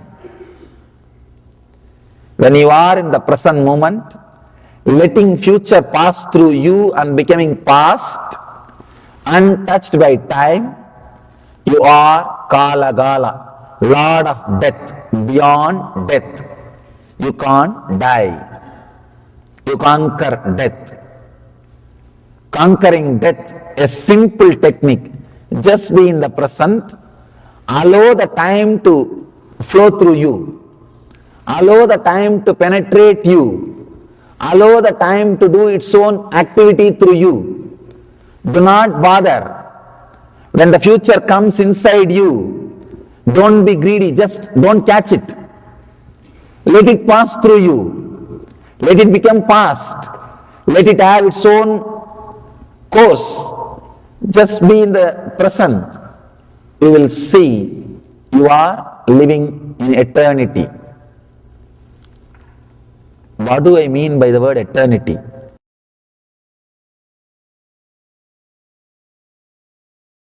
As we conclude our exploration, we invite you to reflect on the integration of energy and consciousness in your life. Whether through science or spirituality, may this journey inspire you to unlock your potential and embrace the infinite possibilities of the present moment. Understand, let me share one of my experience, then you will be able to understand respect for whatever exists. After enlightenment, once one ashramite was working on a laptop. Suddenly it stopped working. And this guy brought to the other enlightened disciple for repairing. This enlightened guy, he said, he just touched, as usual, whenever things come to me, I touch and bless, it will become all right. Same way you put the hand and understand, looks very funny. You put the hand and said it will start working, and it started working. Not, you can say this is a coincidence. Okay, forget about it. This may be coincident. Not just that, even the trees which are practically dead, no leaf. He said that, Swamiji, I repeated your name and put the hand on the tree, and it came to life. Actually, I got the interest to study exactly what happens. I told him to heal some inanimate objects like a machine, TV, or the tape recorder, that kind of things.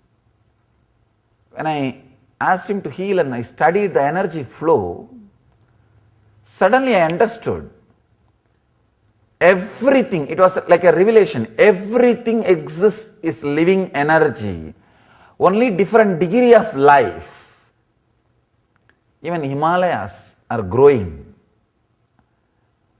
Even hills are living energy. Understand? Different frequency of life, but whatever exists is life, is energy. When you start respecting, when you start living with that respect, whatever exists is energy, suddenly you will see the whole nature reciprocates. The whole nature lives with you.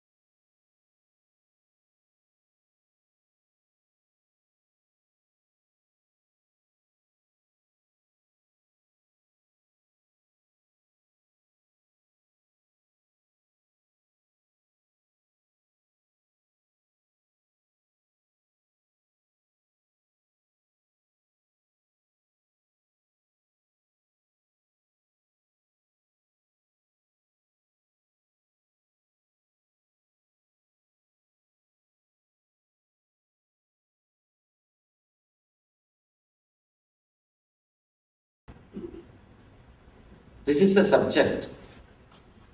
Actually, all the mystics, all the masters, all the saints, all the sages who walked on this planet Earth spoke about.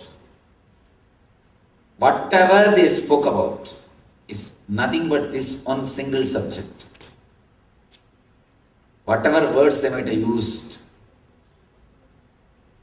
whatever name you may give for that words, you may call that as Sermon on the Mount, or you may call that as a Bhagavad Gita, or you may call that as a Quran, or you may call that as a Saint Avesta, or Guru Granth Sahib, whatever name you may call, all words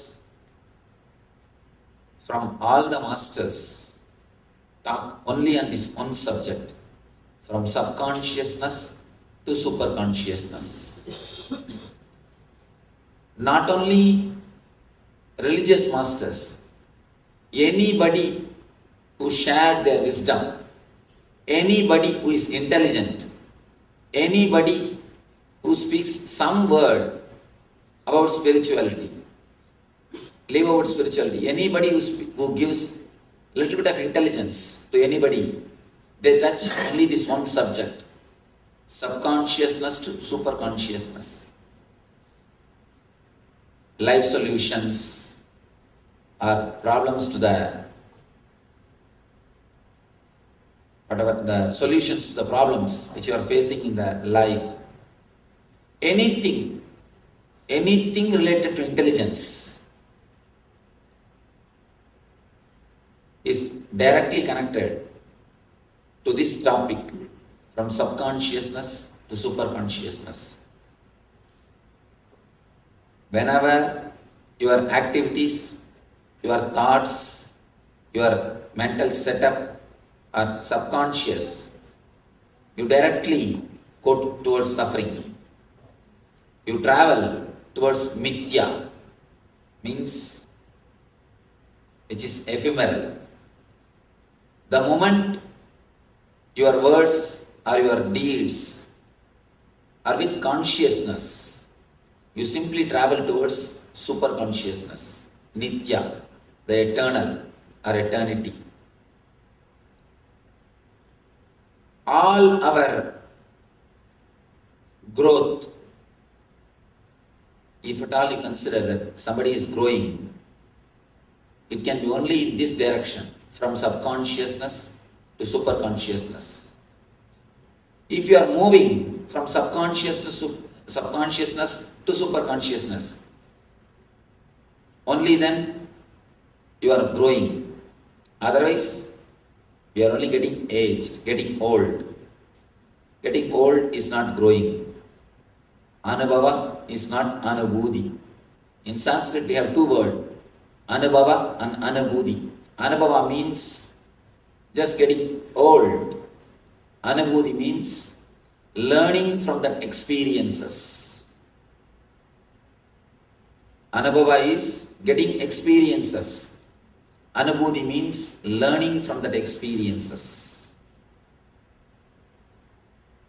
A simple example. There are people who learn from experiences. First they touch the cigar fire and then they understand, oh, cigar fire will burn. Then they touch the matchbox fire. They say, oh, matchbox fire burns. Then they touch the oven fire. Oh, oven fire burns.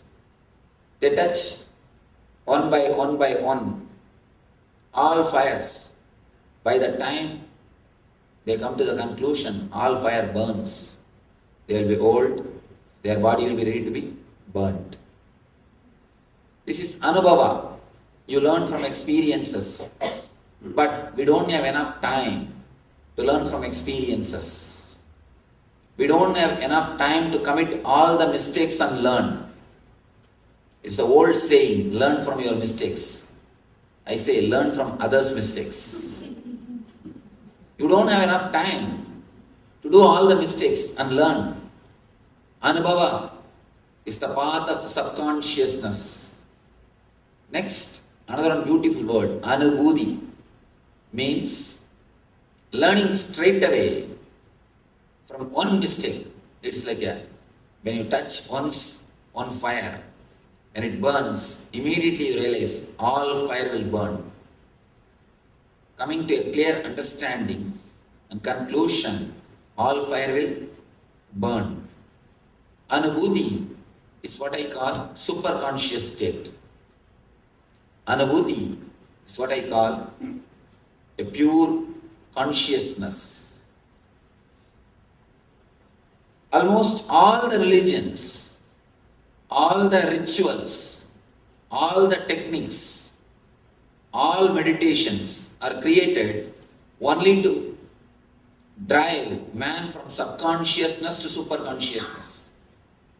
Whatever you do, whether praying in the church or doing puja in temple or doing namaz in the mosque or any other ritual, any other religious ritual is designed originally to lead man from subconsciousness to superconsciousness.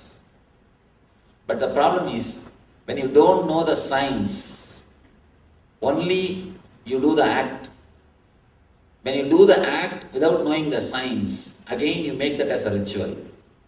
Subconscious process. Anything done with the knowledge, with the wisdom, with the science of that whole action, whole activity, it becomes meditation. When the science is lost, only the activities remains, it becomes ritual. It becomes ritual. When the juice of wisdom is not there in the activity, it becomes just a ritual. They say a beautiful word, religious nuts and spiritual fruit. If the juice of wisdom is not there, you become a religious nut. When the juice of wisdom is added, a religious nut becomes a spiritual fruit. So, any ritual, any technique starts only as a technique to transform you from subconsciousness to superconsciousness. But when you don't know the science, why should it happen? What way it helps me? What way it is going to add more energy to my life, more clarity to my life, more intelligence to my life? When we don't know that, naturally, again we make the whole thing into subconscious process. If you know, even just sitting can become a superconscious technique. Even just sitting or simply inhaling and exhaling is more than enough to reach the superconscious state. With the intelligence and the right understanding, even a simple thing like inhaling and exhaling can put you into superconscious state. That is what is all about vipassana. Vipassana is one of the wonderful meditation technique. I think the greatest gift given to the planet Earth by East is this vipassana technique. This vipassana technique is the greatest gift to the planet Earth from the East. Buddha's great contribution. According to me, thousands and thousands of people have become enlightened just because of this one single technique. This technique is all about inhaling and exhaling consciously, that's all. When you know the science, if you are conscious, even simple inhaling and exhaling can lead you to superconsciousness. When you are not aware, when you don't know the science, even the great rituals, big rituals can lead you to subconsciousness. Now I'll try to explain the science, what is subconscious and what is superconsciousness, how we receive the information from the world and how process of cognition happens in our system and how it becomes subconscious, how it can be transformed into superconsciousness. I'll explain based on Patanjali, a great master who happened in India. Based on his theory, I'll try to explain, then we'll analyze that theory with question answer. And that will help to internalize. Actually, a simple theory will not help much. When you analyze it with question answers, with a discussion, then it can be internalized in your system. So I'll try to propose that simple theory. You see, here is a small diagram. I'll try to explain how we receive the information from the outer world, how the process goes on in our being.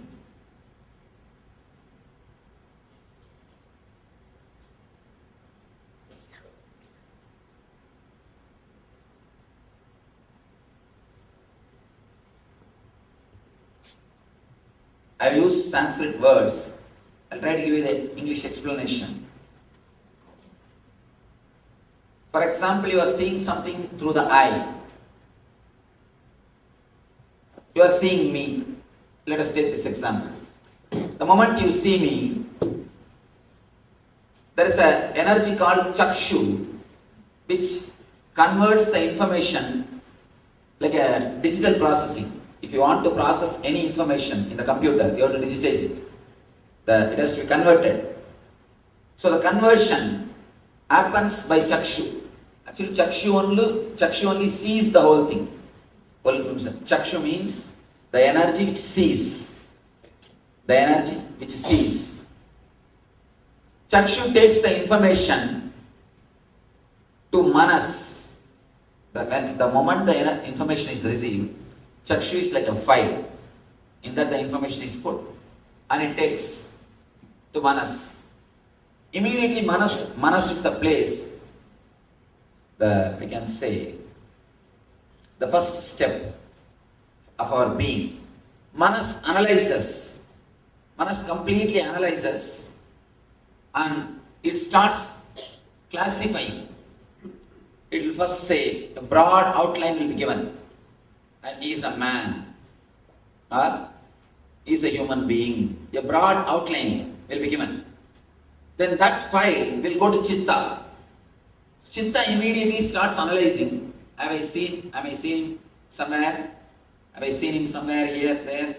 You try to connect whatever you have experienced with this color, or with me, or some other Swami like me. All these memories will come up. You try to connect. You try to connect yourself with the information which you have received. Till this time, till the information comes to manas, it will be only analyzed in a general way. The moment it comes to chitta, you will start. Chitta is the memory. All the memories which you have collected is stored only in chitta. The chitta, with all the old memories, past memories, you connect. You start analyzing the Swamis whom you have met. If they have done some good thing for you, immediately you start associating me also with a good thing. If you had some bad experiences, then you start associating me also with that same bad experiences. So whatever process, whatever you know, with that you connect. And the file goes to buddhi. Now, buddhi will decide whether to sit here or leave. The buddhi will decide whether to sit here or leave.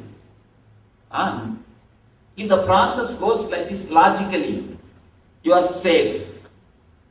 You are safe. But it does not go always logically.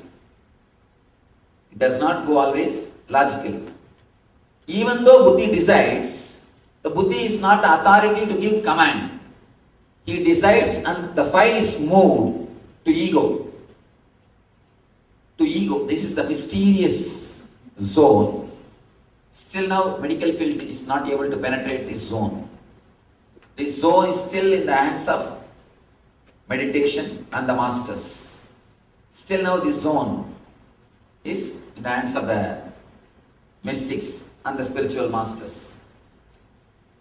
The buddhi sends the file to ego, and ego decides. Ego decides, the decision again comes back, it is given to chitta, to manas, chakshu, then the body starts working the decision. You get the decision from ego, then ego says, all right, let us sit and see. Let us sit and watch. Then you sit. If the ego says, no, better let us leave, you simply walk. This is the way the information goes inside and comes out. First your eyes sees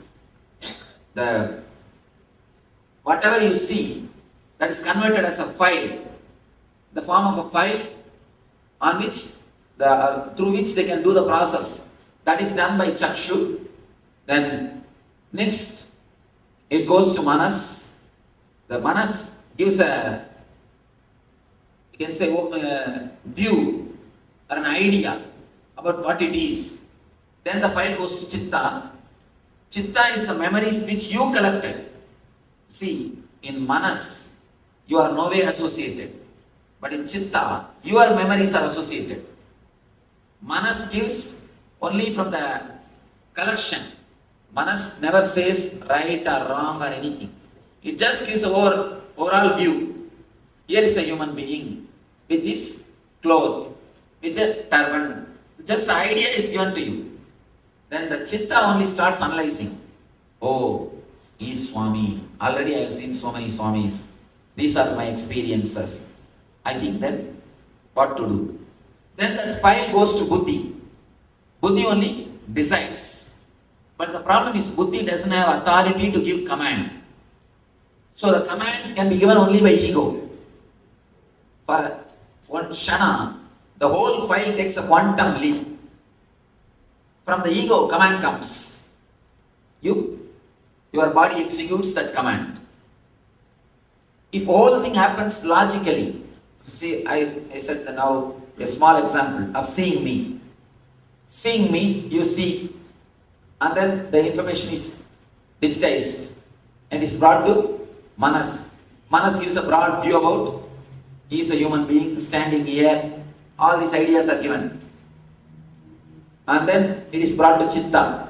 Chitta says, oh, I have seen so many Swamis. Better, now let us go back and do our work. Then immediately your buddhi decides. The file goes to the buddhi. Buddhi says, I have seen so many Swamis. Let us go. Then you decide to go. You leave. If this process happens, no problem. If it happens logically like this, no problem. Things go safe and things go smooth. But sometimes, till here, one type of logic works. For example, smoking.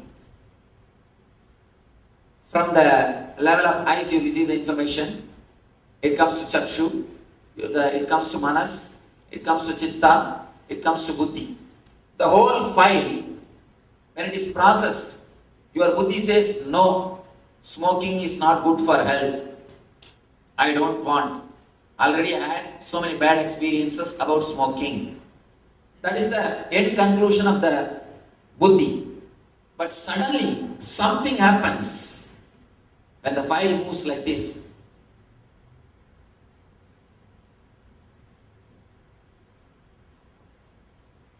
When the file moves like this and it takes a quantum leap, suddenly something happens and you decide to smoke. Please understand, if things go logically, if your buddhi's decisions are executed immediately, as it is, you are not in any difficulty. Things are really beautiful, you are safe. But many times, your buddhi's decisions are not executed as it is. The process, your buddhi decides, no, I will not smoke, I should not smoke.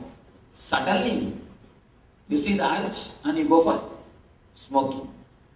When the file goes to ego and comes back, the decision is changed. You send the file to the top authority with proper note. Finally, the decision comes opposite. You can't do anything.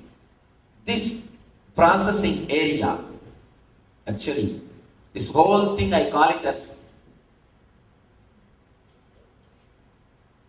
TP, processing time. This is TQ, the quantum leap time. This is the time. The whole file takes a quantum leap. In this moment only, all your decisions are changing without your knowledge, without your control. Till this moment, the file goes logically. You analyze very clearly. First you see me, then it is digitized, then it is taken to manas. Actually, if the chakshu is not there, you will not even see me. Many times you can see, you will be sitting and listening to music deeply. If somebody walks in front of you, you will not know. Or you will be watching movie. If somebody calls you, you will not know. Means that chakshu or the energy behind the sense is not associated with that sense. Only with the chakshu, the information is taken in. The whole file is digitized. When the file is digitized, it goes to manas. Manas gives the overall view. Manas, the only work of manas is excluding all other things. The manas will say, he is not animal, he is not plant, he is not, what all is not, that all will be eliminated. All the excluding will be done. And the file will be brought to chitta. Then chitta will start analyzing. Oh, he is Swami. I have seen so many Swamis. Or I have seen him earlier in Los Angeles. What is my experience with him? It's good. Okay. Then the idea, yes, it is good. I had a wonderful experience with him. That file will go to Buddhi. Then Buddhi will decide, oh, I had a wonderful experience with him last time. So naturally I will have a wonderful experience this time also. That file will be sent to ego. But ego only can decide, alright, sit and listen. Or get out and go. That decision will be done only by ego. The problem is, if the ego decides according to buddhi, you are a Buddha. If ego decides against the buddhi, you are a Buddha. That's all. Whole process, when the quantum leap process takes place, the whole decision changes. How it changes? Let us see. How it changes? Why it changes? For the informations to come to the sense and to reach the buddhi, it happens step by step. It takes its own time. So you have enough of awareness. Enough of awareness is there. Naturally, the process takes, with enough of awareness, it goes logically step by step. But this quantum leap happens in no moment. Actually, literally no time is taken for that quantum leap. Because there is no time, less awareness. Any decision taken with less awareness always leads to confusion. Here, the quantum leap happens with lot less awareness. If the TQ time is more than TP time, then you are a Buddha. You will take decisions with awareness. All your word, all your mental thinking, all your actions will be super conscious. If this TQ time is less than TP time, then you are working from subconsciousness. Your decisions are not logical. Your decisions are not clear. You are not tuned. You are not integrated with your buddhi. If you are integrated with your buddhi, you are called Buddha, awakened one. All we need to do is increase the TQ time, that's all. Now I give you a small equation.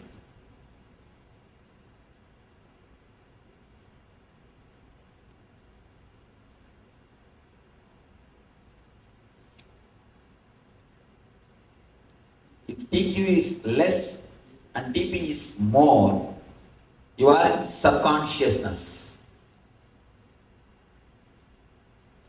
If TP is equal to TQ, you are in consciousness.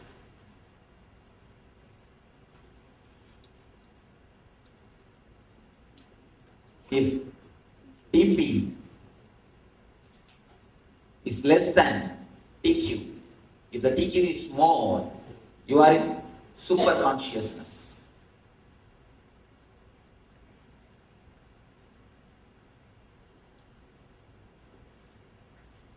Actually, when the TQ is less, it gives you a sort of a thrill and kick. Quickly deciding. Deciding quickly gives you a sort of a thrill. You feel you are very courageous. A small story. One Nithyananda, means a courageous guy, and his friends, they all decided to go for a bullfight. Before going, they all went to a bar and started drinking.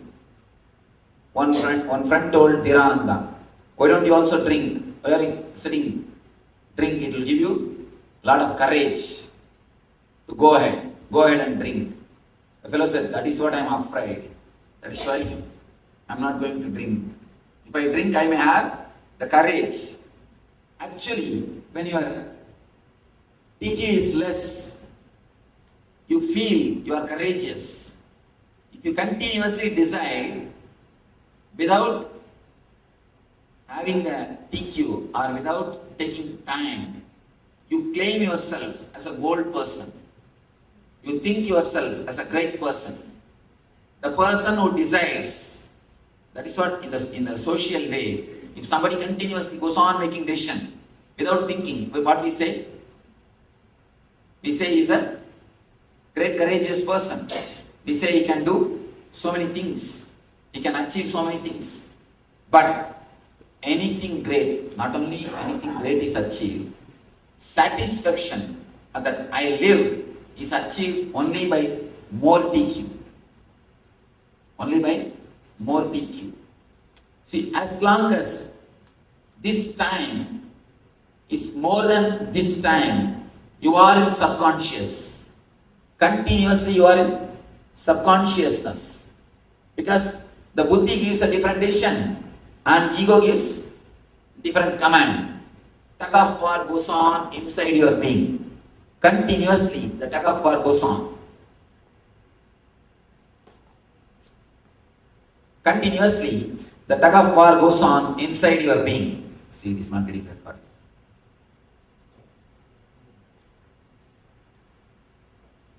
The guilt, fighting with yourself, everything happens only in this spot. Buddhi gives one decision. Buddhi writes something in the file and ego gives different command. If you understand this one thing little deeply, your whole life can be transformed. Because this is a basic key with which we receive the information, process it and pass the decisions. If you can understand this one thing, that's more than enough to transform your whole life. All we need to do is to increase the TQ time. Increase the TQ time. The file, when it goes to ego and process is done and the command is given to the buddhi, this time, if you can increase, if you can infuse spirit or awareness into this area, this TQ area, your whole life will be transformed. You will never make any wrong decision. Not only that, apart from you will not make wrong decision. Any decision which you make, you will know the consequences. we destroy our senses, we overdo things, we exploit our body, we abuse our system when the TQ is less than TP. You can see in your life, till night 3 o'clock, you sit and watch the football match. Your eyes will be begging, please give me a little sleep. Your eyes will be begging. The moment advertisement comes, your eyes just closes by itself. But you don't leave your body. You just force. Again and again you abuse your body. We abuse our body because we don't have enough of TQ. We don't have enough of awareness in the decision-making system. And anything, if you feel intellectually I am able to understand, but I am not able to practice, the problem is in the TQ. Intellectual understanding means till buddhi things are okay. But emotionally I am not able to experience, or in reality I am not able to practice means the TQ is not sufficient. Almost all our problems is only this subconsciousness. When the TP is more than TQ, you are working subconsciously. Even you are inhaling and exhaling, if it is done subconsciously, you are not completely doing it. Please be aware. When you are not aware of your inhaling and exhaling, your lungs are not completely filled. Just this moment you can experience. Just become aware of your inhaling and exhaling. You will start doing deeply. You will feel your whole lungs. This moment, just become aware of your inhaling and exhaling. It will be at least 1.5 times more. You will be inhaling. The moment you infuse awareness, even your inhaling and exhaling, the quality of inhaling and exhaling transforms. The moment you bring awareness, your thinking system is under your control. Lot of times, without even our knowledge, continuously we bring negative words inside. You can see in your life, if you just analyze, if you can just sit for 20 minutes and write down whatever comes in your mind. Of course, you can't write down because the speed is too much. Do one simple experiment. Sit in front of a tape recorder and speak out whatever comes in your mind without editing. Let it be recorded for just 21 minutes and listen after that. Rewind it and listen. Then you will understand what is going on inside. Without even your awareness, without even your knowledge, continuously you are using a lot of negative terms, negative words to abuse your own self, to abuse your being. Your logic continuously attacks you.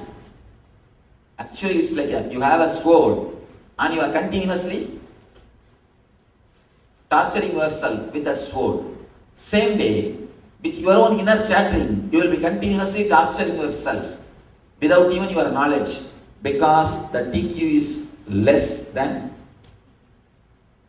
TP. The time which is taken for processing becomes more than the time which is taken for decision making. Decision making happens in this area. Processing happens in that area.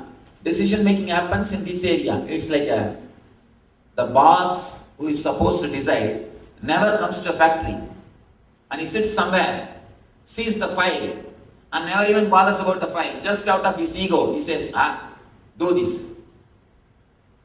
That's the same thing happens in this area. Here is the worker, supervisor, manager, general manager, CEO. All these guys, they make decision. And finally it goes to boss. But just boss writes something else in the file and sends the file back.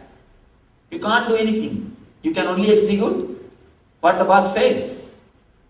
This is the same process happening inside our system.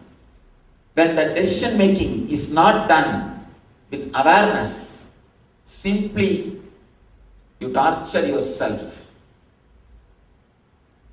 the words which you use with yourself, the words which you use with others, the mental setup with which you work, and the activities or the actions which you are doing, everything is straight away connected to this TQ.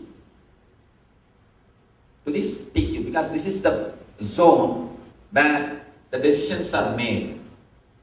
This is the zone where you create an image about yourself, you create an image about the world, you create an idea about the society, you create an idea about persons. Everything is done only in this TQ zone. Infusing spirit in this TQ zone is what we call spirituality. Infusing spirit in this zone is what we call spirituality.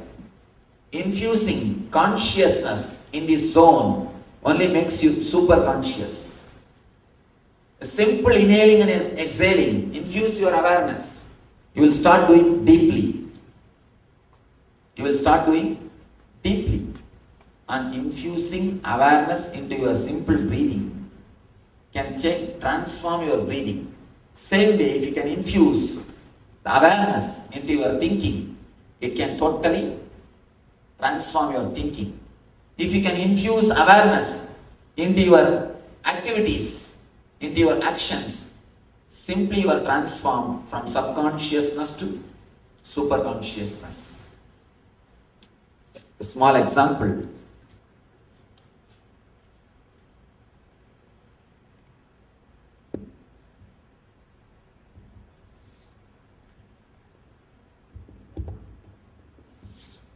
One person came to me and he asked me, Swamiji, I have the habit of smoking. I am not able to drop it. Please help me. I told him, please start smoking consciously. That's all. I didn't say drop. I just told him, please start smoking consciously. I told him, before smoking, just feel the cigarette and feel the touch. When you smoke, feel every puff. Feel it. What is happening inside your system? How you are experiencing it.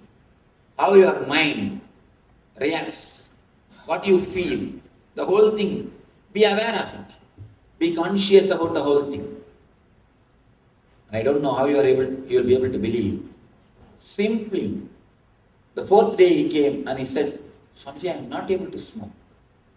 What have you done to me? I said, I have not done anything to you. It is not my presence which has changed you. It is your presence which has changed you. For your transformation, my presence is not necessary. Your presence is enough. Your presence is more than enough for the transformation. My presence is not necessary.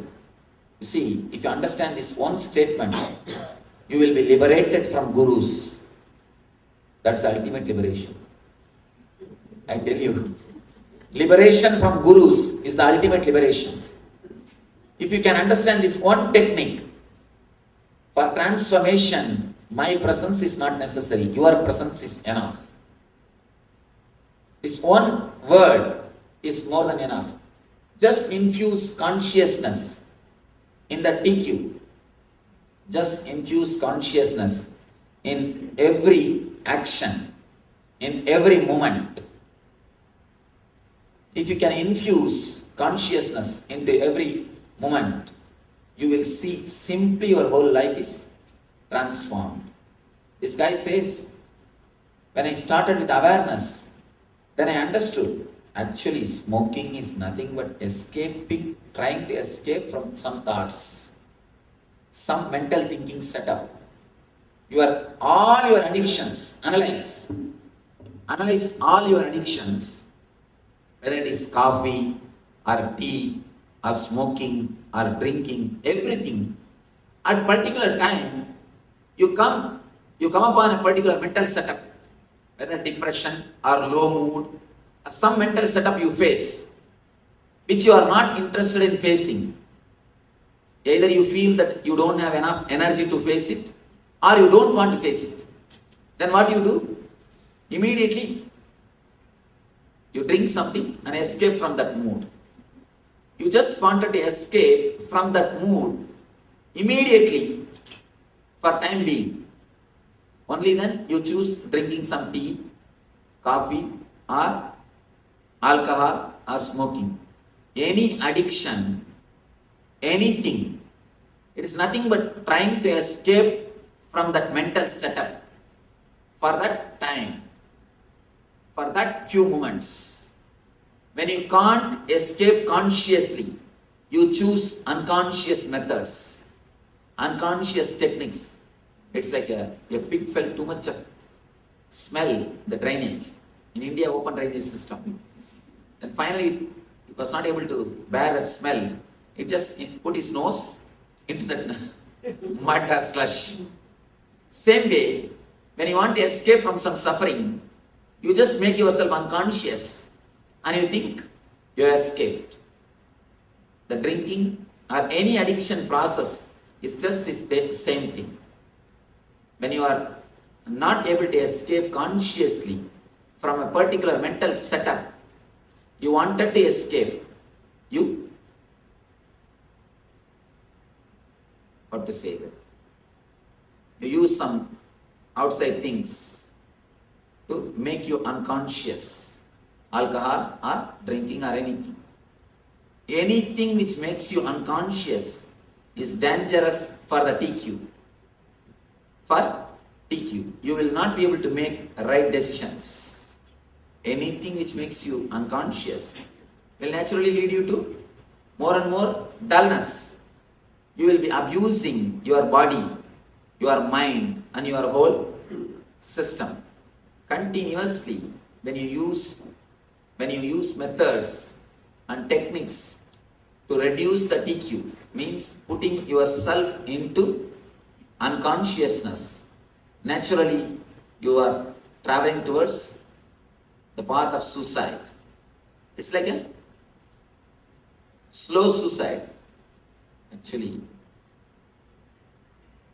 in a big bar, one person from a missionary went there. From table to table, he was going and sitting and talking with people and trying to convince them how bad the drinking is. Table to table, he was going. One guy, young guy, he was trying his best to avoid eye contact with that missionary. He wants to escape. But exactly the person came and sat in front of him, in front of the young guy, started advising him. Don't you feel what you are drinking is a slow poison? The young guy immediately replied, yes, I know. Because I am not in a hurry, I am taking this. I am taking this because I am not in a hurry. You can't drink if you are not in a hurry to die. It is just a slow suicide process. It can make you dull and the awareness rate will be brought down. You will be traveling towards subconsciousness. Not only drinking, please understand, not only drinking, there are so many things which makes you unconscious, which makes you subconscious. If you do something which you don't want to do from your heart, but out of desire or impulse or compulsion, if you do, again you are creating subconsciousness. Again, the depth of the subconscious is getting increased. You are getting caught. You are creating a mental setup which is more and more going to give or create trouble for you, which is going to be more and more unconscious. Your whole life structure needs to be flooded with this single idea, with this single understanding. If you flood your whole life, it will be simply transformed. If you can understand this one key sutra, this one key mantra, infusing awareness into your TQ zone, infusing awareness into the area in which you are making the decisions. If you can infuse awareness into the TQ zone, your whole life will be transformed from this moment. Transformation does not need years, months, not even weeks. Not even weeks. It is just a conscious choice, a simple decision. From today, I decide to transform my life. From today, I decide to transform my life. If you are in subconscious level, the moment you choose, you will move towards the conscious level. If you are in conscious level, the moment you choose, you will move towards the superconscious level. It's the ultimate technique, not only for the spiritual progress, even to live life happily. This is the master key. Welcome to a journey of discovery, where ancient wisdom meets As modern. the earth turns inward during the divine Chaturmasya, while prayers rise like incense through the heavens, and when even gods observe celestial silence, a divine anticipation stirs in the heart of creation. As the universe prepares to explode with ecstatic joy, for the impossible is about to become possible. The unborn to be born, the teacher of the Gita, the liberator of the worlds. This is no ordinary day. This is Janmashtami.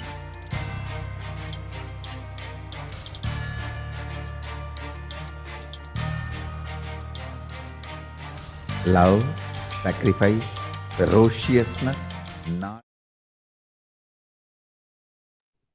Yes, Nithyananda, all of you. Subconscious to super consciousness. The moment you bring more and more, flood more awareness into your TQ zone, you'll be flooded with that super consciousness. And Swamiji revealed on how the mind itself works, how the information goes, and how it is processed throughout the various entities in our body, and how whether ego decides or it is decided by the quantum jump, TQ. With this, we'll be entering into the intra-analyzation exercise on what is subconscious, what is superconscious, understanding that where are we today. So where are we today? Science and technology is growing at a very quick pace. So if we have a look, even this year alone, we have gone from just having some artificial intelligence, to having some intelligence in the technology, in the internet, to having so much artificial technology that is basically taking over our lives. Now, the good news is that it's not able to deny the truth of superconsciousness. So all this artificial intelligence is still unable to replicate the superconsciousness. So the great news is that it's by natural evolution. So it is leaning towards multiple revelations of superconsciousness. And science and technology, both in the initial times, when science was evolving, it was projected, branded as if it is against all the superconscious revelation. But slowly, scientists have understood the Hindu tradition is the most scientific tradition, and science and technologies automatically are pointing now towards the many questions that they don't have answers to, with the superconsciousness science of the Hindu tradition. So just take a moment and internalize this great truth. In the thought, in the cognition of this new age, with the superconscious, with the superconscious as opposed to AI. So all the AI technology that is coming up, and the superconscious truths that we are going back to again and again. And of course, we have Swamiji that has delivered the superconscious AI in the Ask Nithyananda. So this is all happening. So even though all these technologies coming through, it is still, we have the superconsciousness that AI is unable to replicate. Yes. So now let's move on with the next, which is going to be a detox for today. And detox for today is on ghee. Ghee is basically clarified butter. Understand the importance of ghee as a detox. It brings healing to the stomach. Ghee, when you take ghee, it brings healing to the stomach. You can apply a little bit on the belly. Whenever there is a pain, when you apply a little bit of on the belly, the pain will go away. The next, when you start taking just a teaspoon of ghee and jaggery, you can live without food and water. Yes. So once again, start taking just a teaspoon of ghee and jaggery, and you can live without food and water. Ghee cools the stomach. Just 1 teaspoon of ghee, and ghee will cool down your stomach. It cools your stomach. And when you inhale the smoke of the ghee, it means the burnt ghee and the rice, and inhale that smoke. When you burn the ghee and the rice, the smoke that comes off, when you inhale that smoke, all the parasites which is built in the stomach due to non-vegetarian lifestyle will leave your system. So this is one of the important points, because many of the people around the world right now are a non-vegetarian, and detox for them is one of the important things. So this is one of the great detox, ghee. Taking the smoke of the ghee, inhaling the smoke of the ghee and rice by burning it, all the parasites in the system that is there will built in the system will get clean due to non-vegetarian lifestyle, and it will leave your system.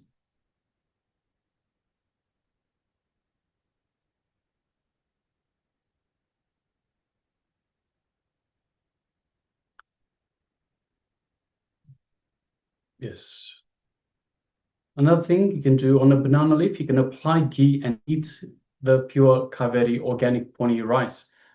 And this will help give your brain the ability to grow subtle grooves, and the ability to hold the high understandings and visualizations will just simply shoot up.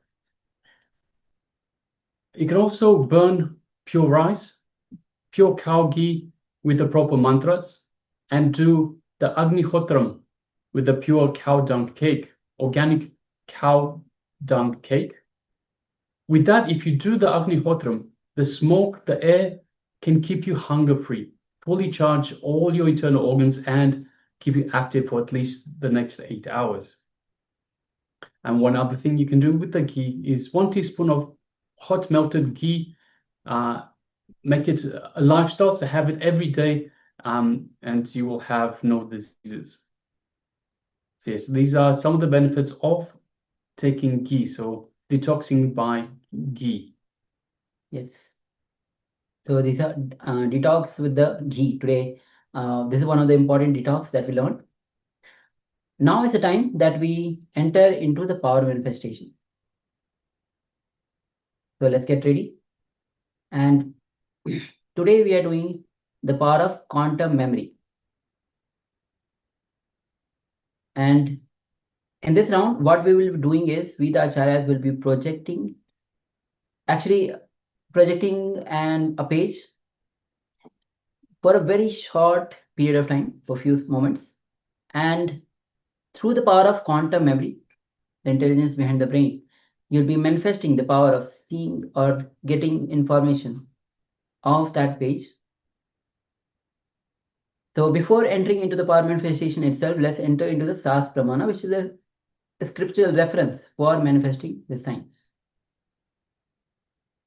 And the verse goes as Ekamekatvam bhavein samsitasya tu yoginaha sarvagyatvam pravarteta vikalparahitasya tu. So this is taken from Sarvagyanatra Agma, verse number 15. And the translation of this verse goes as, within such a yogi who establishes himself in absolute non-dual oneness with Lord Shiva, and who keeps himself free from all sorts of differentiating notions, the exalted superpower of all-knowing, Sarvagyanatma, gets unfolded in all its fullness. So with this, let's get ready to enter into this round of power manifestation to harness the power to recollect without thinking. Yes. So for a few moments, we'll be projecting a page. Don't try to read it. Just through the intelligence which is beyond the thinking. Let's manifest this power. So just have a glance of this page for a few seconds.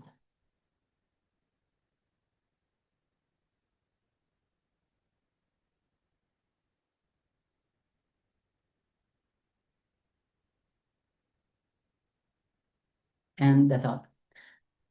So let's get ready as we enter into this manifestation. You can invoke Swamiji's presence in your inner space by remembering him. And start to unclutch from every single thought. Before that, we like to welcome or ask everyone to switch on your cameras as we enter into this round of power manifestation. So what you'll be doing is manifesting this power as we just had a glance of it. Ask Swamiji to reveal every single detail of the page that we just projected through the power of recollecting large information as we just had the Sas Pramana for this power manifestation. So just sit and connect with Swamiji with a strong declaration to be in oneness. And ask Swamiji to reveal the details of the page.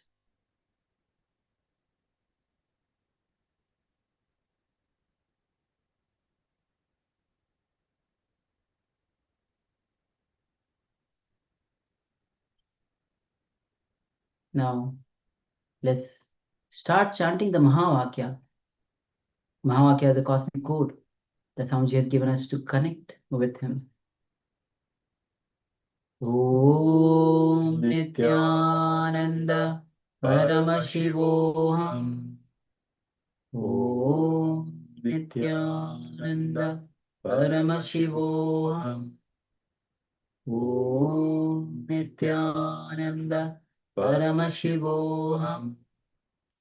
Keep chanting the Mahavakya, and with this, let's enter into this round of power manifestation. Power to recollect large information without thinking. Let's begin this manifestation.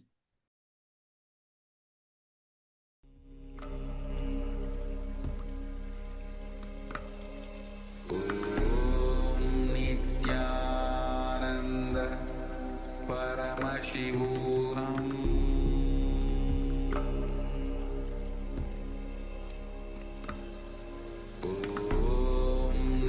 Nithyananda Paramashivoham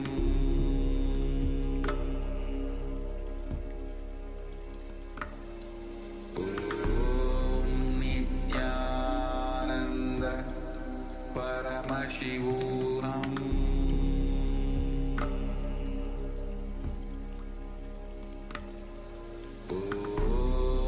Nithyananda Paramashivoham